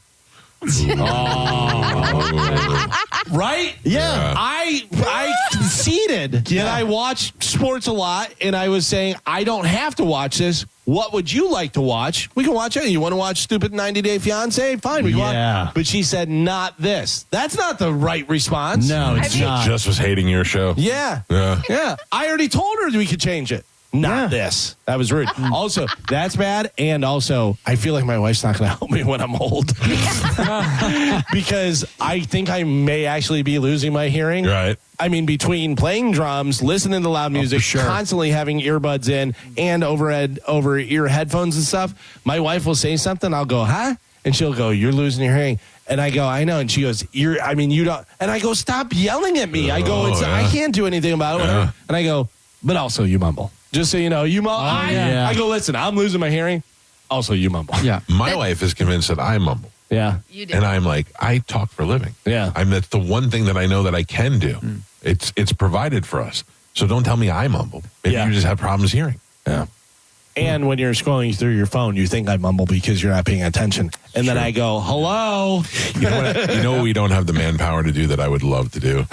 Is wife swap, like that TV show, like where they do the celebrity wife swap. It would be great if I had to live with Jamie for a week. And you had to live with Jenny for a week. I mean, I think Jamie would come home and she'd go, hot air. He's saying it's hot air.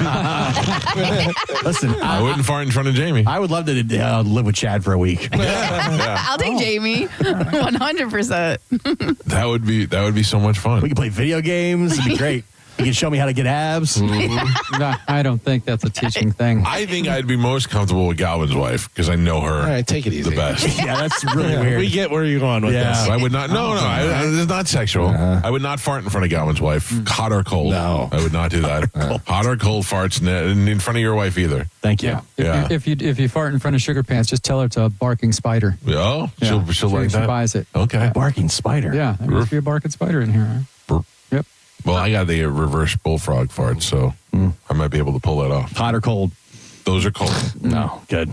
Reverse bullfrog is full on cold air. You know what I'm talking. You know what I'm talking about. A hot fart where you're like, "What is happening? Is this? Should I run to the? Oh, okay, it's just a hot fart. Kinda, but no. Yeah, just I'm not afraid to talk but about also it. stop it. Yeah. Am I the only one bold enough to talk about hot farts? There's nothing hot about it. I don't know. You can control. I don't know how you detect and control ahead of time. No, you got to be a master of your. Got to be a master of your booty. I guess. Yeah, that's very impressive. Oh, I know what's going on. It's the best of the Mike Calta Show. It's the best of the Mike Calta Show on 102.5 The Bone. You're listening to Tampa Bay's most listened to morning show, The Mike Calta Show. Stream Real Raw Radio live. Anytime on the free 102.5 The Bone app. As the old saying goes, size matters. At Morgan & Morgan, we have over 1,000 lawyers and nearly 6,000 people on staff. But at the core, this is and always has been a family business. Our family watching out for your family. Call us or email us 24 hours a day, 7 days a week, even on a Saturday or a Sunday. And if you ever have a problem, call our mom. Morgan & Morgan. For the people and your family.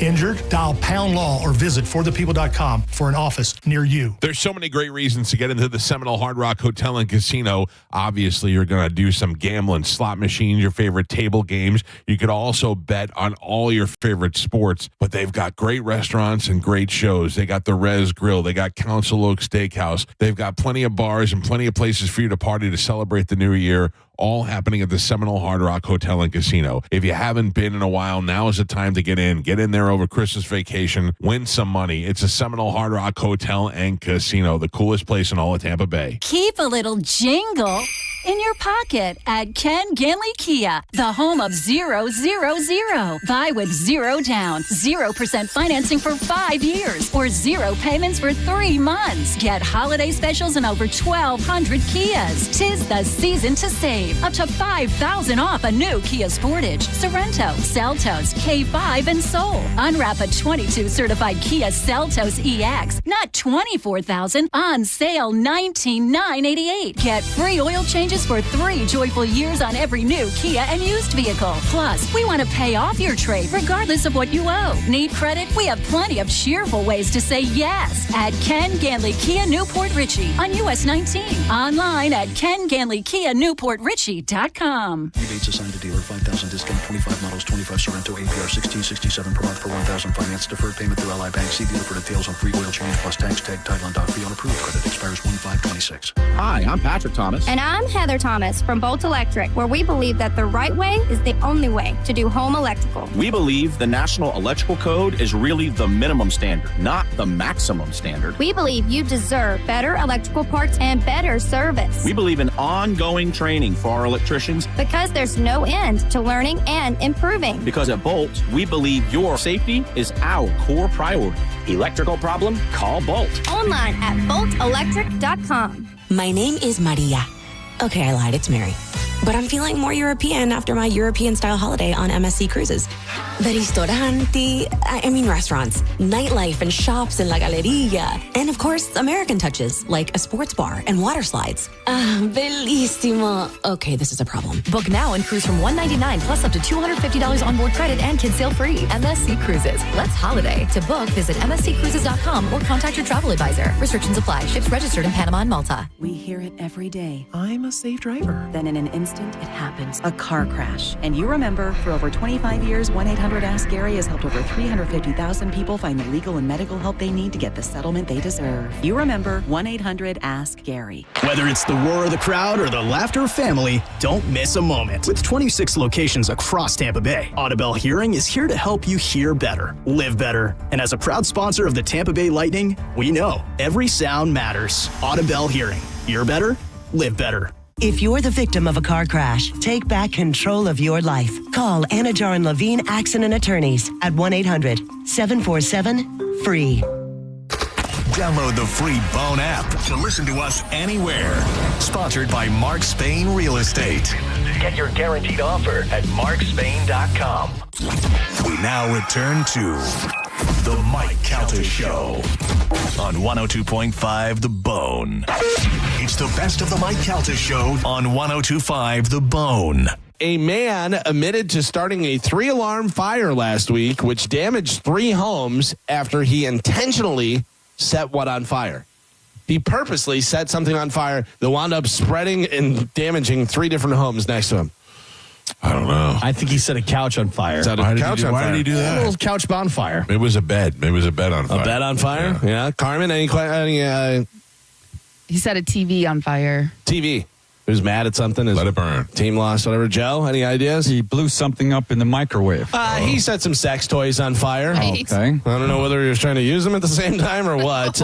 It's unclear how or why he set the fire, but he has now been charged with arson. That burned down the whole house? Yeah, well, I mean, think about rubber. Yeah, if geez. it's like that, you know what I mean? Oh. Might just Some of that stuff's flammable. trip on maybe on the sofa, and then the sofa goes up, and then the curtains, and then passes the next door, and crazy. Next thing you know, you got a dildo blaze. Oh, dildo blaze. Never heard of that before. That means I made that up. Yeah, because like, what are you supposed to do with your old sex toys? Throw Just them throw them away? Yeah. Sell them at a yard sale. Yeah. Well, I don't know because I know like if you have like a laptop or a computer, like you're not supposed to put those in the dumpster. Well, know what I you mean? can. It's just that people are going to get your information off of them if they really wanted to. If No, you've but I'm got saying some if old it's toys, broken. Carmen, I'll send junk jockeys Wait a over to go minute, pick them up. Carmen, sell them online. Yeah. Oh, yeah. What do you got, Carmen? I got some cash right now. No, I don't have any at the moment that I'm ready to get rid of, but I mean, maybe one day. Carmen, that brings me back to any progress on whether or not Holly is going to be doing OnlyFans. I don't know. Sell them to her. We got into it yesterday. Oh, why? Things were going so good. You I ruined blame it. Carmen. Me? You don't know it was me. You Definitely ruined you. it. Definitely you. Yeah, she's just, I don't know. She was just having a moment and, whatever. What was the problem? Run it through. She just said, like, she was like, you never admit when you're wrong and you never apologize. And She's where we agree with her. Yeah. And I always admit when I'm wrong and I'm always the one who has to apologize. And I'm She like, does. But I was like, but the situation you're talking about, you were wrong and you did owe us an apology. So, Who's us? so it was. Who's us? So it was a couple of years ago when like Barb and our cousin Rachel came down for Barb's birthday and they were staying at Holly's and then I drove down and then we all went out and then Holly got mad at us and kicked us out at like 3 a.m. Oh. And then so She kicked you out of the house? she kicked us Get out. Yeah, and then That's a boss move. and Thanks for visiting. And it was like around spring break time or something, so all the hotels were full, and so Barb, Rachel, and Like I. she literally said, "Get out of my house!" Oh no, she like took our suitcases and threw them outside. What a Dude, move. She's the Wow. best. Yeah, She's the best. So then we ended up having to like sleep in my car, and then Rachel and Barb changed their flights, and then they got on a plane and left, and then I just drove home. Oh, and my God. yeah, and then but she's like, "You guys never apologized for that." I was like, "You kicked us out at 3 a.m. and no place to go, and we had been drinking, so we couldn't drive or do anything. So we literally just had to like 3 of us had to just like sleep in my car." Why is she hanging on to this for so long? Did you really sleep in your car? Yeah, for a couple hours until we sobered up, and then I took them to the airport, and then I stayed for another couple of hours because I was like just you know what I mean. So I slept a little bit, and then I got in my car, and then yeah. But she's still saying that we haven't apologized to her for this. Oh, let it go, Holly. And that's what I'm saying. I'm like, listen, we can, and that's what I said, and that's why we started talking again, because I was like, we can agree to disagree, but I am not going to apologize for you kicking me out of your house. What was the reason that she said that she threw you out?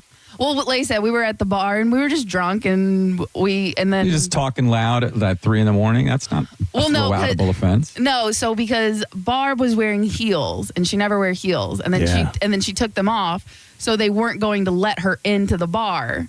And then Holly got mad because we were like, "Oh, we don't It's want." hard to slop the hogs with heels on. What's that? It's hard to slop the hogs with heels on. Because basically, Shouldn't she take her shoes off? So Barb took her shoes off and she was Come on, carrying Barb. them. That's and, hot. But then, so we were like, okay, well, we just won't go to that bar. We'll just go to a different bar. And then Holly got really mad at us because we didn't want to go to the bar she wanted to go to. Yeah, because her hillbilly sisters are showing up with those shoes on to the big city. You're bring her cred down. And she lives there. This is her town. Yeah. Get a bad rap. Yeah, listen, I get it, but it was like, Apologize. you know what I want Holly's side. Yeah, Holly's right. Yeah. Okay, yep. Apologize so we can have OnlyFans. Yeah, come on, Carmen. Take one for the team. I'm not apologizing. Apologize. Because I didn't take my shoes off. All I said was, it's Barb's birthday. Barb doesn't care to go here anyway, so let's go where Barb wants to go. And Holly was like, this is where I plan. This is my bar. This is where I hang out. Typical Michigan trash. Yeah. Wow. Jesus. I want to go that far. I mean, you're out with a classy broad like Holly, and then you guys are out there, with your hooves and stuff all over the street. Let's go to the dive bar instead. Crusty old feet. Come on. Walking around on the concrete. Very As exciting. in, apologize now. Wow. Or put your shoes on now. You dirt-footed moron. I did not have my shoes off.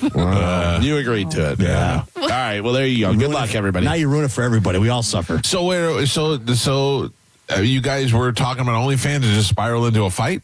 Well, yesterday we were just talking and there was some other family stuff happening in Michigan. And then that brought up, then she got mad because I don't know. I just gave up.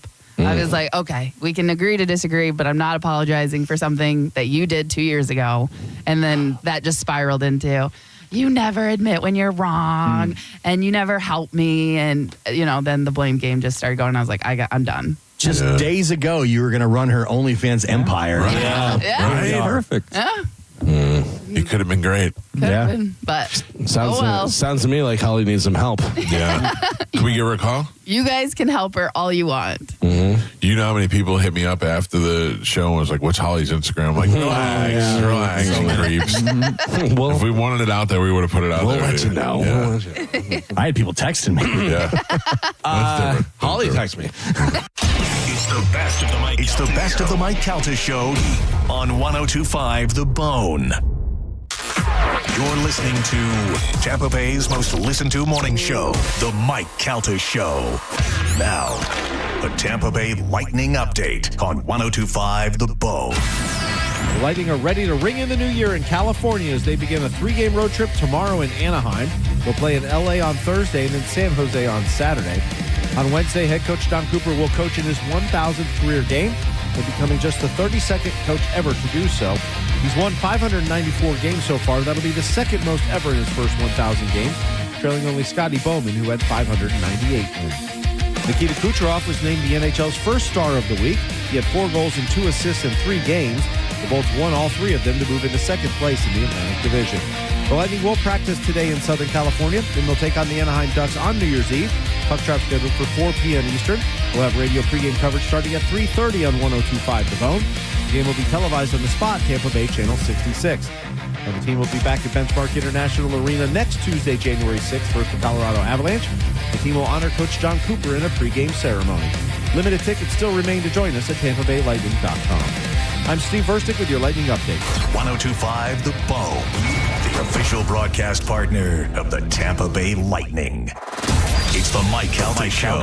Featured cut of the day. Sponsored by Stingray Chevrolet, Tampa Bay's big store on I-4 exit 22, Plant City. The Mike Calta Show. Download the free Bone app. 102.5 The Bone.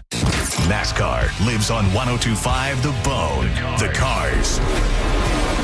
The drivers. I'm not surprised, and anybody who is should rethink their NASCAR knowledge. And all the left turns you can handle. Race Day Sundays, where NASCAR lives in Tampa Bay. Right here on 102.5 The Bone. Sponsored by Jerry Ulm Jeep Ram, #1 in the country. 102.5 The Bone.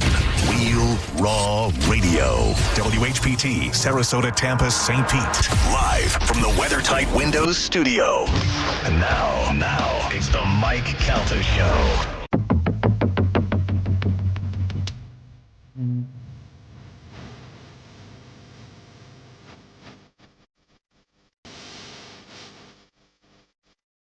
All right, back to Galvin. We were talking about the list of things that are, when you hear it, it's like nails on a chalkboard. Yeah, and it's a lot of stuff that people purposely say wrong or, just do it to try and annoy other people. Well, are they doing it to annoy people, or are they doing it because they're just used to saying it that way? Like we started out in high school as saying, I seen the other day, and that's just like a New York thing. But now when I say it, I know I'm saying it wrong, but it's just I'm so used to saying it. Yeah, that's the same with you guys. You know that's wrong, but it's also. But no, these are some. They're just saying it wrong because they're saying it wrong. Some they're trying to annoy other people. It's like whenever Bert, who's going to be on later on in the week, whatever says tattoo. Yeah, tattoo. They're doing tattoos. Yeah, and you're like, you're saying it wrong. What about espresso? That's number one on my list. Yeah, that is on the list. Yes. So they say saying espresso instead of espresso. Yeah. I'm surprised how many waiters and waitresses say espresso. Yeah. Do you want an espresso? No, I want an espresso. Yeah. That's the same with me for especially. Oh, yeah. Especially. Yeah.